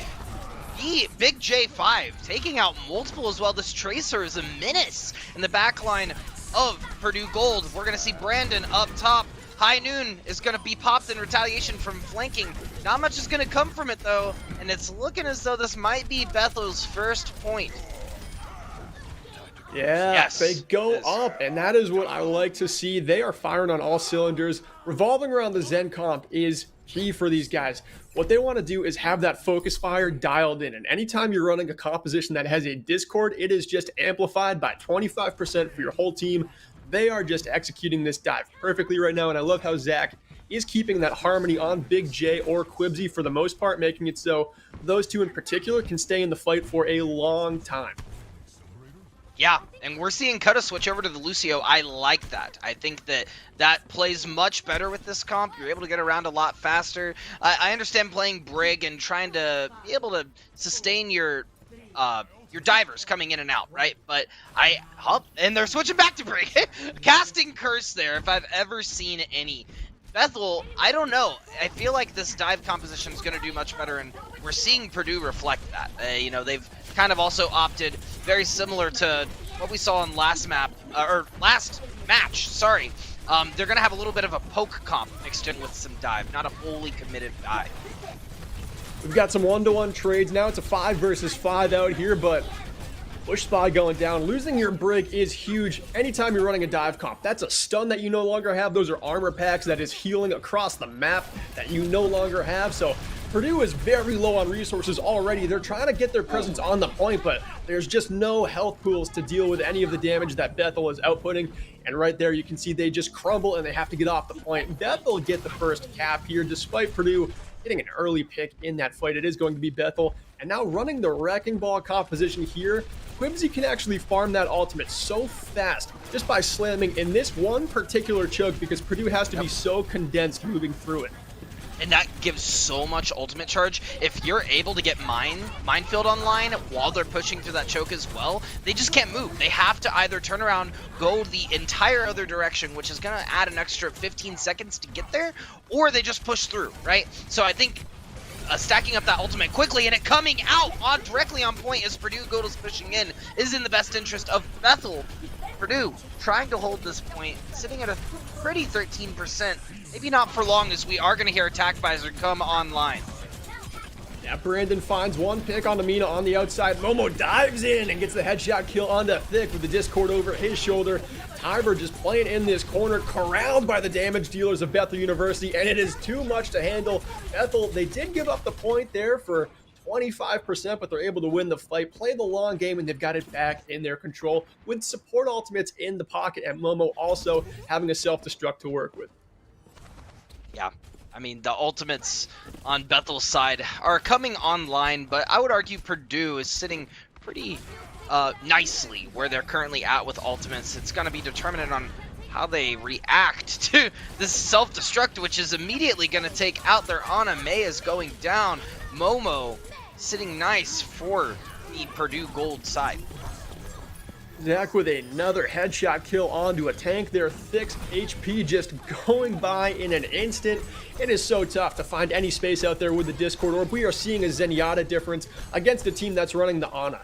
You're running the Ana because you want to get that burst healing in, but anytime Zach has a Discord on you, it doesn't matter how much healing you're getting. You could hit your teammates with that healing grenade to get them twice as much healing per second, but if you have a Discord and Champions Division focus fire on you, you are done for. I think that's a really interesting point you bring up, Ulcharge. I think this is a very spammy team, Bethel in general. They're very, we're in your face, we're throwing everything we have at you. Wow, that's gonna kill flanking as they go to recall into the mines. That is goofy. What is that? That is so funny. Zach gonna pop the Transcendence on point, trying to keep all of Bethel University alive. Purdue Gold, not sure if they're gonna be able to withstand this. Nick is there and putting out fire, but once again, talking about that focus spam. At this level, if you have spam that Bethel University has and you're able to focus it on one target at a time, you're gonna win maps just like that, Berkeley. Yeah, and they take Busan 2-0. We're going to be going hybrid next. And depending on the map, I would love to see Purdue pick a map, or pick the bans rather. No, Purdue picks. Yeah, they lost. Okay, Purdue picks the map.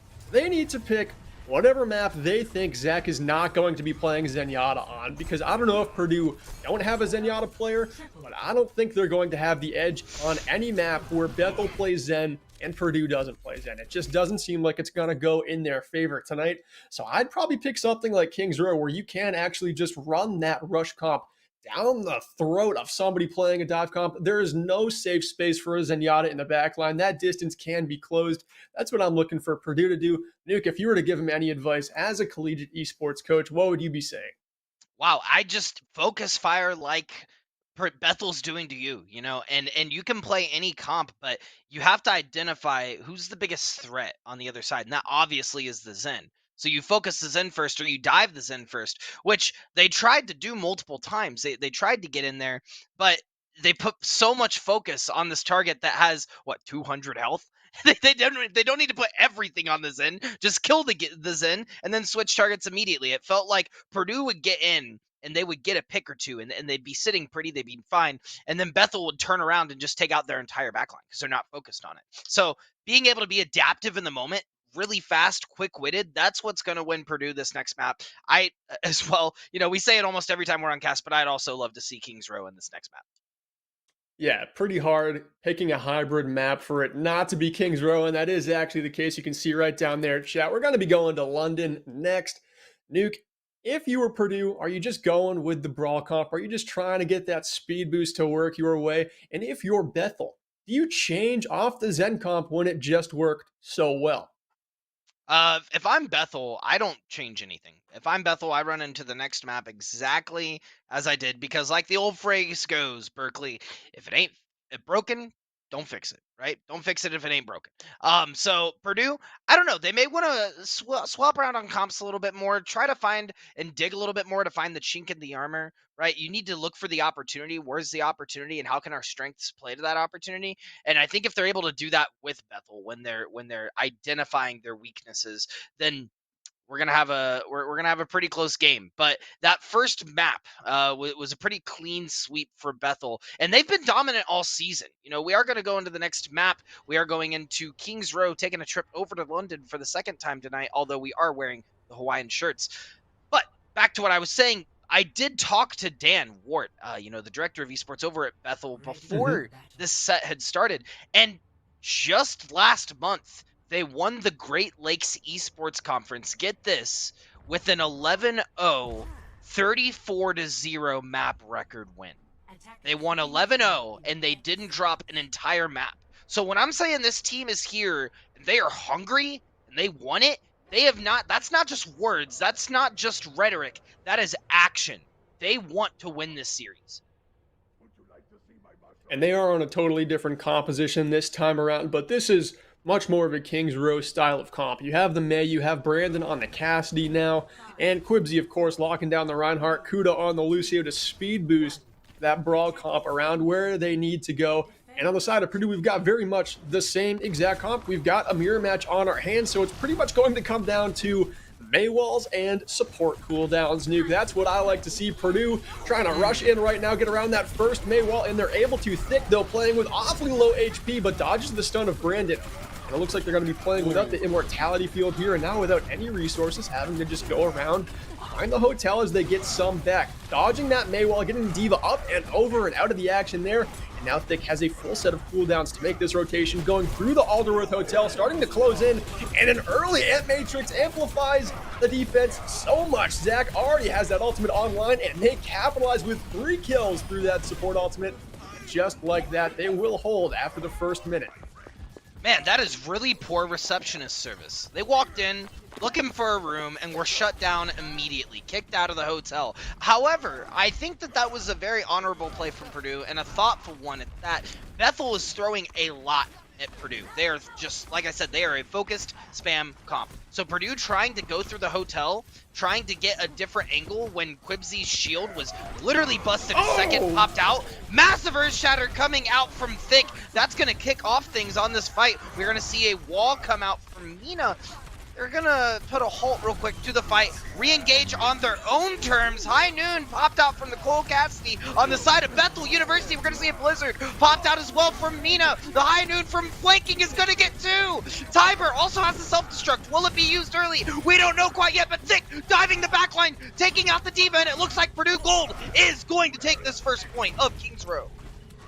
That was a great job by Purdue there, just staying calm despite that High Noon being popped right in their face. They didn't have a lot of cooldowns to deal with it, but they knew Mina had the play to make, throwing that Blizzard out.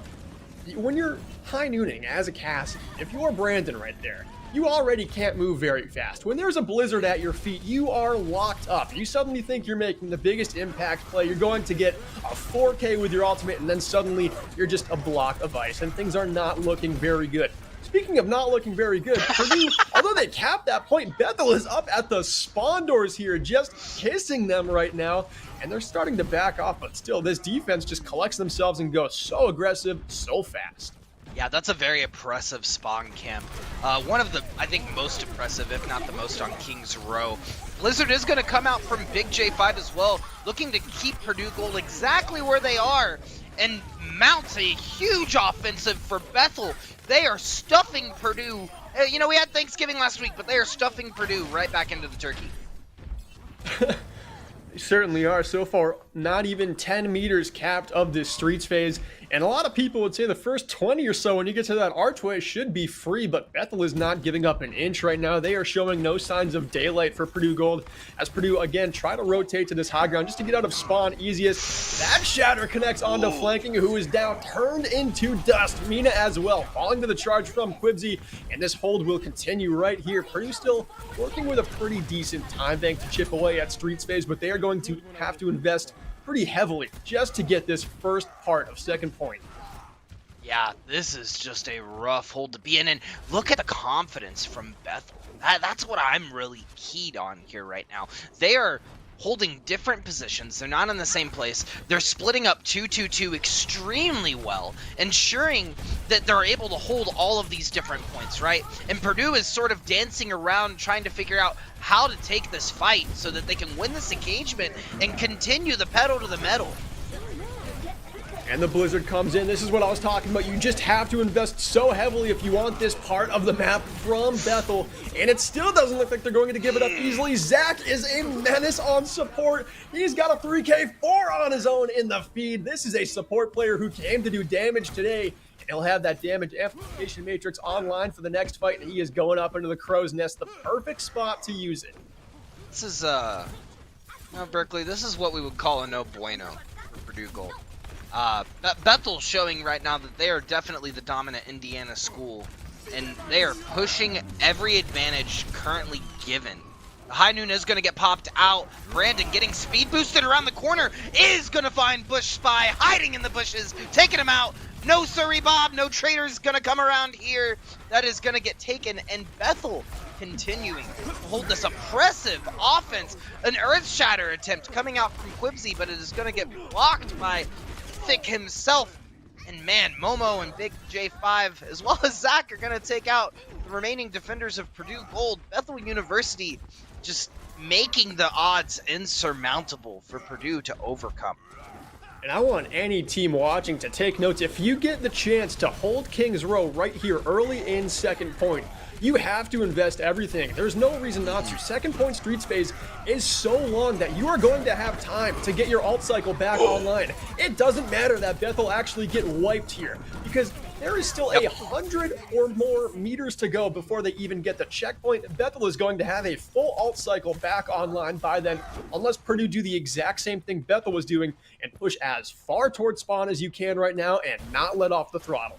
Exactly. And I think while it is important to say they can't let off the throttle for sure, what's even more important is how they play around these chokes, how they engage these chokes moving forward, because Bethel has shown you give them an inch, they're taking a mile. They are holding and they can engage with that focus spam that we were talking about earlier, that target and shot calling. They're going to take it. So it's all about how Purdue dances around this point as we are leading into the next fight. And we got Diva Bombs flying over the top here, but only taking down Immortality Fields.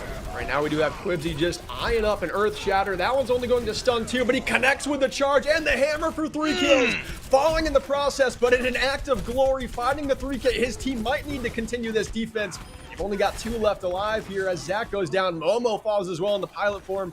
And now it's just down to Big J and Brandon, but the DPS get it done, and overtime ticks away. That should do it here for the Bethel defense. No! And what a fantastic job they've done as long as they can take down the Lucio. But look at that Bush Spy with some fancy moves. Evades all the damage, and now the team is actually back in at Purdue. Finally making one final push. That Shatter has a Maywall in the way. Big J with a perfect executed cooldown. And now we've got a high fly ball straight away. Center field, finding the pick on the Big Spy, and that is the round.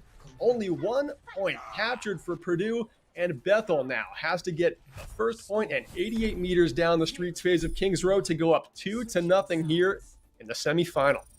That is a hard mountain to climb, but if it's anything like we've seen, some teams just take some time to come online. I mean, we've seen it all season. Maybe it takes Purdue a minute to come online, or maybe the mental quite isn't there yet, and they need to click to get into the flow state, continue this push that they've been trying all set.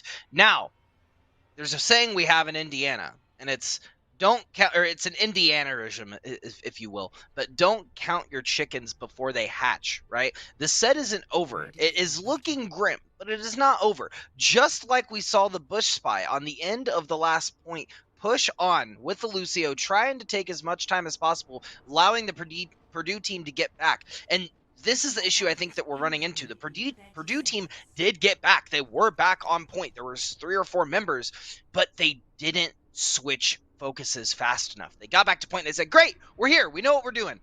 But they didn't have a plan afterwards. They were just kind of sitting there. Bethel jumped back on point, re-engaged, took them out in a clean 10 seconds. This is what the difference we're seeing between these two teams is. And I'd really like to see Purdue have more foresight into what they're doing and allow that to just flow much faster through their decision-making process. I agree, and we're going to have a little bit of a change up here on the side for Bethel. They're switching over, putting Big J onto the Doomfist and having Momo switch over to the Zarya. So what I'm keeping my eye out for is Big J going in on suicide missions every time, just like this. And right before that HP is going to be at about 0, Momo slaps the bubble on it. But right now, Momo has actually gone down kind of early in this fight, and it's still fairly even. Bethel has a few picks, as does Purdue, but that rocket punch for Big J connects. And now the backline for Purdue is down, and that should just about wrap up this first point. Bethel just looking so strong, so aggressive all the way. And now they've got 6 members back in the mix, and that is done and dusted. They will take this with a big time bank. In Purdue, they're going to have just a very tough task of stepping up and putting a big hold on the streets phase. Yeah, I mean, as soon as they take point, what's it going to look like? 5 minutes, right? It'll be right around 5.5 minutes. Yeah, I mean, they have an extra 4.5 minutes more than Purdue had to get it so far. And Purdue trying to rip a page out of Bethel's book, pushing up to commit everything, get some kills, and we are going to see Mina switch over to the Hanzo, which actually has some value in finding a kill on Quibsy.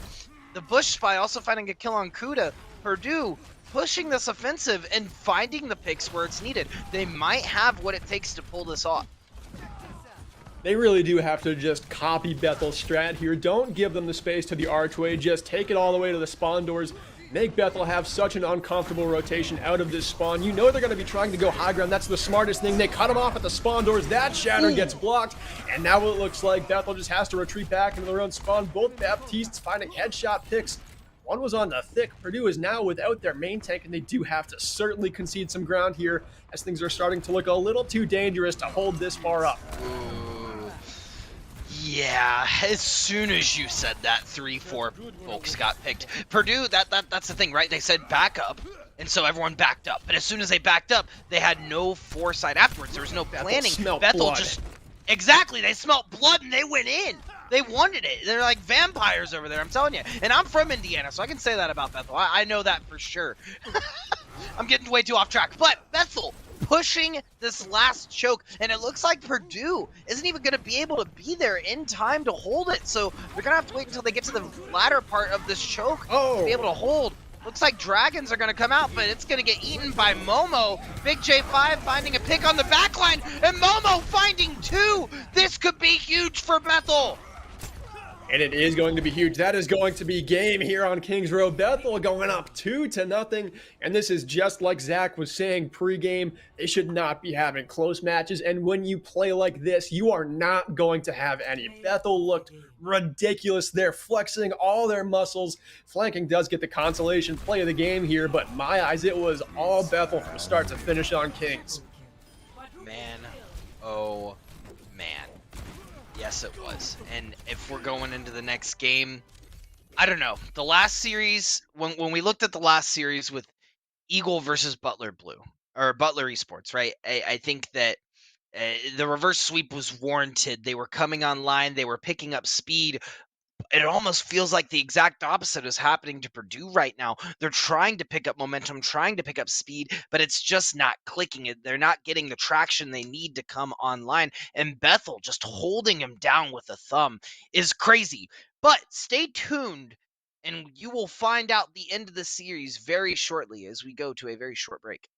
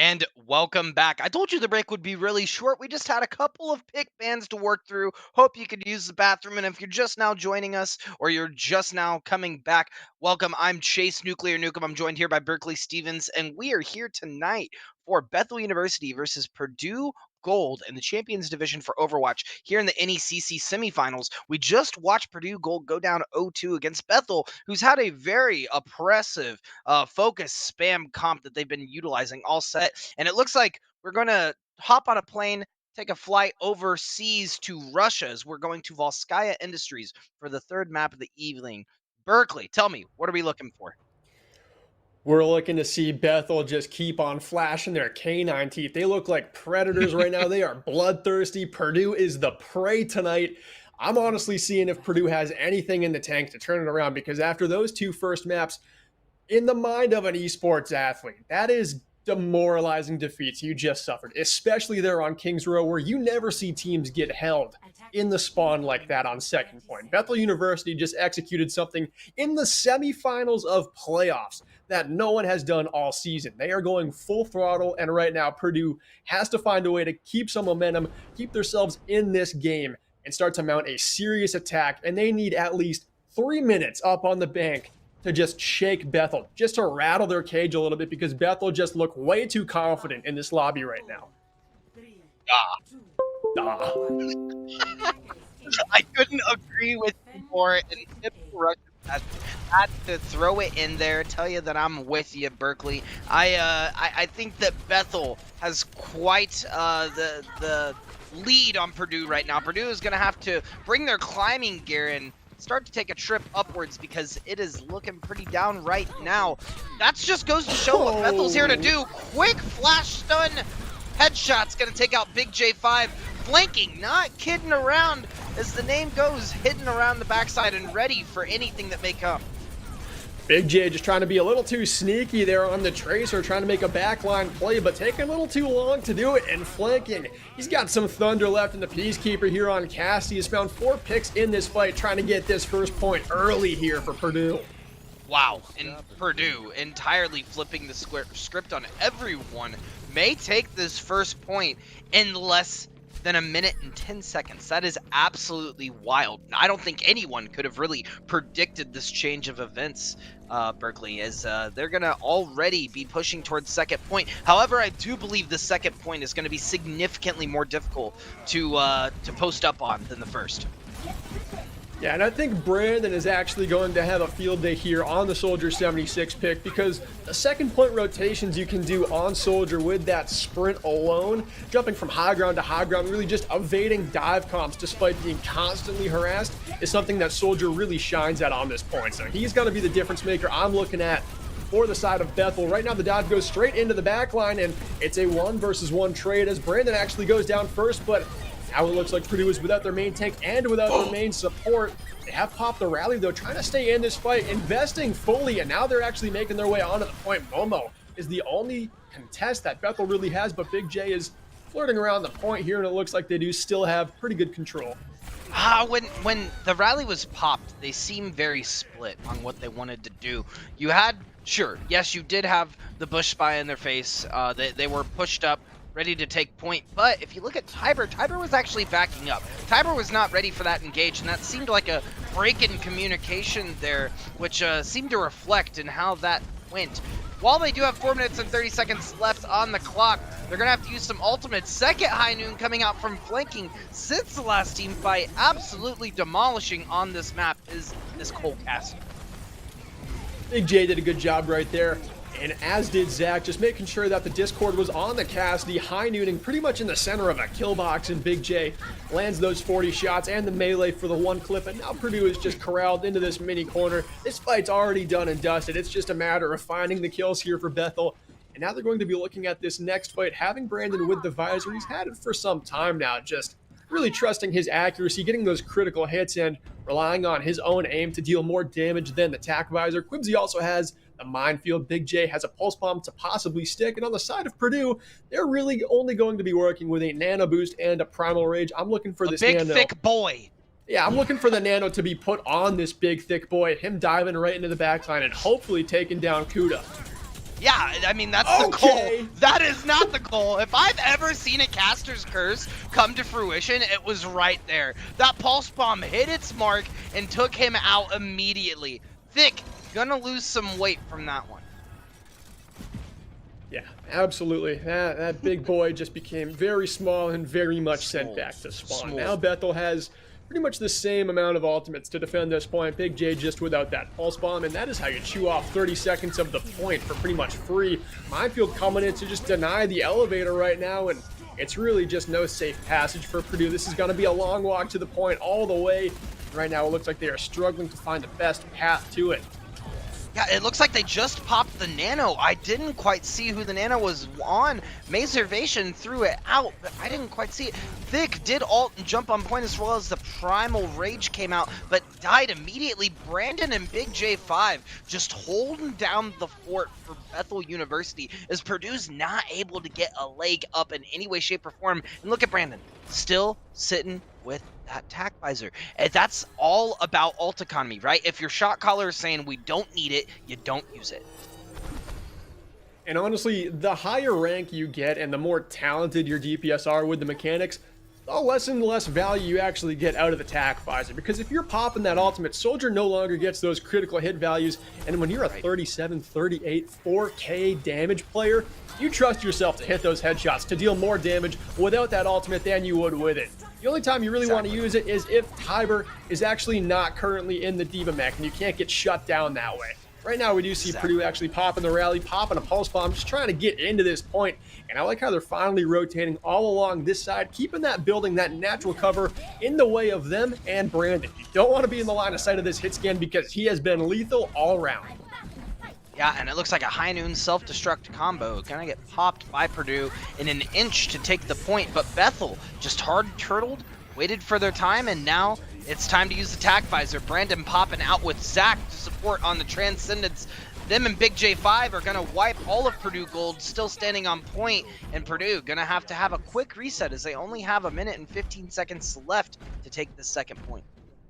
And we are seeing Bethel just play their game here on second point. Purdue uses ultimates just to get to the point, but Bethel knows the name of the game is we don't have to do anything unless you're getting percentage off this point. It doesn't matter if you're getting there. It matters if you're currently on it. And they just go around the buildings. They almost went back to spawn while that high noon was popped, while those other ultimates were popped, because they just don't care. If Purdue's not on the point, if ticks aren't being taken, they don't have to do a thing. And once ticks started being taken, that's when Bethel actually comes in with a big investment, and they came up huge. Oh, sneaky boy. Big J5 hanging out in the back line, gonna throw self-destruct, but the field will keep them alive. Purdue still able to capitalize on this push. As I say that, Big J5 is gonna take out the push spy, and this Tracer sticking to the back line is doing so much for Bethel University, while Brandon is pelting away at its tanks. Yeah, and the thing about this Wrecking Ball comp with Brandon on the Soldiers, obviously, Brandon is the biggest threat. If you're going to dive anything, it has to be the Soldier here. But anytime you do that, your tanks are not there to peel for backline, and that is what Big J and Quibsy are bloodthirsty for all around. And we don't even get the overtime contest coming in here. Bush Spy doesn't quite make it, and now Bethel are just a point and a tick away from going to the Champions Division Grand Final. What's really interesting at that last point was we actually saw a significant changes come out from Purdue in terms of their comp. They swapped over to the Sigma, they swapped over to the Zenyatta. Even Mina decided to take a trip over to Ashe, but I think it was too late. I think they tried to push so frequently with the comp that they had because they thought that it was going to work because it took first point, but first point on this map is significantly different in how you approach it than second point, and they needed to realize that sooner. Swapping with a minute left on the clock is not going to do anything for them because they have to, put on their hiking boots and walk the 5 miles it takes to the second point of Volskaya. Then they have to post up, get some damage off, and they didn't have time for that. So I would have liked to have seen that call to switch come out just a tad earlier, Berkeley. Yeah, something like that had to happen. And Nuke, honestly, I was kind of thinking that even though Purdue had a massive time bank going into second point, I don't think it really reflected how that round even went. I think that only came about because Big J made a big mistake trying to make that early sneaky play and got found out by Flank and caught that stun and the headshot early. Bethel went down 5v6, and then Purdue were able to take that fight. If Big J doesn't make that mistake, we could have a full hold. Exactly. And flanking took out not just Big J, but took out, I think, 3 or 4 members on that first push. So it wasn't even just a team thing. It was big flanking, finding the shots where the shots are needed. And that's a tribute to what you said earlier, Berkeley. When you get to these higher divisions, it's all about whether or not your DPS can land those shots. As I say that, we're seeing Mina take the switch over to Widowmaker for a hard stop on this first point. That's a very brave hero pick, too, I might say. When you know you're going to go up against Quibsy on Wrecking Ball, Momo on Diva, and Big J on Tracer, you got to have a lot of confidence playing Widowmaker against this team, because you've got to hit some insane skill shot right onto the head of a small target if we're talking about Big J or Quibsy. And then in the meantime, you got 3 members going after you right now. This is a great boop, getting that backline booped off the high ground, and they're in a kill zone right now. Wow. That is exactly what happens. They blow up Quibsy and Zach, taking complete control over this first point, all on themselves, and that is how you sweep a point. That was swift. Wow, and look at that! Posting up the sun umbrella, hanging out with us. Quibsy Where's your Hawaiian shirt, my man? Yes, exactly. Quibsy understood the assignment. Quibsy knew. Quibsy was like, all right, we're going to get the boop, we're going to kill a healer, we're going to kill a DPS, and then we're going to vibe. That's where I'm at. Quibsy, find me after the match. Definitely understood the assignment. We're dressed for the heat. Quibsy's bringing it right there. That was a crucial boop onto the back line to just get him knocked onto the low ground. We do see Mina opening up this fight. She gets a great pick there to just kind of slow Bethel's roll here, but Bethel will have 5 minutes to continue this roll. That's the same amount of time that Purdue had, but I think Bethel is just a well-oiled machine. It didn't look like Purdue actually made a mistake to let up that first point. It looked like Bethel actually made the right play to take it. Yep, and Bethel is just kind of poking and prodding here, waiting to find an in. Zach does sit with the Transcendence, so they could go in whenever. Oh, Quibsy is going to pop the minefield on the back of the point, causing the entirety of Purdue Gold to turn around to deal with him. But Big J5 going to take out Mina. That's going to take out a lot of damage for Purdue Gold. The bomb is going out, but it's not going to find anyone. Momo sitting on point as she's going to try to get something with that self-destruct. Not gonna quite find anything. Get the remake doing a lot of damage to the Primal Raging Monkey. Trying to get onto point. Gonna fire off a second self-destruct. Pop back in mech is Momo. But I think, like you said earlier, it's gonna take a lot for Bethel University to take this point. It's not gonna happen so easily, and they really need to look to build these ultimates, because Purdue is now leading this dance that we were alluding to earlier.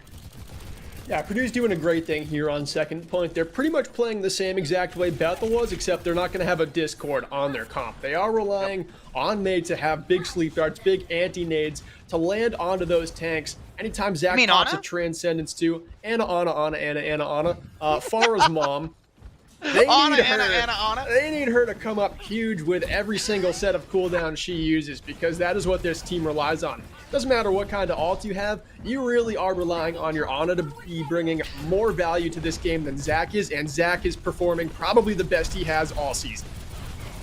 Yeah, Zach is throwing out the orb, serving him, dishing it up seafood style. Quibsy gonna find Mina on point, but not before Mina can take out Zach, halting a little bit of Bethel's pushes. They're not gonna have that Discord or healing any further. Bush Spy taking out Quibsy, and Thick gonna put a stop to Brandon's advance, is gonna cause Bethel to back up on this onslaught from Purdue. And now Bethel, fighting themselves on the back foot, need to learn and figure out how to pivot from here. Yeah, they got to know that their worst case scenario is a draw here. They're not going to be dropping a map to Purdue here on Volskaya, so they don't have to actually play with very much stress. It's more so just identifying on Purdue, what is the crack in the armor? What can we be diving on? That pulse bomb goes on to the back line here. They need to make a similar play like they did on first point. Both of the Purdue supports are going to be on this high ground and living there. One of them no longer exists as Bush Spy gets obliterated by that slam, and we've got 3 picks now for Bethel. They're trying to take the point, 10% taken so far, and ultimates invested. That should do it. That's it. 1 tick is all they need, and a 3-0 sweep, and they are on their way to the final. Yeah, what a great game from Bethel. And I really think as we were watching from Tiber's perspective there, diving in, trying to throw out the self-destruct, didn't realize Bob was posted in the corner. As soon as she got devec'd, Diva kind of fell to her death. Yeah, I like how you put that. Kind of fell to her DF. Oh, this is when the boop came in onto the back line first point, and then Oh, Zach from beautiful. afar hitting those shots onto the on player May, and that is a wrap on first point. That was such a clean tank. And we could see in the chat right there for just a second, someone paying a little bit of respect there said, Zach, you are so good. And he had to be my player of the match, Nuke. I don't know about you, but this team revolved around his stellar play tonight. You're not wrong. I think Zach definitely was player of the game for the third and first map. I think that he did extremely well, but Zach was throwing out the damage. But I got to give it to Quibsy personally for this series. I think Quibsy allowed a lot of the openings, was a menace on the wrecking ball on the back line, able to get around the map and really pull Purdue's attention, which is what caused them to lose a lot of the fights. Was their attention kept getting pulled. They were looking one way, the feign was coming out, and as soon as they turned to look over at Quibsy, they had Zach on him, right? And they were like, oh, okay, well, I guess this is where we're at. Yeah, I mean, one of those, Quibsy or Zach, pretty much doing the exact same thing on that composition. It revolves around the wrecking ball and the discords that Zach is dishing out. If Zach's doing damage on top of that, though, having big transcendences, just seemed like not a lot of Zenyatta players could do what he did tonight. Quibsy, though, was the key factor in them taking that first point on Volskaya so quickly. That boop onto the back line, you do that, first point is already over. All Quibsy has to do is make that play. He knew it, everyone knew it, and he executed. So I could go with you there, but I think Zach still probably has my vote. Nuke, after this game, if you see how Bethel just played right there, they are the current 2 seed and champs, I believe. But going into the finals, are they the team to beat? I think so. I mean, they're going up against Aquinas, if I'm not mistaken, um, who they lost to 0-3 in week one, That's but a long ways it's a away, though. long Things have time ago. changed. It's a long time ago. Anything could happen. I'm hearing this from production. It is. Oh, it is not Aquinas, but they're not going to give me any more information than that. It's CSUDH or CMU, whoever wins that matchup. So it will not be Aquinas. It'll be Okay. one of those two schools. But once again, CSUDH, I don't think they've actually played in this regular season, it looks like. But they did play CMU, and they won in a 3-0 fashion in week 6. So it's a toss-up. It's definitely a toss-up. I still think, though, Bethel, they're probably the team to beat, especially after a performance like that. The Kings row map is what just kind of comes into my mind, where they did something no one else does on second point defense. They hold the spawn doors. They don't hold archway like a bunch of booger-eating babies. They go up and they kiss the spawn doors on a Rhine comp for 3 minutes, dude. Nobody does that. They're definitely the team to beat in the finals. Everyone's got to keep their eye out for them. It made me think they were like Mormons. They walked up to the door and they just kept knocking. They just kept knocking, and they weren't leaving. Absolutely. And you know what? You should keep knocking, Twitch chat. Stay tuned very soon, because very shortly we're going to have LaFawn and Bullskunk on for Marywood versus New England College coming up very shortly. But first, we're gonna cut to break.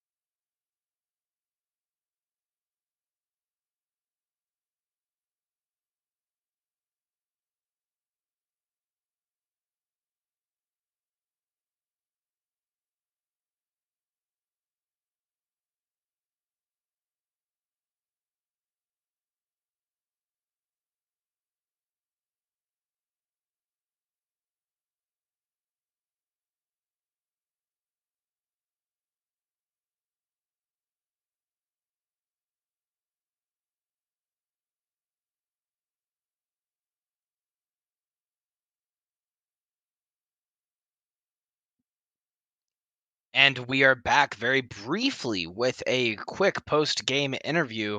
And we are here with Zach, the unstoppable force of the Zenyatta on the side of Bethel University. Zach, how are you feeling about that win? Feeling good. We got to get some food now. I've been hungry for a while now. The game before us was way too exciting, so it lasted pretty long. Um, but yeah, no, it was a fun game. We had fun. I got to play Zen, so anytime you get to play Zen, it's a good time. And yeah, we're feeling good. So my first and only question then is, what's your primary hero that you play, if not Zenyatta? I've literally played every single support in the game at some point. I think my favorite is Ana. My best is probably Bap. I don't know. I'll play whatever. It just depends on the meta. I don't really have bias.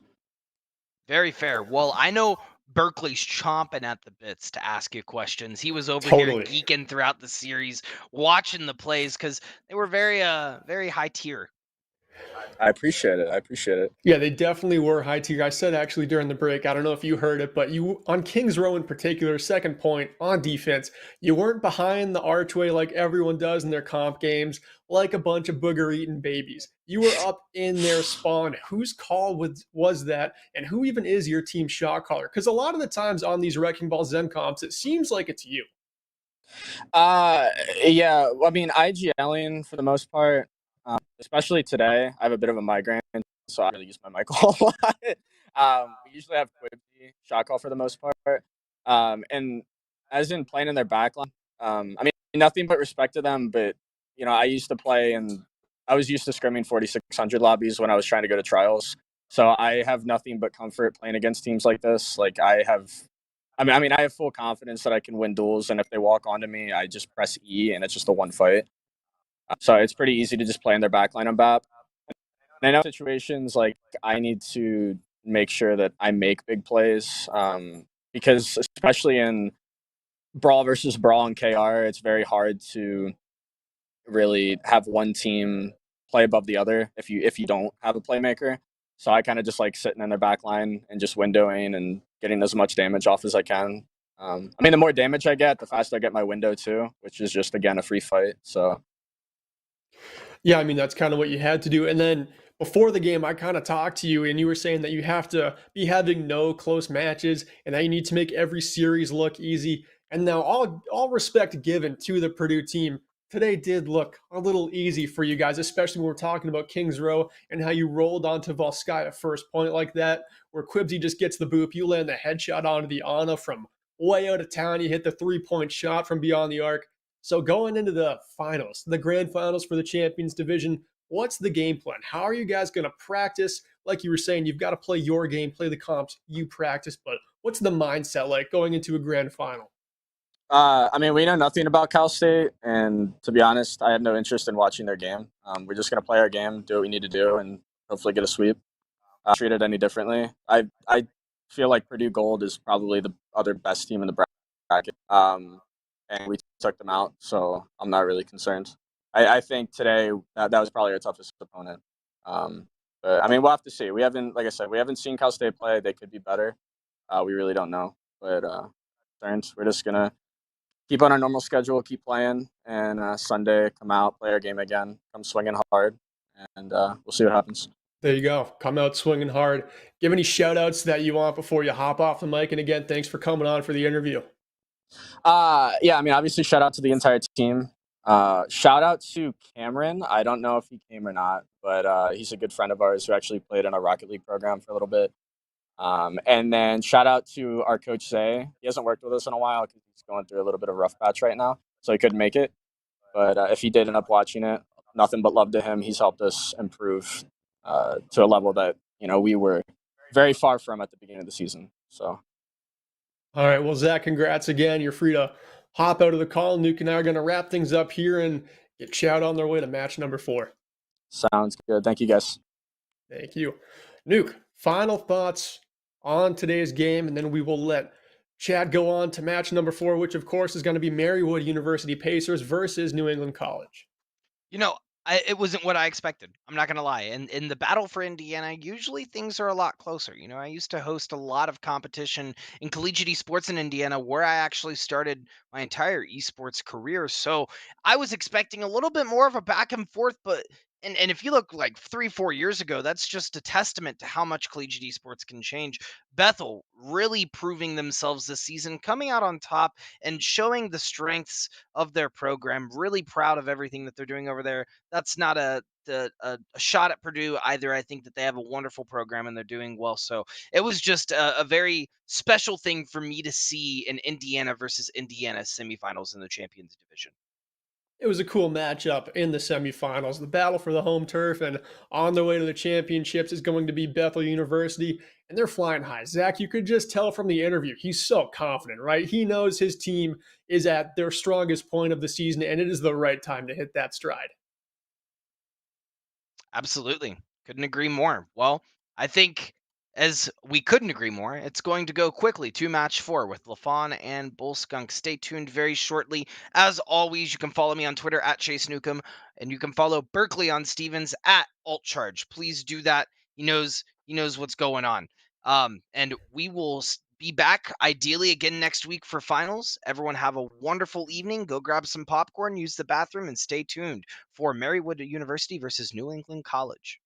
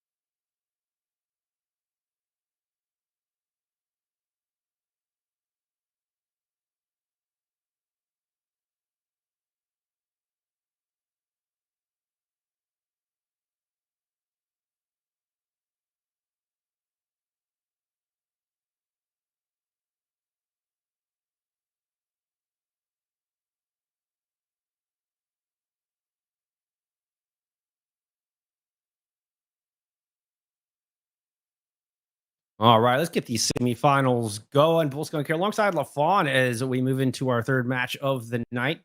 Third, fourth match. I can count. I swear I can count LaFawn. Fourth match. Yeah, we got Marywood University taking on New England College. Yeah.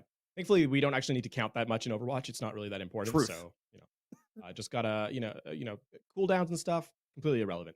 That being said, let's talk about the game, of course, because we are in the best time of the year for anyone who gets to watch competitive games of any sort, and that is elimination season. Bullskunk, we are in the playoffs as we get set to give you the action between these two teams. And I mean, a battle of giants, really, in terms of the performance these teams had in the regular season. So a lot of high level score lines kind of come to the bear when we see what these guys were able to what these two teams were able to really perform like earlier in the season.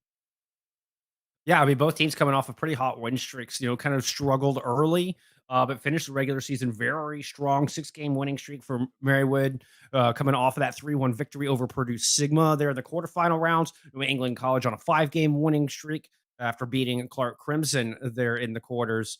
So I feel like there's a lot of momentum on both sides. Both teams really finding their stride in the back half of the regular season. So I'm expecting this one to go some distance. Could there be another 6-mapper in the cards, LaFawn? Could there be? It's entirely possible. And another thing to note is actually, in terms of seeding, our first, second, third, and fifth seed are still involved, right? So certainly, someone's going to be communicating here in terms of who we expect coming out of this. And I think drawing conclusions in terms of who's going to be the victor or who's going to be sort of the underdog in this particular match, I think is going to be difficult to kind of ascertain without the gameplay in front of us. I think these two teams are very, very close in terms of skill level, and I think in terms of their performance historically has shown that. So even as we look back at some of their wins through the regular season, we see score lines that are very similar, like a lot of 3-0s, several 2-1s, a couple losses here and there, but even those were mostly pretty close. So I think there's a lot to be said here in terms of when we get underway into the action in our first to three, that teams here really do have a large it's going to come down to the moment-to-moment gameplay, I think, in the real difference maker here between these two schools. One thing we know for sure is where we're starting off as we head into beautiful Korea. Busan downtown here to kick off this semifinal matchup in the emergence division. Like, we're getting a little bit of a rush. It's an interesting comp coming out of Marywood. It's like a rush with a soldier and a wrecking ball. Yeah, it's a hybrid composition mostly, but I think even paying attention to what New England College are running, it's not particularly standard either, right? The Farah is unexpected in a lot of the ways. Obviously, it's going to have a little bit more to play around cover, but hits can make that a little bit more. That being said, the Wrecking Ball is likely trying to get in the back line and just making those supports, rue the day they kind of set up. Ooh, it's Tomato Tony ruined the day at the moment. It's Jet starts off strong, 2 quick picks. And that's exactly how New England College want to get this semifinals going, making a statement right out of the gate. Marywood, they had double hit scan, but they have no diva to contest the sky, so nothing to really eat up. All that damage coming through with a +2 turned into a +4. New England are going to grab first control. Yeah, and I mean, if you really look at it, it's a 2v2 in sort of that duel, right? It's a Soldier Cassidy versus the Farah Mercy, and that's a lot of the time, if you can play around cover, if you can get that advantage early, then you really do have to favor the Farah, and Jet showing exactly why. Now, Marywood going to make an adaptation as Long Tree Man goes over to the Mercy to give a pocket over to the Soldier, just to make things a little bit easier for Marywood in that aerial duel. Yep, damage boost and res now available. And Steam, move it in, try to initiate this attack. Takes a lot of damage early, and even the adaptive shields don't last long. Racking up percentage. Marywood University finally loses their main tank, but they've grabbed the kill onto Angel Day on the other side. Coin's gonna tilt the balance. And this is my career. Well, excuse me, this is between Micro B. I stumbled over that one. Hard. And they're putting down some shots. Combined with Tomato, they're able to get the job done. They're going to flip this point. Something I'm already noticing between these two squads is their attention to detail. They're not overcommitting in the rotations. They're not overcommitting on the fights. And the target focus is ideal. That's something we kind of critique a lot of teams, in situations under high pressure. They're sort of all over the place, scattered, unable to focus down a single target. Both these squads not doing that. Now on the reapproach, keep an eye out for Shadowstorm to try and open things up here. Pulse Bomb is going to be incredibly important. So we're working around the back along that coast side. Valkyrie popped and trying to avoid Didn't take another. Oh, nice sleep. As Kansas Team trying to loop around from the back. Somehow gets out of there with their life, and Shadowstorm finds no joy with the pulse. Instead, gets flash headshotted. Marywood so far surviving the onslaught, but Jet's still in the skies. The self-destruct picking up too. Jet receives the nano boost late in this fight just to close things out.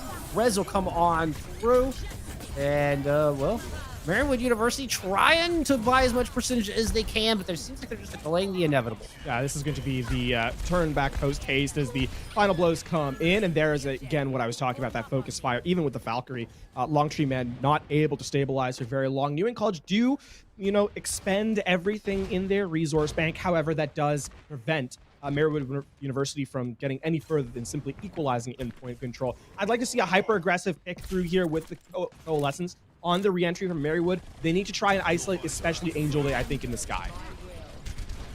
Sacrificer start things off, and there's that Coalescence. They're going to focus on Angel Day and Jet.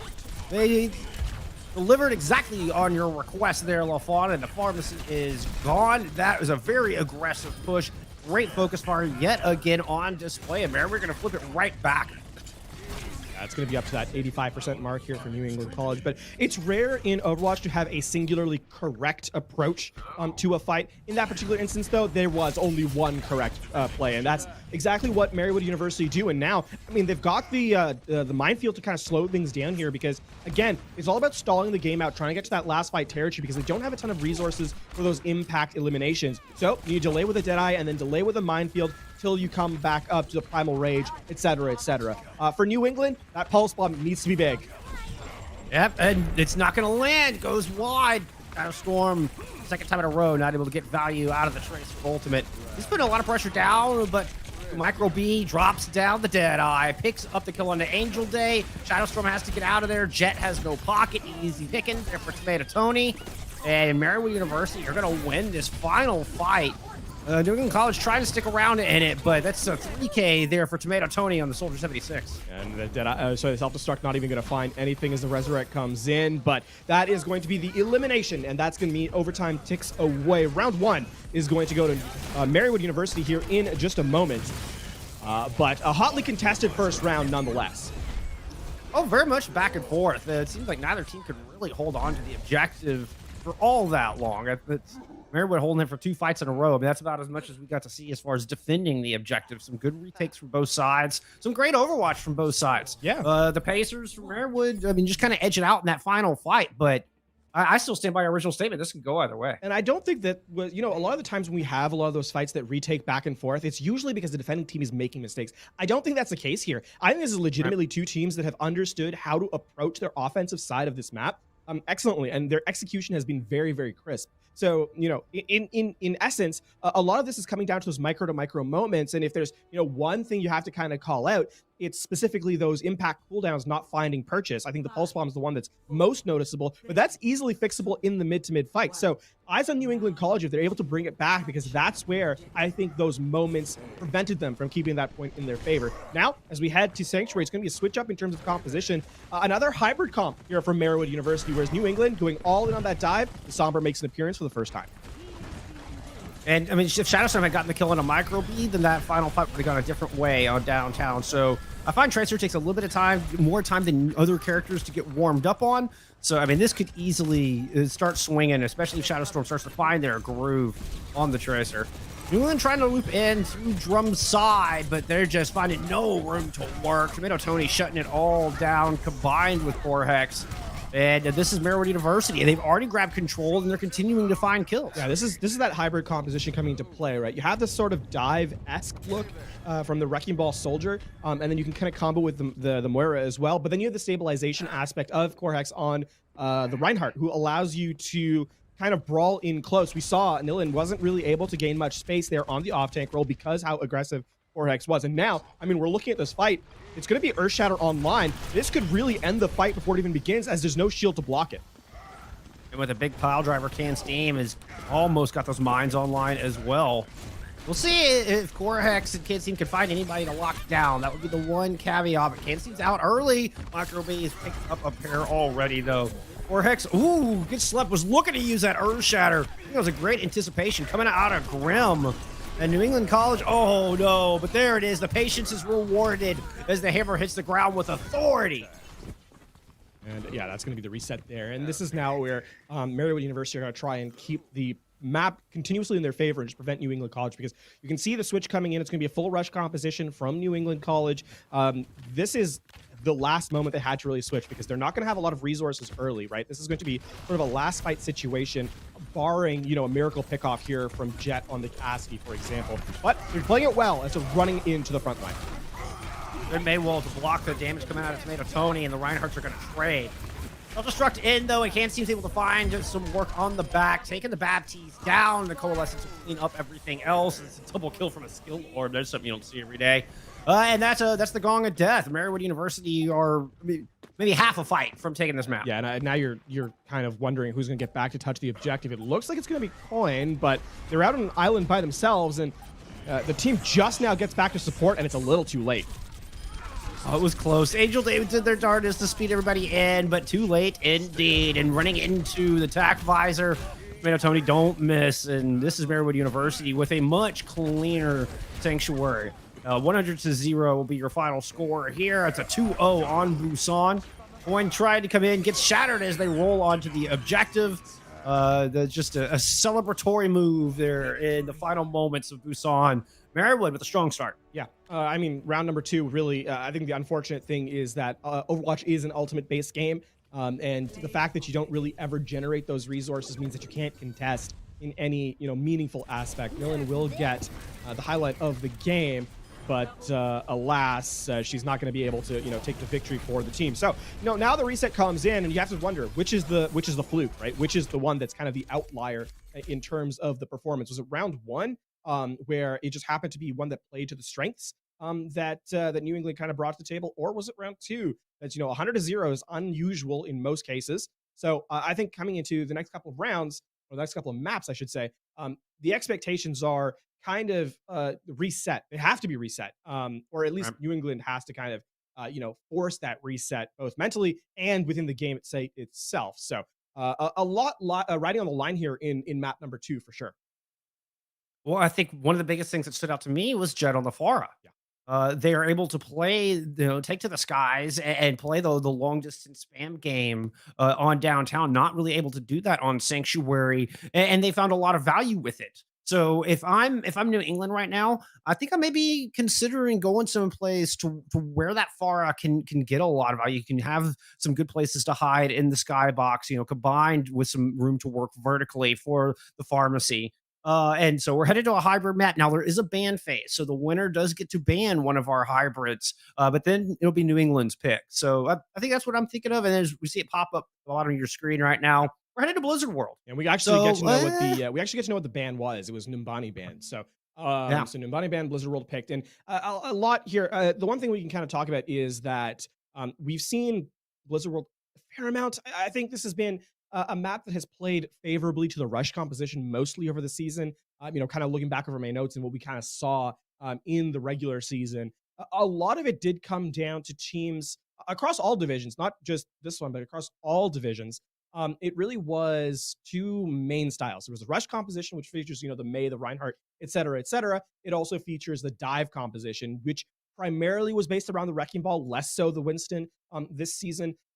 So I think, considering we saw a lot of Wrecking Ball on the previous map, and I think that was the strongest look, maybe New England wants to kind of stray away from the rush composition that they may tend towards otherwise, in favor of that more high-tempo style. I think that's a pretty good bet. That's a great observation, and it could certainly work very well, particularly on attack, but even on both sides, attack and defense on Blizzard World.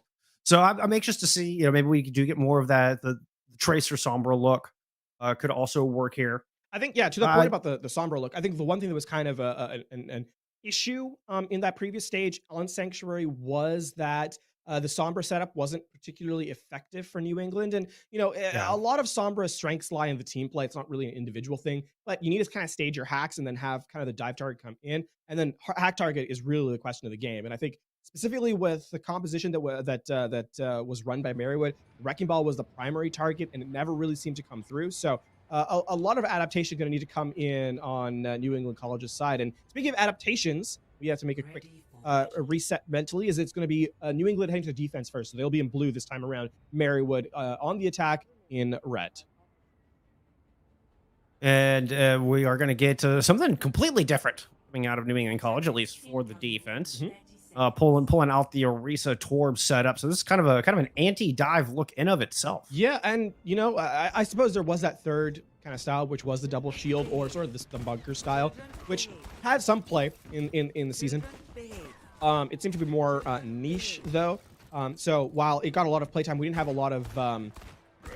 It's something that was definitely able to be picked by a lot of teams. So getting it here is not really a surprise, especially with Marywood continuing to run. It seems sort of this hybrid dive, composition they kind of have going for them. And I think the thing about this composition Marywood's running is it's putting pressure on two fronts because they're playing it so well. There's that frontline brawl, and you've got that rotational ability of the Wrecking Ball in the back. And the timing is so key, and they're executing beautifully so far. From what we see in the small sample size of one map. And you can see Can's team already setting up for that flank, waiting, because that timing is so important, waiting for Crowhex to get close, and then they can kind of execute this pincer movement. Rotation around to the right side as Crowhex is going to go ahead and push in. You see Can's team pulling it from the back, and there they go. It's right on top. Tomato Tony picks up one, but Crowhex goes down as well. Main tank for main tank. Difference is res available for the defense. They're going to get the Orisa right back up, shield back on the ground, and should be able to repel this assault. Yeah, the problem is you cannot get the T-Mac onto Nilin. They need to stay alive. Nilin goes down. This is going to be a real problem for New England College, but it seems they've stabilized. This ante has really just been onto coin multiple times, so the Orisa a little bit more survivable for sure. The mine's out from Can's team. Tries to soft, looking to roll through, but a nice fortify out of coin. They're not having any of it, but finally, the attack just compresses in from all sides, and New England crumple to the ground. That's a strong play. I mean, a lot of that comes down to the fact that Marywood University do not allow New England to reset in terms of the health pools, right? We saw the tanks. Yeah, the Resurrect comes onto coin, but not enough to really stabilize with the shield no longer in play. They aren't really a factor in the fight, and of course, Nilin was taken out quite a bit by the spam that came in from Microbee. So a lot of pressure from the DPS, rightfully so for Marywood University. Now, what I'd like to see for them is to actually hit the go button here with the Coalescence, though it seems they're going to have to outweight here this Molten Core as Jet just prevents them from really taking that high ground rotation. Oh, and I love that play. And Jet's even going to follow up with a kill of their own. Very smart. Now New England drop down through an Ant Matrix, and they're going to push Marywood back out of the main street now. With Shadow Storm keeping an eye on the flank. New England College locking up all fronts right now. I mean, critique Shadow Storm's pulse bombs all you want, but he's been incredibly good in terms of the frontline pressure with the actual aim and sort of movement and so forth. So that has been sort of the bread and butter of this Tracer gameplay as Coin tries to dance their way through the backline. Not going to find it. The Sleep Guard's going to instead stop them, and this self-destruct could be big. It is indeed. It's both supports out of the fight. Marywood University just losing this fight before it even really began. What a well played self-destruct. Props to Nilin. Yeah. She's been incredibly good on the Diva overall. So, I mean, listen, without the supports, the fight's over. It's not like there are certain 5v6 or 4v6s you can win. No supports, not one of them. And that self-destruct just slows things down. And now, I mean, this is going to buy time for Jet to get another Molten Core, which is going to slow the high ground out even more. As Canstream, yeah, that minefield not going to find much value. Nope, Nalen's going to get that kill, as a matter of fact. Continues to find value on the Diva. And that minefield actually going to get melted by the Molten Core, so a 2-for-1 special. I mean, Jet got that up so quick. That was, I mean, 2 fights, but that last fight was a really fast fight. I'm impressed with how quickly Jet is cycling through those ultimates. Yeah, and I think the biggest thing here is that Marywood has not really had an opportunity to use their ultimates. Yes, they have 5. No, you had Earth Shatter. Oh, Orax goes over to the Winston, and that's going to be 1 check mark taken off the old-fashioned way. But you know what? If they believe in the mobility, then maybe it is better. However, you need this nano boost to be applied right now, or Corax is going to go down quick. Corax is kind of behind that piece of cover. Finally, it does come through, and Corax is still going down. Look at that health bar just disappear before your eyes. Dalen picks up yet another. Huckabee tries to throw a Deadeye up top. Jet's in a little bit of trouble. I don't think has the overload, but is able to back out, pick up the Mega, and try to get back into this thing. Everyone whittling it away, though. They've been able to kind of separate New England's defense and win a couple of individual fights as they picked it apart and are finally starting to make a little bit of room. That being said, Nilin was actually able to be resurrected by Angel Day there, so it's not quite out of the fight yet, although Angel Day is going to go down here for sure. So this has slowly inched back. The Death Blossom going to cement this fight win. As the cart was slowly ticking forward, there may be a retake available, though, a recontest at the very least. Though it looks like, actually, no, with Can's team, playing this aggressive style, yeah, that's going to entirely defeat that. But a relatively low time bank here on this third phase. There's 3:18 left on the clock. And I mean, New England College, the one thing about their fights is that when they win them pretty, efficiently, not overcommitting resources. When they lose them, they also don't commit too much to those fights either. So coming back in, they're going to be relatively set in sort of the mirror matchup. Marywood University trying to deny. Again, Coalesce is going to be such a big part of this fight. They need to use it quickly. It was just getting into a little preliminary damage. A lot of Shadow Storm right out of the gate. That is a good start if you're Marywood. And if you had to pull the trigger, the Coalescent self-destruct into the back. Finds two again. And Nailing just pinpoint accurate with these things. Doing surgery with an atomic bomb. That's you could set a clock by it, it seems, at this point, to past the back line in terms of eliminations for a New England College with that self-destruct. So, I mean, that's a good, clean fight, right? We talked about the efficiency with their ultimates, and there it shows yet again. Shadow Storm, big things needed from this fight, though. We've highlighted the Tracer multiple times, and it doesn't change now. Pulse Bomb needs to get the pick off. It's a Nano Boost down. Deadeye picking up two. Coalescence is out, and all while Tomato Tony was far in the back, eventually dies. But hey, yeah, Tweet Micro B on the Cassidy doing just loads of work. Finds yet another on the Shadow Storm. He falls for the second time. And the Pulse Bomb was committed there. So this is a little bit of a disaster, actually, for New England College. They need to slow the game down. This minefield needs to be used on the objective, and then they need to just try and just eliminate the time off the clock. Below a minute is really what they're hunting for at this point in the game. That's quite a bit ways away. Give it to the Deadeye coming out. Hey, getting that on. It might just do it. The Jet's going to fall. Kui Micro B trying to clutch this thing out. Picks up two. And despite not having their Ana on the battlefield, Marywood University are in a prime spot to get this thing home with more than a minute remaining. And that's going to be a little quick kill on a Nailing. Coming back, Jet on the Doomfist. Looking to slow this thing out, but there's mines all over the place, making life very difficult for Jet. They're eventually going to fall. Lock at 114. Marywood University are so close to getting it home, and they do it. They complete with over seconds in the bank, 72 to be exact. It's respectable from both squads, I think. This has kind of been the sort of story of this game in the entirety of what we've kind of seen, barring the Sanctuary. I think 100-0. And even then, there was moments that I think New England College really stepped up.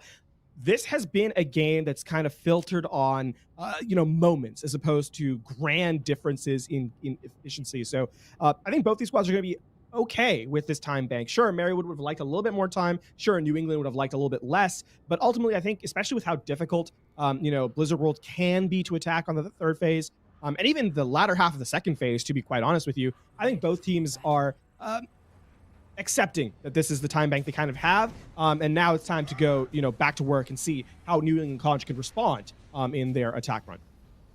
I feel like this was a negotiation. It was like, I'll give you a minute 45. How about 45? They just kept going back and forth and haggling each other, and they settled on a minute 12. Like, that's just that's how I pictured it in my head, just from that description. We'll just meet in the middle. All right, minute 12 it is. Like all good compromises, neither team are really that happy about it. Exactly.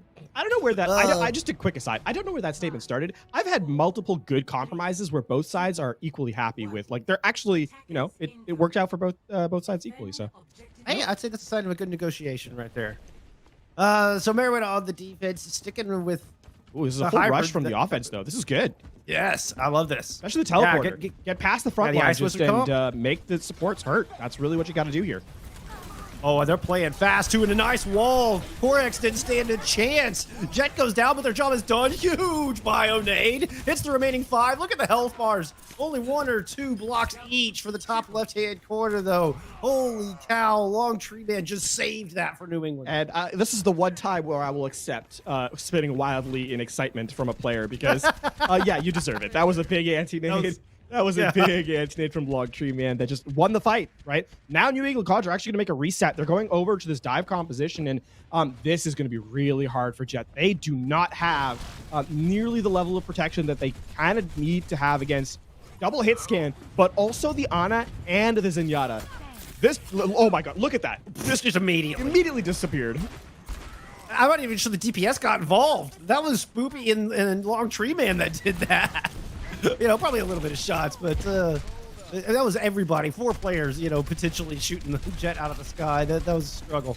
That hurt my heart. And with this Discord orb, I mean, New England can't get close. They're not able to close this gap. They're trying to pull around stable, but are struggling to do so. Finally, it's Shadow Storm and Nayland getting in there, but Vorhex answers right back. Now these trades are gonna favor the attacking New England, and with Shadow Storm's second kill, that might do it. But slowing things down, it's a great Deadeye. Long Tree Man, that was nuts. That flick onto awesome. Jet in the air after the nano boost, that's brilliant. And this means that Merrywood is actually right back in this fight. And Corhex is gonna batter down Angel. Oh, Angel! Nope, that was not a safe corner. Unfortunate for you. And this is gonna be Merrywood stabilizing. Wow, I'm impressed. Yeah, heroic play from the supports. Long Tree Man stepping up in a big way there. The nano boost, not for the damage. The nano boost actually for the survivability aspect. Obviously, the immediate healing, plus the fact that it gives you 50% damage reduction. So, and then the flick onto Jet in the sky. They had no chance yet again. And at this point, Jet has died more to the, the Pharah has died more to the Ana than any of the hit scans specifically. I guess they say Mother does know best. And it shows up there. Now, New England College, they're running out of time, and more critically, they don't have much resources. Good pickoff to start things off, but this tactical advisor is going to make things really difficult. Oh, Self-Destruct's going to pick up another one, and it's a +2. And there you go. And finally, they storm through, and Jet's able to find some revenge.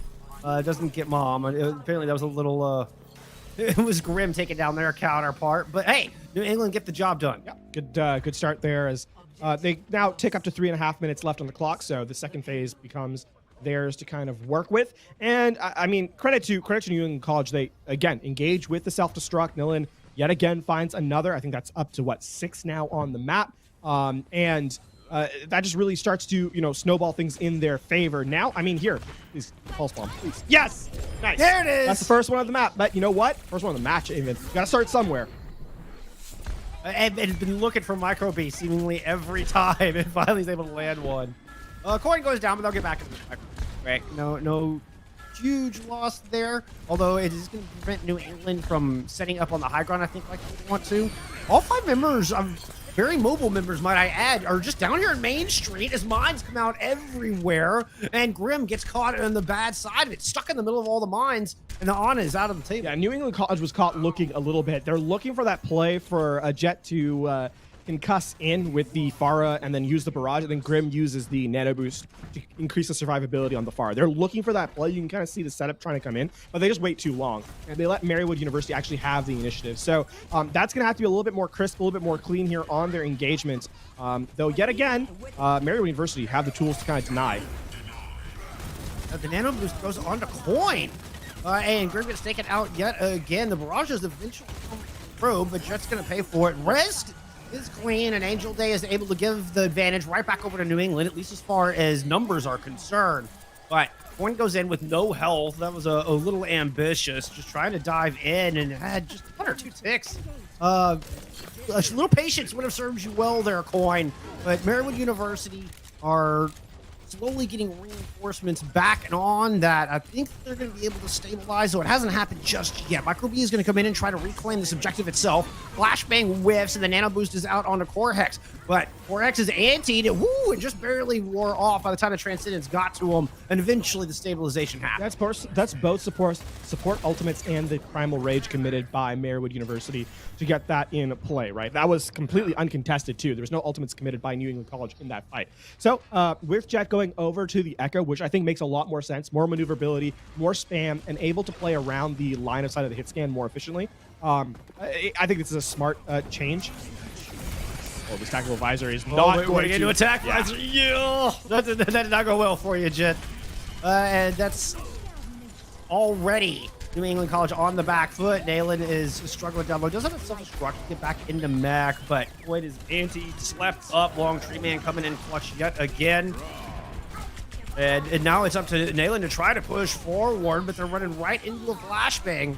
And Microbee holds the line long enough for Marywood University to repel this attack. And poor Noah there in that final fight. The Mac stands up, immediately gets slept, goes down, stands up, immediately demeched. So just a roller coaster of emotions there. I suppose makes sense. We are on Blizzard World.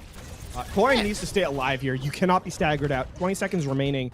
You only have one fight left, and the big thing here is that it's kind of going to be an even fight. There's no ultimates online, so it's about who can execute in the neutral more efficiently. And right now, Marywood University doing a great job of just preventing New England College from even walking in. Oh, Kids team kind of got caught in a bit of an awkward situation. Overtime starting to burn. Shadowstorm's made their way into the back. The sleep! Oh, Long Tree Man with the 180 sleep dart, and Shadowstorm is gone. Mine's on the objective, clearing off the rest. It is Marywood University winning this on all fronts, front and back. Nobody can get through this impenetrable fortress of a defense, and Marywood are going to take Blizzard World. They're going to go up 2-0 in this series on match point in our semifinals, one game away from punching their ticket to the grand. And this has been really the Ana show on this map. That was spectacular stuff from Long Tree Man. The flick 180, even as the Tracer kind of walks up slowly to try and get the one clip. Just good reaction times. Lynn will again get the highlight of the map, but unfortunately not enough to close it out. And they're really looking for that explosive moment to kind of put them back in the conversation here in this series. Explosive moment. I see what you did there, LaFawn. I see what you did there. Hey, and to be fair, Nayland's been absolutely spectacular with those diva bombs. I mean, the self-destructs have been very well placed, very well timed, but it just wasn't quite enough. And now New England College are staring down the barrel of an 0-2 deficit. They're going to need a reverse sweep if they want to move on to the grand finals. Hey, we're going to take a short break. It'll be their map pick when we return. When we come back, it's going to be Assault.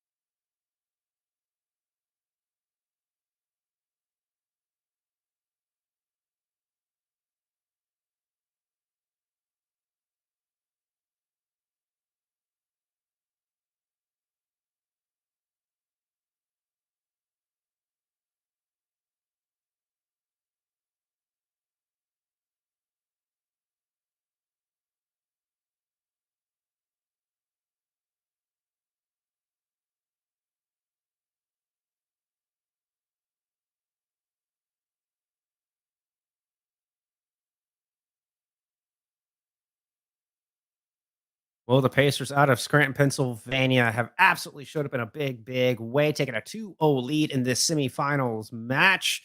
The Emergence Division, I mean, this is Marywood U looking dominant here so far. They have, and I think the interesting thing is that, I kind of talked about this at the top of the broadcast, and I think it continues to be true now.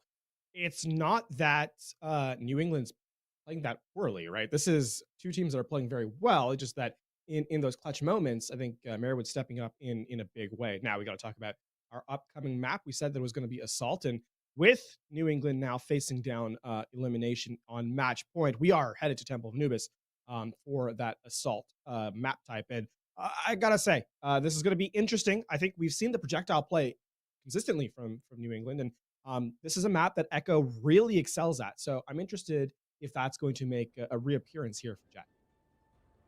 And the home of Farah as well. One that I've always enjoyed on, and maybe not quite as traditionally meta in the past season as the Echo is, but hey, so far Jet's not showing us either.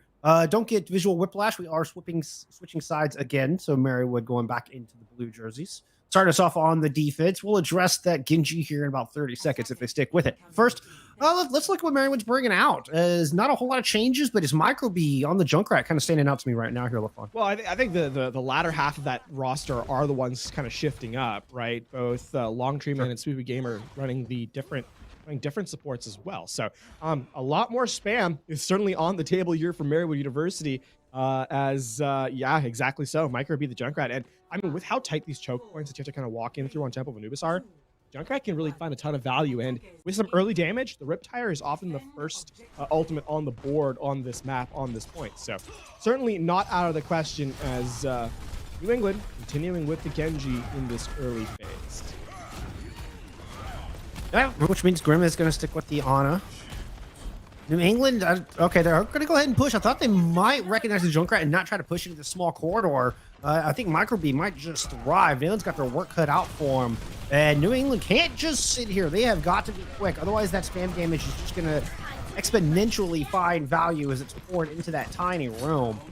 You're trying to work from the outside, try to pull some attention away from the front line, maybe open up some space for the rest of New England to work, but Marywood's just pushing right on forward, and then finally the kills start to come in. Coin's in trouble. With that attention diverted for the res, somehow Coin stays alive. And by somehow I mean Grim just landing all the shots, and Canstein moves in a little bit too far, but the tire does come out. And you hit the nail on the head, LaFon. First ult of the game, and 3 kills as a result. That being said, Micro B actually gets eliminated as Nolan is the last one down. So yeah, it's flashy for sure, and it's going to hold. That being said, the Junkrat's going to be walking back from spawn as this next fight happens, and New England College need to recognize that and go now. Yeah, waste 0 time. Yeah, I almost would have swapped to a Lucio on the back of that, but hey, you got 2 support ults ready to go, so don't want to waste them. Big stun up, Canstein in a bit of trouble. Coin is going to move in and finish them off with a little help from Grim and rotating all the way around. New England trying to make their way to the point. Micro B goes down again as Grim shows up in the feed for the second time on this second engagement. And Jet trying to dive into the pack, fill up the rest of that blade. Marywood University, you're just kind of sitting there watching the progress go. They finally get to the objective, but this has been 2 ticks given over. And the shatter goes down. Corhex did not see that one coming, but boy, not able to follow up on it. Corhex now 99 to 1 of their own. But Tomato Tony goes down. Oh, and Corhex even invests the shatters with their dying breath. Attack visor from up above New England should hit the point. It's going to be the tactical visor invested, and Shadowstorm gets to clean up with the flick of the Helix rocket at the very end there. Good. I mean, you absolutely need to commit that. And the fact to commit the tactical visor and not the blade, I think, is a big difference, because now there's that snowball potential, and the tactical visor is not nearly as good here on the second point because there's so much more natural cover to hide behind. So I like that here. New England College have a small window of opportunity to just hit the go button. Well, the mines are going to slow them down a little bit. A great bio day just cleared out all those mines and kept Coin alive. Microbe's going to find one, but easily resable. And New England back at a full 6, looking for an opportunity to pull the trigger on this blade. Unleash the katana. Jet ran into a couple mines. Color Hex landed over the top as the tire comes out. Tire was looking for Mercy up in the air, but Angel Day staying elusive. Nevertheless, win condition now gone. I think they were relying on Jet to start off this fight. Yeah, they're gonna actually wait for the respawn to go through, and I like this, Yeah. right? Don't overcommit, don't feed alt charge, right? You're starting to build up yours. It's good here, right? You can see the both tanks are far away, and with Tomato Tony going over to the Reaper, not a lot in the bank aside from the support ultimates, which are very powerful. But I mean, New England College now needs to go. This has to be the go moment. Blade is out, but the nano doesn't connect. Grim couldn't find the LOS on it. Oh, but the self-destruct does. That's another pair of kills under Naylor's belt. And New England are starting to make some progress here. They're running into a bit of double damage. Naylor's going to get taken out of mech as a result. Hex does fall, but there's a coalescence here to keep the rest of the team alive. And New England College are sticking around, I think, a little bit longer than they might have should have. Yeah, this is going to be the reset here, and they're not even going to get a full tick after all that commit. So this needs to just lose this fight. Just get out, reset. It is what it is, right? A bit unfortunate that you aren't able to, the combo that you've kind of been pining for has not been able to execute. So you lose that fight in sort of unwanted fashion. Maybe that looks a little bit different if you're able to get the dash slash on the, on the immortality field that gets the resurrects. But that's in a universe that isn't this one. So looking back, you're going to see the switch coming over from Jet to the Pharah. Again, there's no direct long-range hit scan here for Marywood University. So a good selection, I think, here in this phase. And I wonder if the Nano's going to go on to Jet or on to Coin. Oh, but Jet goes down. But Long Tree Man just as efficient on the BAP as they are on the Ana. Trade's coming through, but of course those 2-for-2 trades heavily favoring the defense on point B. The respawns will get here a lot quicker. Cortex is going to buy some time in the interim with this Primal Rage. That's just a small aside, though, that Angel Day's movement on the Mercy is actually really good. Dancing through the air is the Mercy player, so they're really stepping up in a big way on that one. But I mean, this is not going to be the reset for New England College to make another change. Coin going over to the, Coin going over to play a little bit more aggressively here in this front line with the Reinhardt. I have to say, this is going to need a more cohesive execution. We're seeing this team not being on the same page as each other, right? The attack line, the front line, is going in at a different time than the DPS, and that's causing them to struggle a little bit. They can coordinate this one, kind of find the rhythm. With a minute 19 left, everybody's stuck in that small room, and the tires incoming. Finds 3. Micro B takes out both supports and gets a little bonus on the Shadow Storm. And that's Micro B winning the fight. Boom, well done. Yep. The Riptire is difficult when you're trying to face the front line. Did I see a little aim out there from the Junkrat player? Yeah, that was a little dance from Micro B. You know what? Nice. Now down to a minute remaining, and barring a miracle, this is going to just be at best an overtime capture, which is not ideal for New England College. And Can's team has really just put so much pressure single-handedly with this Wrecking Ball. And it's going to get Shadow Storm. I mean, that was mostly Can's team. Cortex does get the final blow. But Can's team did the pop-up, did a lot of work, comes back in, almost has another set of mines ready to go. And it's just, I mean, you're not kidding, man. Just wreaking havoc through this line. New England, they can't even push forward. Yeah, this is going to be, 20 seconds. New England College don't even have an opportunity to use these ultimates. Look at this. 6 up, and not one of them can press the Q button. Sleep's not going to make it. Oh, okay, never mind. There was the Shatter that had stopped Can's team in their tracks. They had enough. Oh, but okay. All right, well, finally, everybody's able to press Q, and the kills line up to feed in favor of New England. They've only saved the Nano to cap with this, but nobody's going to get back. So it worked out in the end, but was indeed an overtime result. Just another marker that New England gets another double kill with the self-destruct. So just putting that out there. I wish I'd been kept keeping tally. Yeah. To wit, most of these self-destructs have gotten every self-destruct barring 3, I think, that New England has used has gotten at least 1 elimination. And another 40% of those have been, or sorry, not 40, 60% of those have actually been 2. So 2 or more. And so that's pretty impressive stat line for the Diva player. They also say about 84% of stats are made up. You'll never know which ones are true, but there you go. Now, is that last one true or not? That's the question, folks. That's the question. Oh my! Got to keep you on your toes a little bit. You're paying attention. Yes. You know? Hey, I appreciate it. Doing a college, hoping that final push, those 2 points, are enough to send this to a third map. or fourth map rather. This Railroad is University. I mean, it's win condition set. win condition set. Yeah, just complete the map with time remaining over a minute, and you prevent New England College from getting an attack on this map. So that's really what we're looking for. 1 minute, 1 second is the time to hit for that point B capture at the minimum. If Marywood University wants to get a chance to end the series right here, right now. Interesting hybrid combination composition. But combination of characters, sure, that worked too. From Marywood to try to make it happen.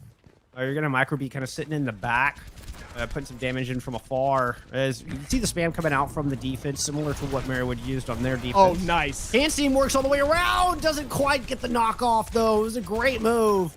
Does get Immortality Field out and a bunch of resources out of New England for that matter. Core Hex does eventually fall, so first blood to the defense here. Microbe's got himself in a nice spot. Handsteam still doing a lot of work, and the Mercy gets picked off.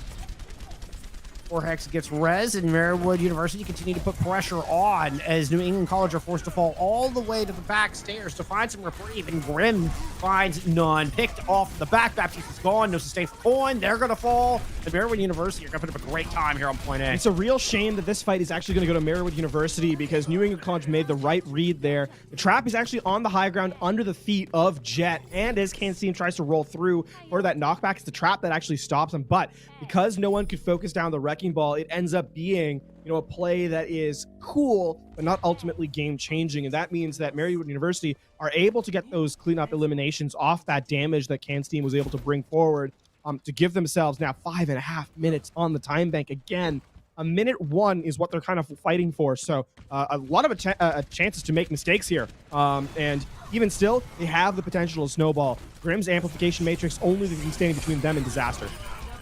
Oh, and it's disaster. It's the ladder of the pack as Color Hex moves in and Mines do a lot of preliminary damage. Color Hex is able to follow up with a big old Goomba Stomp. And this is already 2 ticks picked up. I'm not sure if he can even get out here to touch. Marywood University looking to send this thing in with a monstrous time bank and succeed at it. 5:03 left to capture 1 tick. They will move on to the grand finals. And if you do recall, I just said 101. I believe that 5:03 is 4 minutes 2 seconds more than 1 minute 1. So that's brave of you doing math on stream like that. That's hey, my degree. Listen, I'll tell you this: my degree was in a heavily math favored, subject. So if I'm wrong, it's a very embarrassing thing to admit on air. Fair. That being said, now Marywood University, they're looking at being able to close out the 3-0 with 1/3 of that objective, 5 minutes 3 seconds. That is not a lot of progress required for a lot of time, right? Like, even if, to put it this way, you can fail 5 pushes on this map and still have an attempt to get 1/3 of the objective, right? That's a lot of time. Which also means you could fail and just bank up 6 ultimates. Yeah.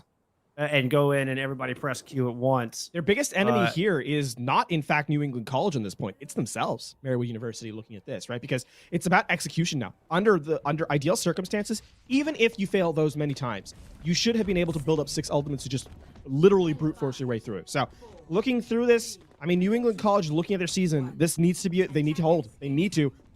It's not up to them anymore. Marywood University really have everything in their hands. Yeah, they play around this Bastion. Microbe going up top. Microbe can get a good shot. The Bastion can just be Dunsky. Forward here, nothing but shields up front, and Handsteam goes in. Gotta watch out. That's Jet with 450 DPS. Color Hex gets the brunt of it. It does get rezzed up, and now Marywood are painfully aware of the Bastion sitting on the center platform.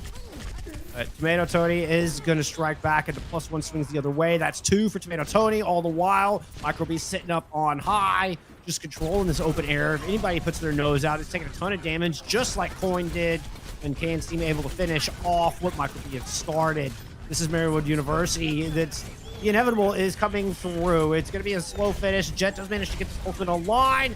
This needs to be a miracle. You need to get at least 2 right here, right now. No such luck. Microbe will fall, but Handsteam is going to pick up 1, trading that one right back to Tomato Tony, sitting on the outside, uncontested, just pouring shots on at this point. That's going to do it. Wood University will take this in a 3-0. There comes the progress. Boom. To the grand finals you go, Marywood. Congratulations. GG's indeed, and you can see both teams, hard fought, very, very hard fought game, very hard fought season in New England's case. But for Marywood University, they are not out. Their story isn't finished yet. They get to move on. Continue the streak of the team. Ends up going down, taking the highlight here as the flank comes in, but alas, not enough to cement their progress. And so a lot to be said in this. I think a lot to analyze in terms of the strategic setup for Marywood as they continue their way onwards. But ultimately, I think a well-fought game that just felt that once Marywood got their footing under them, never really let the game slip away. Nope, 100%. Quite dominant indeed. Long Tree Man, I think, really stood out to me. It would be my personal choice for player of the match. Can's team was as a definitely humble up there, caster. though, on the wrecking ball. That was Can's team, agreed. a big difference maker. I think where Long Tree Man was most successful in the Ana, Can's team made the wrecking balls just sing. Just an absolute maestro of performance there on the tank role and making that hybrid composition look good, which is not something we usually expect to see, right? When you see sort of those off-meta picks, I shouldn't say off-meta, we see those off-meta styles, a lot of the times it's a piecemeal, it struggles, but the hybrid composition really worked, and I think Can's team was a big part of that. Oh man, couldn't put it better myself. Well, we're gonna get to hear from Marywood directly. We're gonna take a moment and get that set up. When we come back, winners interview. We'll see you in a moment.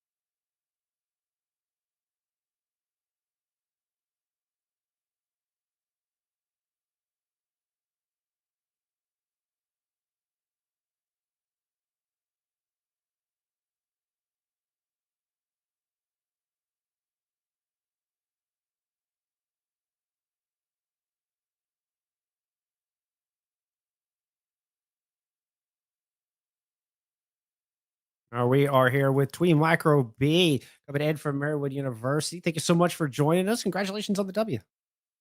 No, thank you guys for having me. Hold on, thank you guys for having me. It's a feeling to be the first team in our school to make it to the finals, and I could have not done it without my teammates backing us up. I feel like we all played very well. That's awesome. I would second that notion. You definitely played very well. And using an unusual hybrid composition. Tell me a little about these origins. What made y'all decide to run with this kind of wrecking ball style alongside, an unusual mix? You're bringing in the Reinhardt with that, the Winston with that, a variety of DPS heroes. Tell me a little about this comp. So the ball is he's our one trick. He refuses to switch, so we actually had to move around him. The tank with the Reinhardt, they are brothers, so I feel like the connection was off the 100% always. So they know what we're doing. So our number one rule is we don't question as long as we're winning. Um, with the other guys, that's just we play our mains. We play who we believe we can perform the best with, and that's I think that's it's been working ever since day one, and it's been working now, and we're gonna take it into that finals, and we're gonna take it all. Speaking of the finals, because now you get the chance to look forward a little bit. We got one more game ahead of you. What are your expectations, right, for the finals? Because you guys made it this far. Semifinals is a big ask, but getting to those finals early. What are you kind of looking forward to prepping? Definitely, we have to prep ourselves to make sure that our heads are straight on. The other team, they've made it to the finals too, so we're not better than them. So that's our mindset is we can't lose focus, and we're gonna make sure that we take it all 100% serious and try to take it home and be the first ever team in our school history to win us a finals. How long have y'all been playing together? I mean, you talk about you're the first team to make it to the finals. Tell me a little about the esports program from your school. Is this a fairly new program? How long has the squad been together? So it is a new program. So we are the first dedicated team. We've been playing ever since July. That's when we got like the Discord ready, and we started to play here games here and there. And then day one of school, we got together. It felt like we knew each other for a while. Like we had everything down. We were running the comps, and then that's what we settled on. And I believe like that's what made us who we are. And I'm Yeah. very excited. Like I said, I'm super excited to be here. Fair enough. Usually, this is where I kind of ask you about the game, but as you said, this is the first time heading into the finals. I'm actually going to give you a small moment to kind of reminisce over the season. Looking back, right? You've got one game ahead of you, but looking back just for a moment, what was your highlight moment throughout the season? I believe our highlight moment was probably our only loss to Center College because I feel like when we were going into those games, we we were trying a few things. We were trying to we were trying to see what worked, and we believe that that loss they did 3-0 us. So I believe that loss really put us into shape. So hey, maybe we're not the best. Maybe that we need to work on some things. And I believe that even though we lost that game, I don't think we would have been here without that. Like that learning experience. What a wise answer. I love that. I love that so very much. Well, any shout outs you want to give here before we let you go? Of course, I would love to, of course, shout out to my family for being here. It's very hard to convince your mom that you play competitive esports. Let me tell you that. I would love to shout out my girlfriend. She's been a great inspiration. I love to shout out my friends and family who are watching, like I said. And I would love to give a special shout out to the Marywood esports team because they have helped me, they have helped other people like bring the best out of themselves. And like I said, I wish that we could stay and we'd be playing forever, and I wouldn't be able to do it with anybody else. Well, we really appreciate you coming on and sharing your insight. Best of luck in the grand finals. Thank you so much. Oh, LaFon, I love it. Gotta love it. You could just hear the pure elation Yeah. in his voice through that interview. That was so wholesome. That was so wholesome. All right, well, that leaves us with one final match of the night here in the semifinals before hey, Sunday grand finals will happen then. Your final match of the evening, you're gonna have St. Ambrose University taking on University of California at Davis. We're gonna take a short break, get that set up. I'm gonna pass the baton over to my friend User Intel. We'll see you back here for our final game of the match.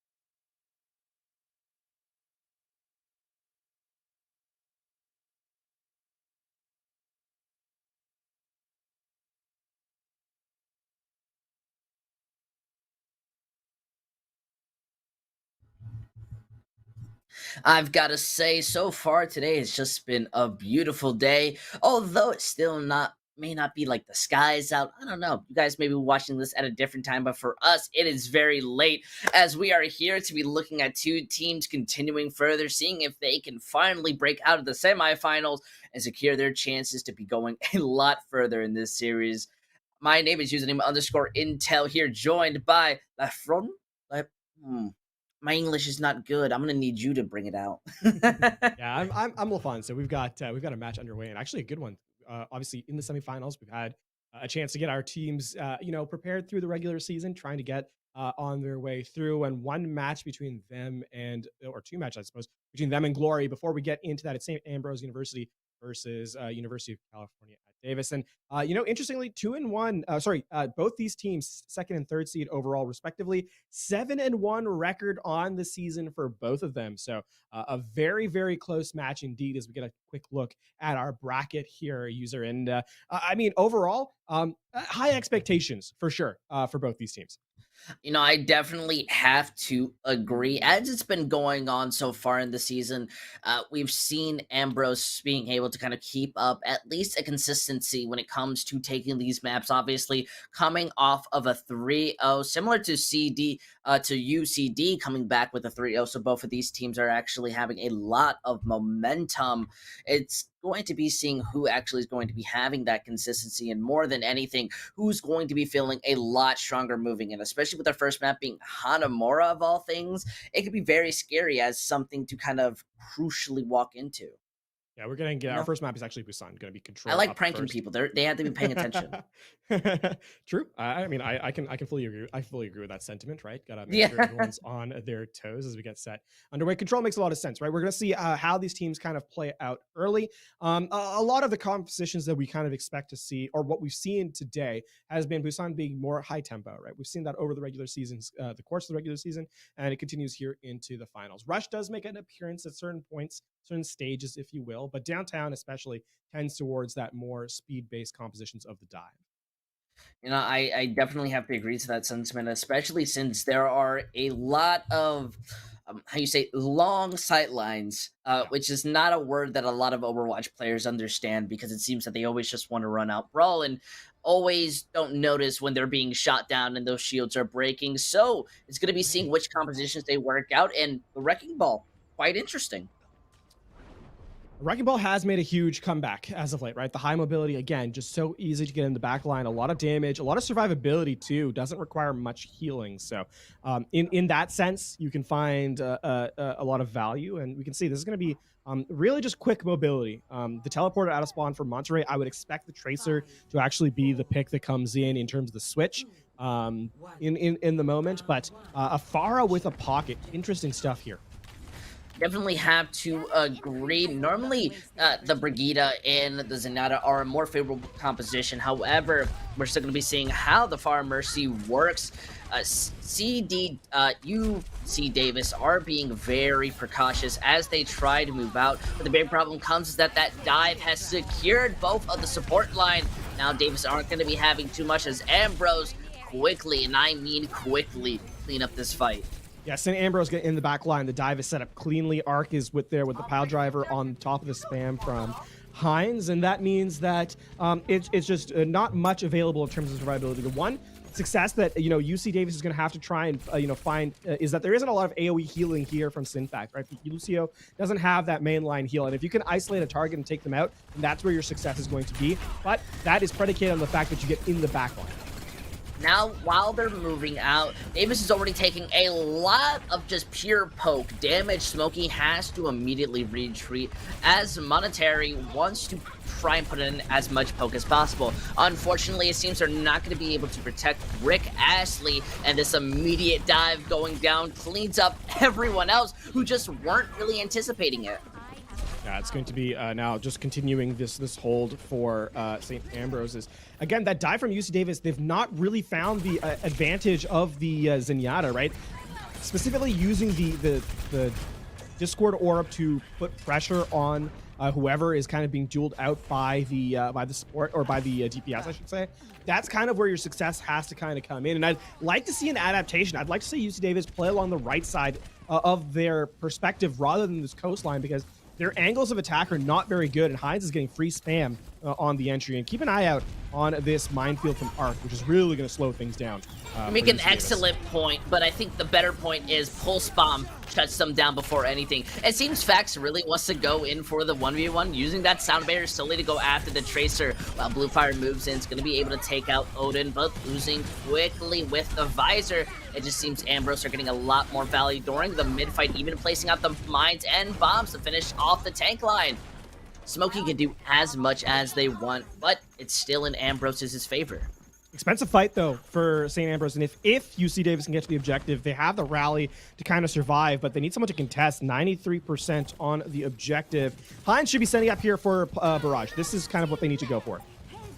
Now they have to move in. They do get the touch onto the point, but they leave their Zenyatta dangerously low. Unfortunately, Axelone isn't going to be able to live, and that Transcendence is going to be getting no room to be activated. The rest of the team are doing their best to just stall this point out while they wait for everyone to come back. Pulse Bomb landing down onto the Lucio, but even then, it's going to be easily rezzed as we see Smokey doing their best to just boop it out. It's not going to work in their favor, as St. Ambrosia, they're going to be looking pretty good as they win the first point.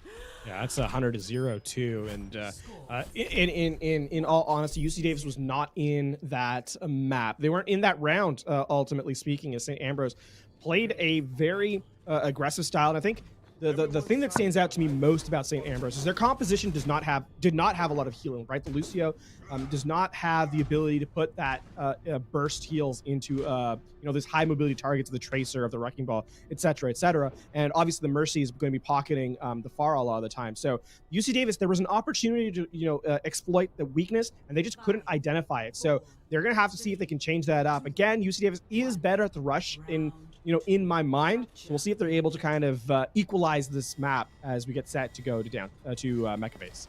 This is a very brawly type of fight, as we see both Maywalls looking for an opportunity. It seems Davis are going to be getting more value as Arc gets called out, but just barely able to survive, even trading onto Smokey, who gets caught out. It's no longer looking favorable for Davis, as they have no tank to be able to securely protect them. Cavs can do as much as they want, but it's just not enough as they immediately retreat.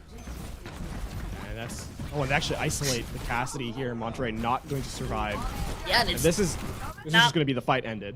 It's not even looking any better, though we see Ambrose being able to capture the point. They are dangerously low. Losing out on Arc is not a good thing. The rest of their team wanting to disengage as fast as possible, but still controlling this point for a little bit longer. Ritz Ashley using that window, forcing everyone to play a little bit back, but it seems Smokey gets walled off, not going to be getting enough healing to protect themselves. It's all up to Monetary's own high noon to try to bring it back. Unfortunately, Sen is just absolutely insane when it comes to the bomb, and they have to cancel it to retreat. Yeah, it's that wall from Monterey, from Heinz, to deny Rick Astley's amplification matrix was a big part of this. Now, St. Ambrose is going to set up for this Blizzard, and I mean, walking into this is going to be disastrous, as UC Davis need to kind of identify the Mei sitting here on the flank. Yep. Now, this is more of just seeing how Davis try to move in. They're more focused on the rotation, but it seems the Diva is going to immediately call it out. The wall going to be blocking them off. Bluefire uses the Blizzard to slow everything down, but it's being countered out by Hens. And it seems that the later Blizzard is going to be the more effective one, as Davis once again have to go back to their spawn room, but this time with less ultimates.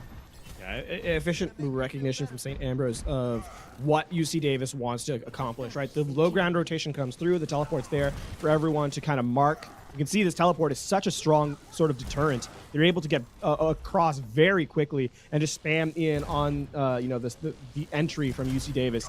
Look at this, UC Davis to come out, but again, walled off, half the team not able to make it out.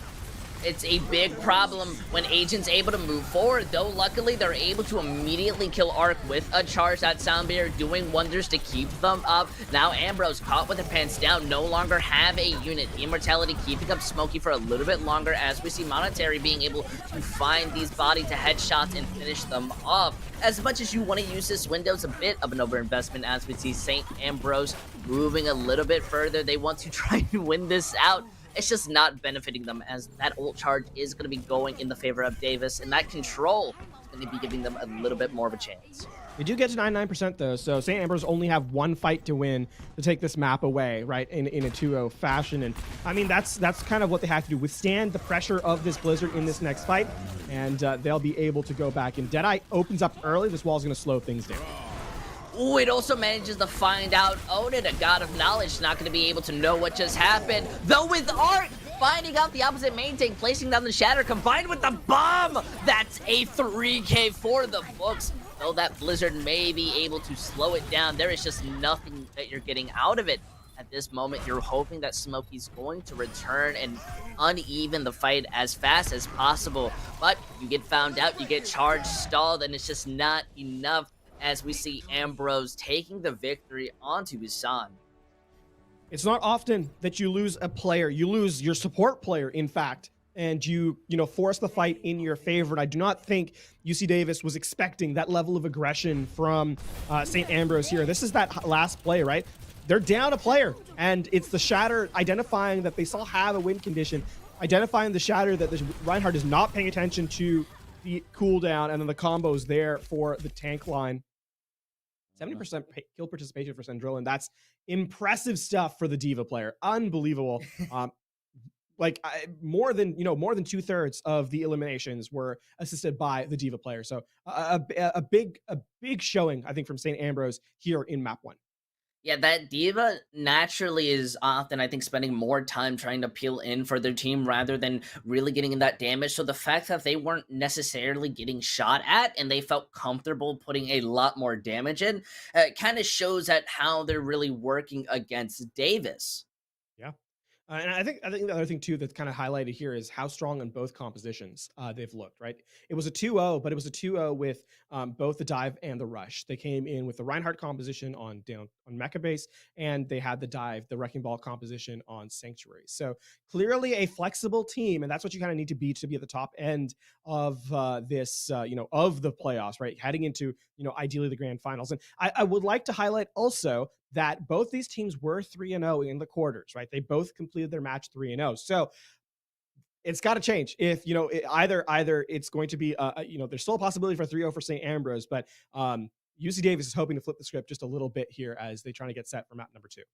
Yeah, but how much of a change can you make on a map like Kings Row, which is heavily brawl? Though it has seemed that within the collegiate and kind of more tier 3 scene, it has favored more Wrecking Ball style compositions. This is still a map where a lot of teams just love to run into each other and see who wins. Yeah, and I think, it's interesting that we're seeing Kings Row, with Blizzard World actually being the last band. So these teams, not electing to go to Kings Row as the first choice. It often has to be, picked second, which is definitely a difference that we don't often see in the rest of the Overwatch world, right? It's a bit of a case where Kings Row is kind of the first choice in a lot of situations. But yeah, to your point on the composition that we can see, I would not be surprised if we see the rush. I would not be surprised to see the Reinhardt kind of coming in, because especially with how close corridors it is, and I guess to a certain extent, how safe the Reinhardt pick looks, right? Because Wrecking Ball requires a lot more consistent execution, which sometimes in a high-pressure situation, you kind of want to just fall back to what's easier because it's going to work.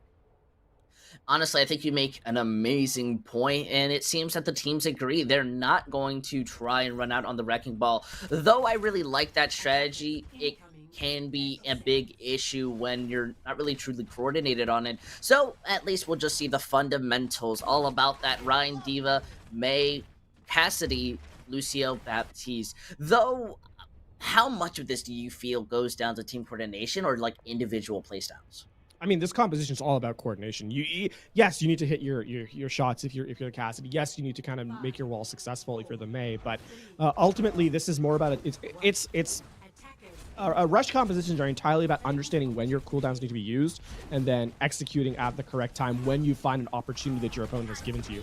So we'll see that first wall being incredibly critical in this fight as we have a mirror composition between these teams. Already taking their time, rotating around the shrine. Davis wants to take this fight incredibly quickly. Immortality is going to peel for Smokey, but broken, and then Smokey's gone as well. it's just not in their benefit. Even if they find out Agent, the rest of the team wanting to disengage, especially with Bluefire called out during it, it's just not looking favorable. Sandrillion with an excellent play on this D.Va, just denying a lot of damage, making sure that no one can get back, no one can go down. They lose Agent MM7, but ultimately not a big difference. You're going to see the Cassie roll back into it fairly quickly, and keep an eye on this Reinhardt. Arc has the Earth Shatter significantly ahead of Smokey the Mech. Yeah, but these windows are the first ultimates used, and it seems that Axelone isn't going to be able to escape the fire. Everyone else walking to these small rooms that Shatter missing onto the corner, and they are walled off. Luckily, though, the rest of the team seem to just try to come in. Agent is going to be punished for it. And now Davis have a lot of room to move in, especially with this high noon. Odin's not going to be able to escape. Everyone trying to just walk out, make some room, but being caught off. This is still not in favor of Ambrose, so they have to use the Blizzard just as a way to secure this fight. Yet the Immortality is able to last him for a little bit longer. The counter comes in, and then the bomb manages to be the trading piece that they needed. Smokey can do all they want as a Reinhardt, but the rest of your team has already fallen. I'm surprised by Bluefire using the Blizzard there, because they activated it after the self-destruct and after they exited Cryo Freeze. So not entirely sure about that one, but that's a cooldown they don't longer have. And Smokey the Main now needs to land a massive shadow. This has to be big. I definitely agree. Arc does get stunned for a little bit, and it seems the shield is down. That misses due to the Maywall blocking it off, doesn't drop it fast enough. While the High Noon manages to break the shields, the Sound Barrier is going to peel in for a little longer. But Davis able to work as a unit and move further, make the difference, and they have the team to work through it. Only 4 people on the side of Ambrose as Arc falls down, making it to 3. May Hines wants to do their best to stall this for as long as possible, but it's really not fair as Davis are a full unit moving forward, though they do manage to find out too. Hines quickly falls down, and the rest of the team on Ambrose are deciding not to try it anymore. Good cycling of aggression there from UC Davis, though. They recognize this is the fight they kind of have to win. That's where they commit. We saw the Sound Barrier coming out from Axelone. We saw, of course, the aggressive play from Kakis on the D.Va. A lot of just taking aggression away from the front line. This wall going to deny the tanks from walking back. There's a small gap that they're able to escape from, but UC Davis certainly have their work cut out for them here in the choke point. Yeah, this is the best spot that you want to hold when it comes down to King's Row, and very early on. It's going to be the High Noon versus the Blizzard, which is not a fair ult to compare against each other. So as we see Monetary moving closer, they walk past, get the high ground, and they take out Odin. However, the Blizzard is going to be falling down, splitting off Spokey from the rest of their team, practically ending this fight. It's very unfair because that shield is going to be able to peel, so they just move a little bit further, and it seems that Hawks just wants to end this as fast as possible. No chance for them to be able to bring it back.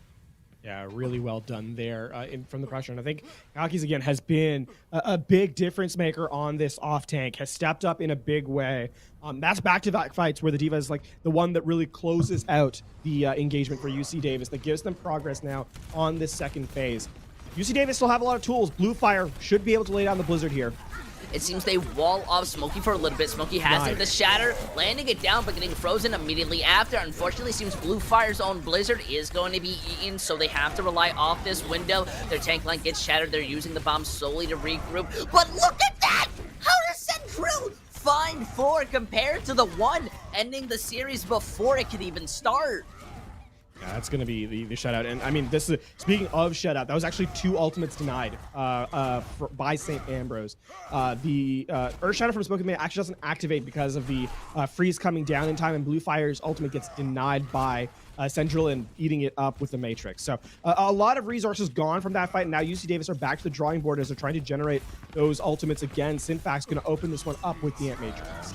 Look at this. The High Noon going onto the flank. The Maywall is going to catch them off, and it seems Agent isn't going to be able to escape, even getting that Immortality a little bit late. This is now a big problem as they're split off. Arc wanting to make some form of a difference, and it seems the Maywall gives them that chance as Smokey isn't going to live. Everyone just now moving in. Odin almost punished for that over-aggression. Unfortunately, it seems it's going to be the D.Va. Monetary is at least able to force out the Sun Barrier from Odin by using the High Noon. A pretty fair trade, if you ask me. it's going to slow things down just a little bit here, right? This is going to have to be the reset. Now, last 70 seconds of play here for UC Davis and their attack run, and it's going to have to, you're going to have to kind of get the Blizzard down, but a lot harder to do on the offensive side of the payload. This is what I call aggression as they move forward and they hit the back line. There is just nothing Smokey can do as the rest of the team falls and gets the sound barrier. That's like getting a band-aid after getting shot. It's not really going to help you anymore. Yeah, that's, I mean, you wish you had that for this next fight, right? Because this is going to be last fight, and you had already lost that engagement. It's going to be, now it's about who's going to get to the objective, because you should be able to walk up with the cart being as far back as it is. Heinz control is the end of this round. If this Blizzard goes down, UC Davis has no way of really contesting the objective. That by far is the biggest problem. Blue Fire does have this Blizzard as a bright side, but I see Heinz is going to be able to place down theirs first. The Shatter gets blocked from Smokey, and that bomb places down, finding two. It is a little unfair, though. Blue Fire is going to be able to catch out theirs. Let's see if Hawks can kind of mirror out when it comes to the bomb. Though it manages to find one, they have the advantage when it comes to the respawns. Davis now going to be able to move closer. Agent having to use the high noon just to force them off. Manages to hit that D-Mech. The poor baby Diva is not even going to have the mech to call back in and try and be rude. Combined with the window, it just seems Davis don't really have much, though the spawn was in their advantage, and the Doomfist comes back, being able to take out Agent. Smokey getting the immortality, being able to live for a little bit longer. Poor Central not going to have too much. That's what I call defying expectations. Yeah, this is going to be the cart moving forward. Now the overtime, with it being taking so long, the respawn from Zendrillon is not going to mean is going to mean that if St. Ambrose actually tries to take this fight, it's not going to be a 6v6. And I think they might actually just let this roll into the second objective without contesting. Walking up, they barely get there. Shatter gets blocked. Shatter gets blocked. Arc lands it, but immediately gets punished for it. Now they have the touch without their main tank, which is a big problem in this type of fight. As they move out, it is going to be Blue Fire who falls down very early with the sound barrier, enabling Ambrosia just to move forward. With a little bit of a C9, it seems that Davis aren't going to be able to capture this point. Yeah, that's a little unfortunate that the Shatter, even though it lands, there's just no follow-up damage, right? Because everyone's kind of, split apart. A good read by St. Ambrose in that fight, right? That's the literal last moment to contest. They get to the objective, and it's one player cycling on to it as the remaining members get through, and then the sound barrier to just keep that sustain in your favor. St. Ambrose playing incredibly efficiently with their timing, and now, I mean, they only have to capture these two objectives on King's Row to go up 2-0 and claim match point. Honestly, I think St. Ambrose have just been playing at a different speed, which has been the biggest benefiting part, because nobody is really hesitating comparably to Davis, where I feel they're not on that same kind of wavelength more often than not, which is catching not only Smokey off guard, but Rick isn't even able to kind of peel in at times. We'll see if that adaptation comes through, right? Because that is something they need to respond to in this attacking run for sure. User, I think something we talked about right at the top of the map is that this composition is really placed on it's team-based performance, right? There isn't individual pop-off moments. I think specifically, a lot of these are combos, and something that St. Ambrose is doing a much better job of is hitting those combos here. So UC Davis, work cut out for them for sure. It is easier on the defensive end, but certainly you have to actually execute here. St. Ambrose already did a lot of spam on their entry though. Yeah, this is going to give Davis a lot of room to look for that first wall. Everything is going to matter to see if they can take Arc down. And look at that, the immediate damage, the aggression added on. However, they're able to freely escape, now moving back to the shrine, just barely coming out unscathed, still having this immortality. The passiveness or just the hesitancy to use it is going to be costing them Arc, as they don't use it in time, or well, not in the right position. They're going to retreat from this push. Yeah, and that's going to be now a full reset for St. Ambrose. And I think the thing is, UC Davis is actually going to mirror them in damage. Look at this, now coming on the back of it. It's going to be Ant Matrix dueling in this next fight, but Smokey the May actually going to have her Earth Shatter up more quicker, as it's already online. Big Fire Strike taking down too. That's 2v1, and unfortunately, Ambrose aren't going to be on the winning side of that. They still play a little bit more passive, hesitating more if they want to move in or not. The big idea for this is that they're going to wait for the rest of their team to come in. Now Davis at a big disadvantage, a 5v6 until that Lucio returns. They wall off, use the Blizzard, the High Noon gets caught off, and well, now they're all stuck inside of this kill zone. Though they miss out on the Blizzard, and it seems Smokey is going to be getting a massive shatter. The immortality is not enough to protect them. Davis doing an amazing job of cleaning up this fight. On the defensive end of this map, Smokey has been stellar on this Reinhardt. Has understood the timing, has played the corner of Hotel perfectly, has cycled shield very well, and I think has hit fire strikes more consistently than her opposition on the main tank role. So credit to Smokey for stepping up in a big way here on the defensive end, and now half the time taken off the clock here on this first objective, and St. Ambrose, sort of looking a little bit more panicked on their approach. Yep, they are going to hesitate for a second. They're setting up the shatter combo, and it lands beautifully with the bomb. However, we do see the remake come in, and the Blizzard Arc, and the Baptiste not going to be able to do anything. Their over-eagerness to move in, costing them so much. Now, they'll only have the sound barrier for their next push. It was a good idea from St. Ambrose, right? Set the self-destruct into the back line, have the Reinhardt turn around, and then try and lay down the shatter. But quick on the draw, Rick Astley with the immortality field to deny the damage throughput. That gives time for the Blizzard to come up, and then the survivability is there. So St. Ambrose actually now going to make a switch to the Sigma. Ascendrillin going away from the Diva. This is this feels panicked a little bit from St. Ambrose here, as they're down to a minute 15 left. You make a great point. However, Monetary going to be able to use that High Noon, break through the shields. Arc is struggling to stay up, has to have that sound bear to have any room to move forward, combined with the immortality, but Axelone is mirroring it perfectly. Ainz uses the Blizzard, catches out the mass majority, and it seems that the Shatter is going to fall while Smokey does. It's more than enough, as the Sigma is the replacement for the main tank, helping Ambrose be able to win off this push. Though panicked, they're able to bring it back very quickly. Even if Cox wants to be able to stall this out for as long as possible, well, you're just a little bit more experience for the KD system. That's going to be now. Oh! Still a chance to retake here, although I think with Smokey the May going down, that's going to end any chance at really taking this fight. Yeah, Arc swinging away. The Immortality Field was not in time, and that's going to now be Objective A claimed for UC Davis. For St. Ambrose. However, I mean, you have to get to the end of this phase of King's Row, and if UC Davis can set up a couple of coherent defenses, in the first part of this, in the first choke point that they kind of have to work through, then there's a real chance of closing this map out with the hold.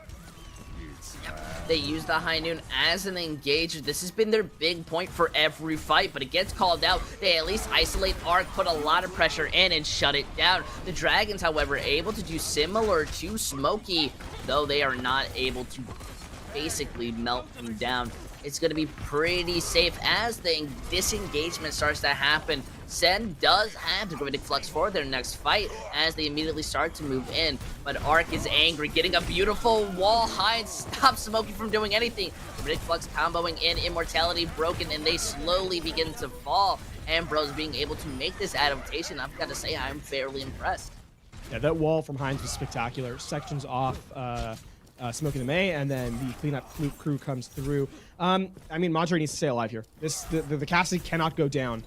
Otherwise, it'll be, this will be sort of a 5v6 before the fight, or before the map even ends. UC Davis, they have the tools to work with, just needs to slow it down, not overcommit, walk back in. Heinz can still be the hero. Again, the Blizzard available through the offense. Having the bomb on the flank is not necessarily a bad idea, but at 55% combined with the Blizzard, it's not really in the best position that you want it, yet still finds two. Now Ambrose at a big disadvantage, the Shatter landing down. Arc is the difference maker, being able to find the majority of the team. The Diva, who had that 2K, now feeling just a little bit upset as that play of the game is stolen, and we see Ambrose take over King's Road, though it was not easy. No, that was a much closer map, but it is going to be the 2-0. So now St. Ambrose sitting at match point. UC Davis coming alive in the late stages. simply just unable to close out that last fight. Again, good recognition of the win condition by St. Ambrose, lays down the Blizzard, the Shatter's there, and these combos have been really what has set St. Ambrose over the line in these map victories, as UC Davis still hunting for that first map win here. I've got to say, it definitely was a lot better. I feel Davis had a better understanding of what they wanted to do. Definitely made those adaptations that you were talking about when it came down to how they wanted to defend. But I think the big problem came is once those changes in the composition started to happen, they didn't know exactly what they wanted to do nor how to go against it. I don't think anyone really scrims using a Sigma. Yeah, a lot of that is, just good adaptation, good reads from St. Ambrose as well. I think we highlighted Heinz's wall on that second choke in on King's Row, which opened things up. Arc, was able to take out their counterpart in the Reinhardt duel simply because that wall was there, isolating them from the healers. So that's a big part of it. St. Ambrose now, I mean, as we said, sitting at match point, looking to try and close it out with map number 3. And the anxiety has to be there. And, I hope Davis get that moment just to kind of refresh onto their mentals. It's still very much far from over. So we'll have to see what they do as we go to a quick break. Stay tuned because we'll see if Davis managed to bring the comeback.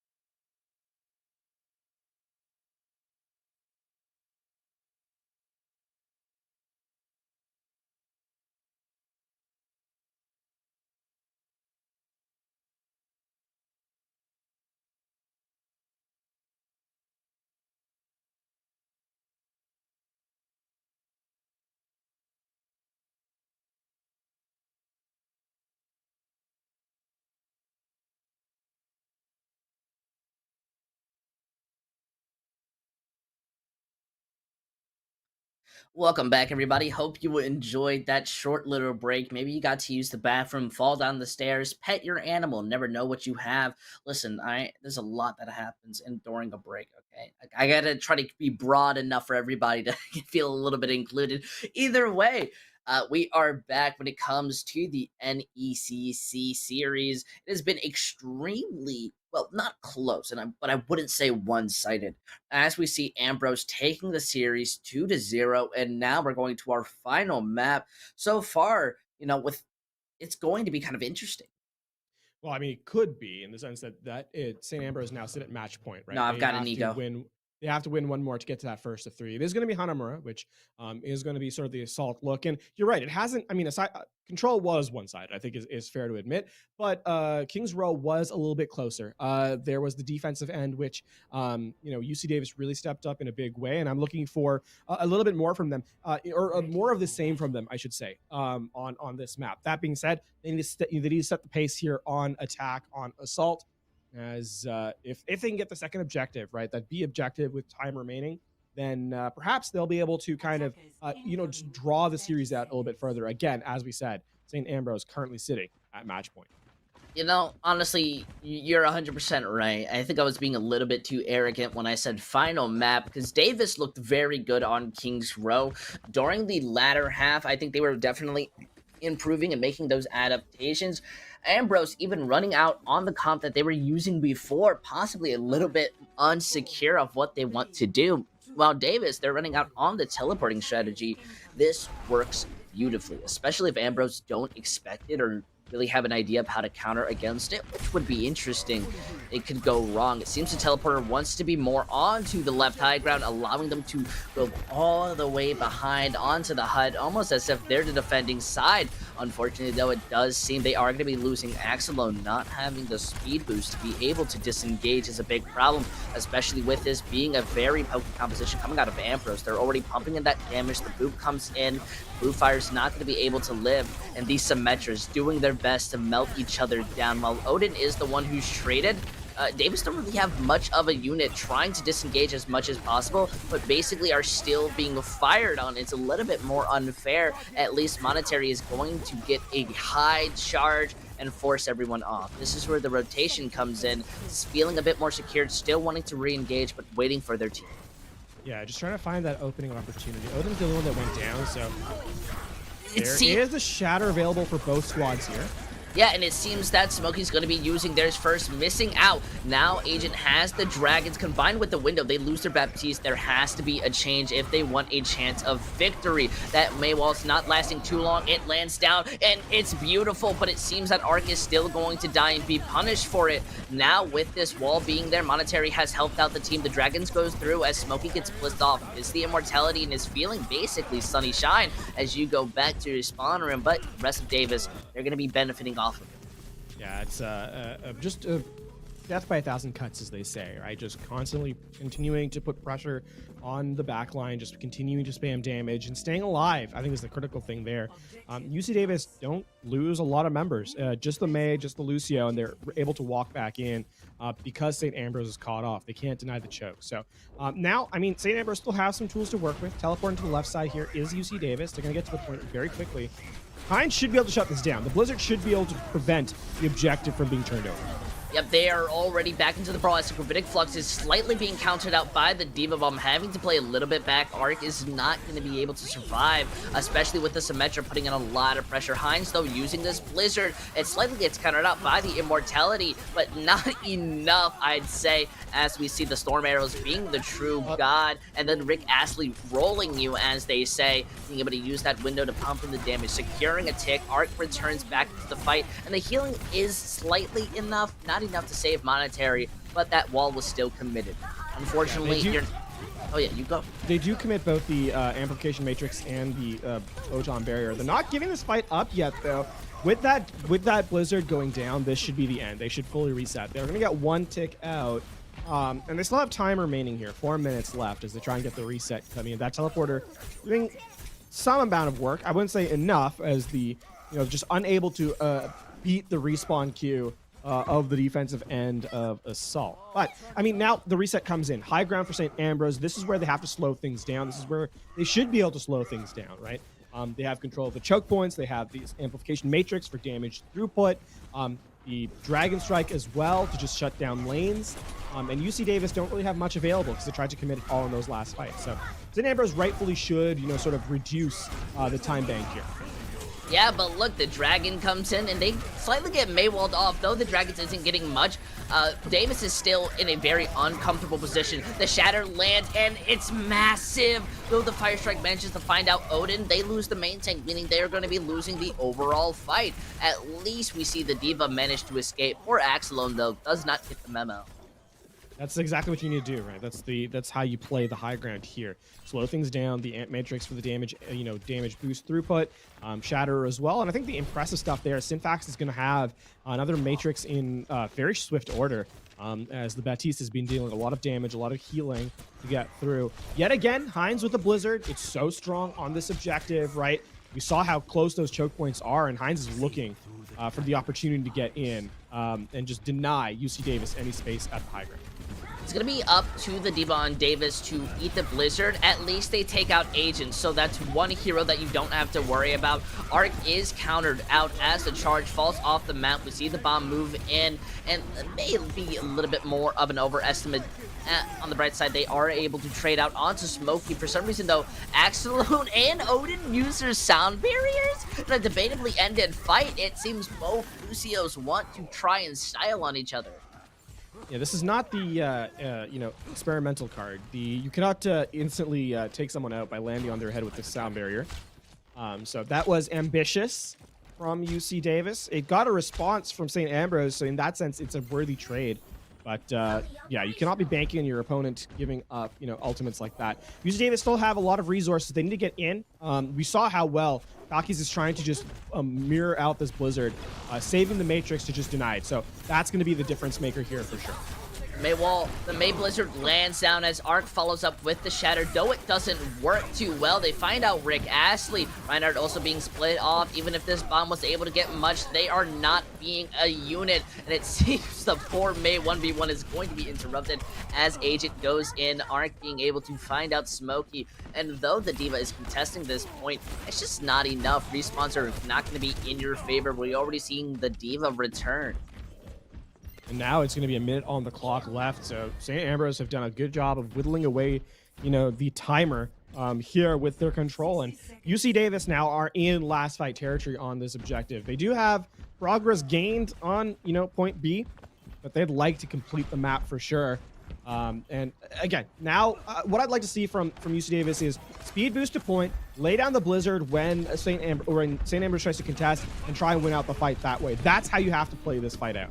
Oh, that was a really nice Maywall, but I think it was a little bit too predictable when it comes to the Dragons, as we see them on the side of Davis just rotate, take a second, come back into the point, and take out Agent. Now using the High Noon and Shatter, a lot of ultimates invested, but they want to end this as quickly as possible, even using the Blizzard as everybody on Ambrose tries to touch the point. Nobody left, as you can consider that a team kill, especially with the Baptiste being the last person alive. It's really not going to benefit you for too long, as the stall is there. Tracer and Arc returning in. Agent is immediately melted. D.Va, though, going to be trading out for Arc as they return onto the point, wanting to get this into overtime. They succeed in that objective. However, winning this out is not on that list, as Heinz quickly falls. Maybe even doing their best just to be able to live. Davis popping out with this bomb is basically the signified cleanup signal. Not much that you have left, even with that boop. As much as Arc is continually kind of stalling this out, it's just not enough. Davis, they at least kept both points, solidifying their chances for a victory. You can see the adaptation from St. Ambrose there at the very end. They recognize they're not actually going to be able to complete the fight. They're not going to be able to wrestle back control of the objective. So they switch to stall mode, right? One player in at a time. Make sure you get down to overtime, as you highlighted. And now, St. Ambrose, on their attack run, to put themselves in win condition territory for the series, simply have to have over a minute in the time bank, right? That is what they need to prevent UC Davis from attacking again. And so now it's all up to the defensive end of things. UC Davis, if they want to stay alive, have to give themselves something to work with. They need to take the clock down to overtime. They need to get down to that less than a minute. Ideally, even preventing St. Ambrose from even capturing both objective points. Honestly, you make a very great point, but I think a problem comes into just the fact that second point can be very hard, but there are those moments where you can invest a lot of ultimates to push through. This could very easily go into a type of two, like 2 to 3 type of scenario, maybe, because, well, Davis aren't going to have a chance to have a minute unless Ambrose captures both points in overtime. I think we're just going to have to see if this teleporter works, but Davis are running double shield, so they should theoretically win, right? Here's the thing. St. Ambrose, UC Davis doesn't really have much to stop St. Ambrose from getting to the objective, but when the teleporter comes through, the halt and the dynamite coupled with the spam from the Hanzo should be enough to, put pressure on the front line. Teleporter, the high ground, not going to find a lot of space and time. Immediately gets burnt down. The teleporter cooldown is reset as St. Ambrose look for a second avenue of attack. I mean, Davis could have just said you're not welcomed in our place, At least the teleporter eventually lands down. Ash is able to knock them onto the ground. Baptiste's not going to be having the survivability to stay there with Ambrose at this big weakness. They need a pick. Though this tick does work in their favor, it seems the Monetary is going to be the one who gets taken out. Now this second tick working even better. The rest of Davis aren't really moving in. Wait, they give up the entire point? That's a big C9. Yeah, they're not able to, they're not able to contest. They will, actually, Blue Fire coming in clutch with those eliminations. They shouldn't be able to snowball this fight. As the reset comes in, you can see Kaki's going to be throwing themselves off the objective to get back in time with their team. And now St. Ambrose, 549. They just need to capture, as I said. That capture needs to be done with more than a minute, and they'll prevent UC Davis from attacking again. So UC Davis have their work cut out for them. Unable to stall out objective A. It all falls to the second point now, user. I definitely agree. That's a very nice headshot, though. You are going to be able to land. Monetary is basically uncontested as this fight is being more on top of the high ground. Unfortunately, Rick Ashley is going to be the one who falls, making it much harder. They use the window on the side of Ambrose just to have a bit more damage. Smokey is going to quickly fall. Everyone else now having a big disadvantage. The Dragons, though, that's the change that you need. Amazing work from Bluefire, able to catch out too. They can try and push this all they want, but Arc quickly falls. The Gravitic Flux? I'm sorry, but the rest of your team was gone. I didn't know that you really wanted to go high in this. Bluefire coming in clutch now. Back-to-back fights for their squad. On point A, as the point ticked over, still got 2 eliminations, prevented the snowball from coming through. The Dragon Strike there, well timed to just deal deal damage on the front line and sort of save UC Davis in those moments where things were falling apart. So now St. Ambrose are slowing things down a little bit, trying to get to the objective as the Bob is going to contest a little bit longer.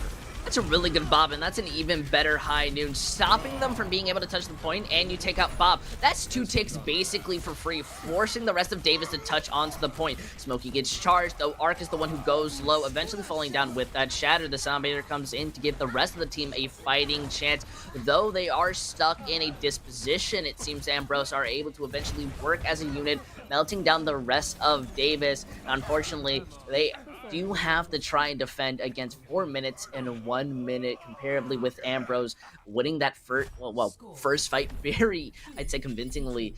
This is a scary type of hold.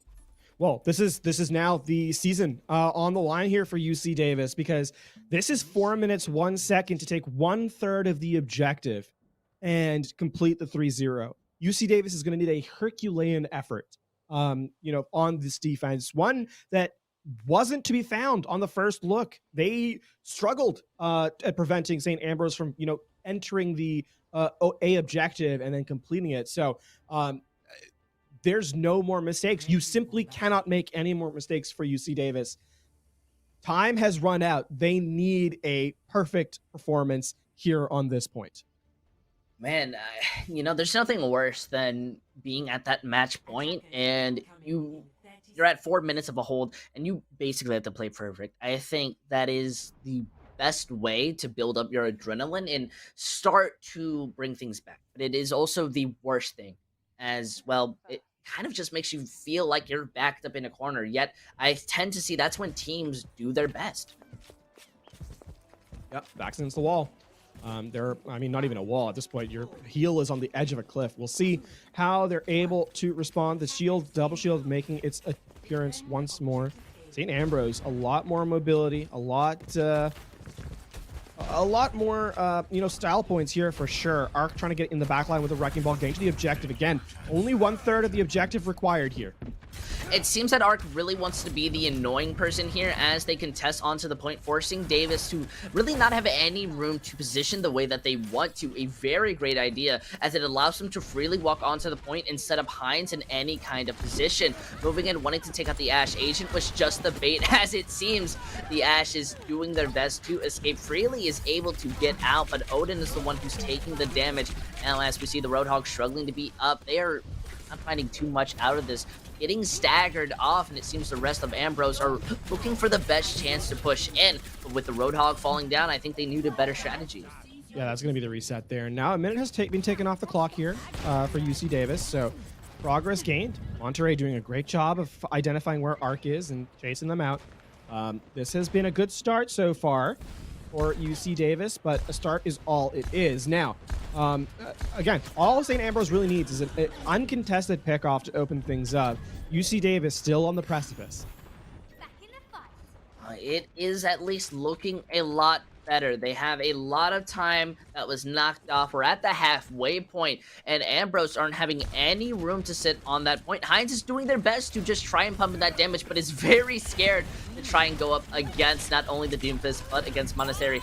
Though eventually that Bob is going to be landing on the point as you have to sacrifice your own life, and Heinz is able to poop off the Orisa. Now popping in. Wait, no, I never actually saw the Bob come out. I don't know where exactly it is, but it seems it's not going to matter as Ambrose melts down the rest of the squad. Poor Davis not even having a chance to stay up. The Doomfist coming in, but like the cinematic, going back to jail, or respawns if you want to call it, with 2 minutes less on the clock, or 1:59. We're going to be seeing St. Ambrose take the victory and secure their space to move further in the series. Yeah, they will be our team entered into the grand finals, and the streak continues here. The 3-0 is completed. Blue Fire will get the highlight. Alas, not enough.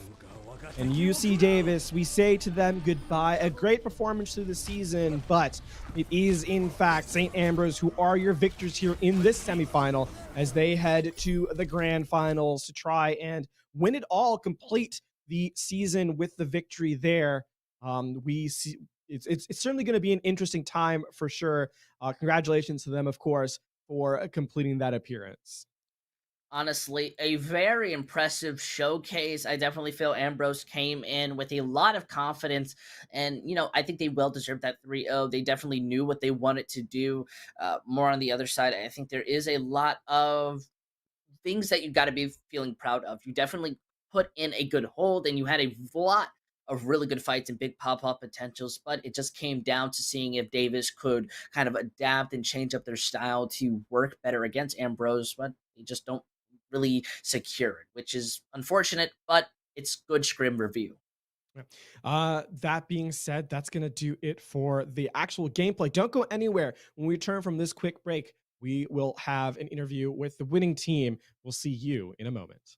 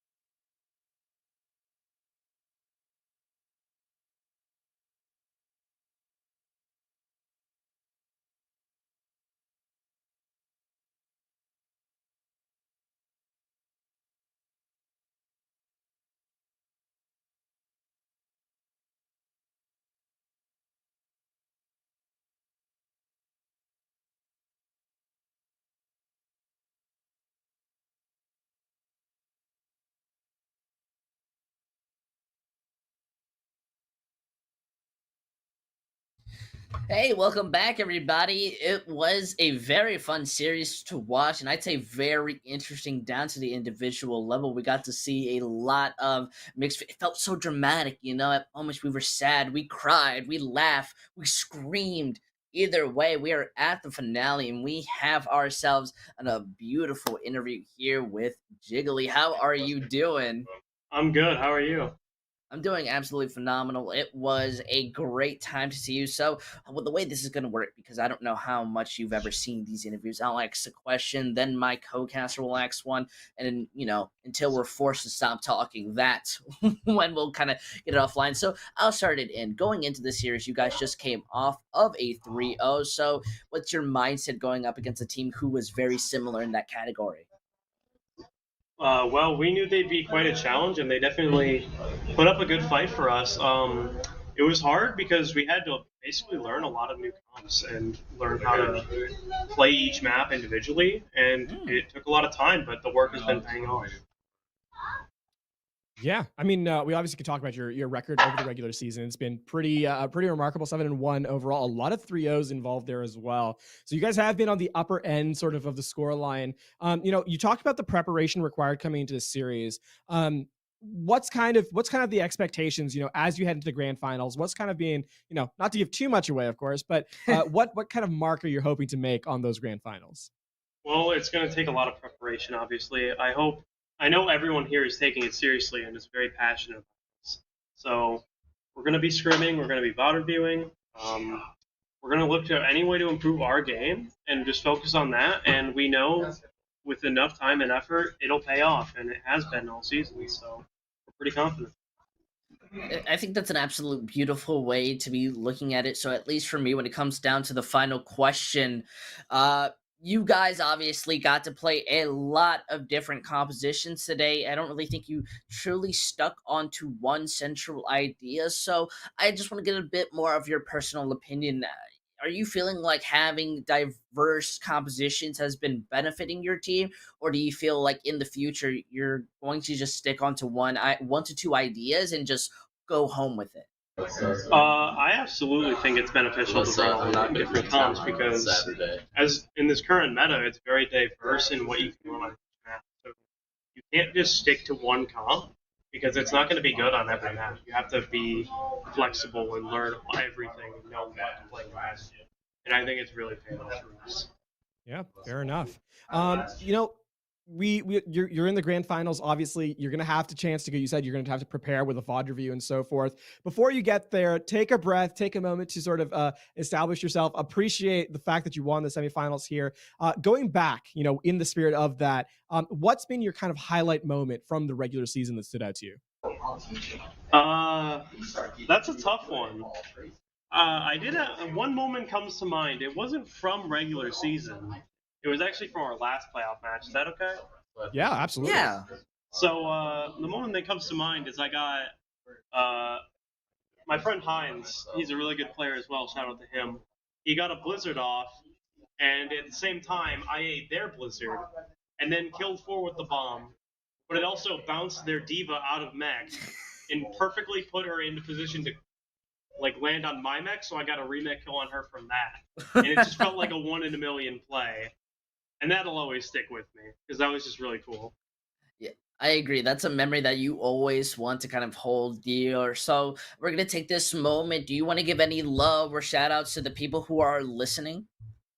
Obviously my parents who've been very supportive of me in the past. I really appreciate them. And then, of course, all my teammates. I love them. I'd do anything for them at this point. It's like, I got to shout them out. Other than that, I guess there's nobody you really know that I could really shout out here. Well, if that's what you're feeling, then you're more than welcome to just tip your hat. We want to thank you so much for joining us in this interview. Yep. I've got to say, though, you're free to go to enjoy the rest of your beautiful night. I am very tired, so... Yeah. I've got to say though, this has been a pretty amazing series as we've continued to go on, and at least for me, when it comes down to final thoughts, this is my first time being here, so it's an absolute blessing and honor. So, I have to at least make it a little bit more traditional. I want you to take us out here, especially with your beautiful hair.